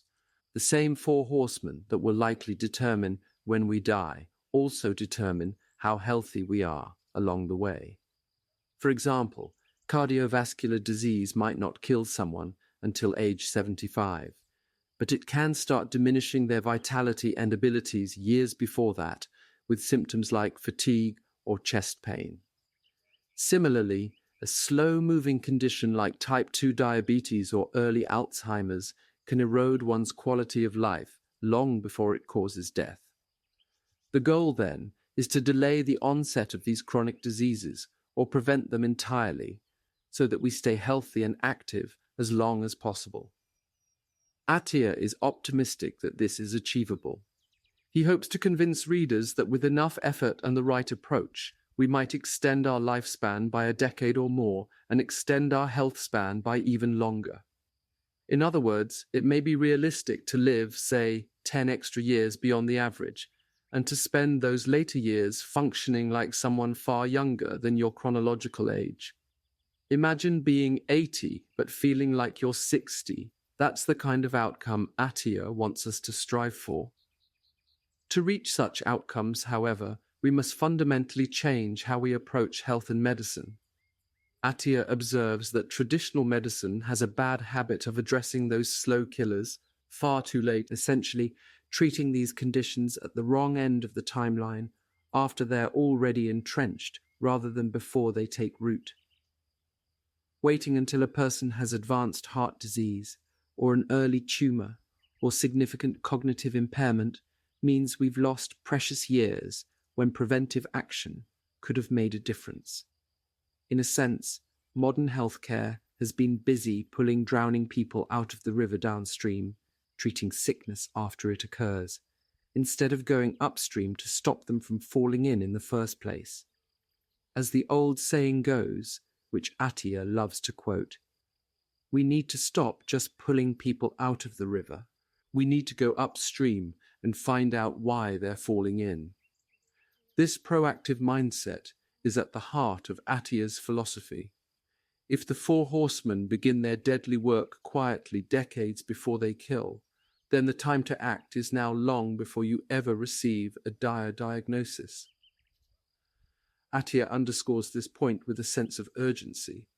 For example, many doctors assess a patient's risk of heart attack or stroke on a 10-year time frame and might reassure a 40-year-old that their short-term risk is low. But Attia flips the perspective. What about the risk over the rest of that person's life? In all likelihood, unless something changes, that 40-year-old will eventually progress to a high risk by age 60 or 70, and could suffer a cardiac event. So why wait? The absence of immediate danger is not a reason for complacency, it's an opportunity to intervene early. Attia often invokes the adage, "The time to repair the roof is when the sun is shining." Don't wait for the storm, illness to hit. Strengthen your defenses while you're still healthy. In practical terms, that might mean improving your diet and exercise habits decades before you ever show symptoms of diabetes, or actively monitoring your health markers even when you feel fine, in order to catch harmful trends early. This preventative, forward-looking approach is what Attia believes can change the game, shifting us from a mindset of reacting to disease to one of staying ahead of it. We have largely won the battle against many fast deaths, but we are now in a slow-motion war against chronic diseases, and winning this war will require a complete paradigm shift in medicine and in our personal approach to health. We can no longer be satisfied with simply treating illness as it comes. We must anticipate our enemy. Attia calls for nothing less than a reimagining of medicine itself, an approach built for the challenges of the 21st century's slow deaths. He introduces this new vision under the banner of Medicine 3.0, which represents a radical upgrade in how we think about taking care of ourselves over the long haul.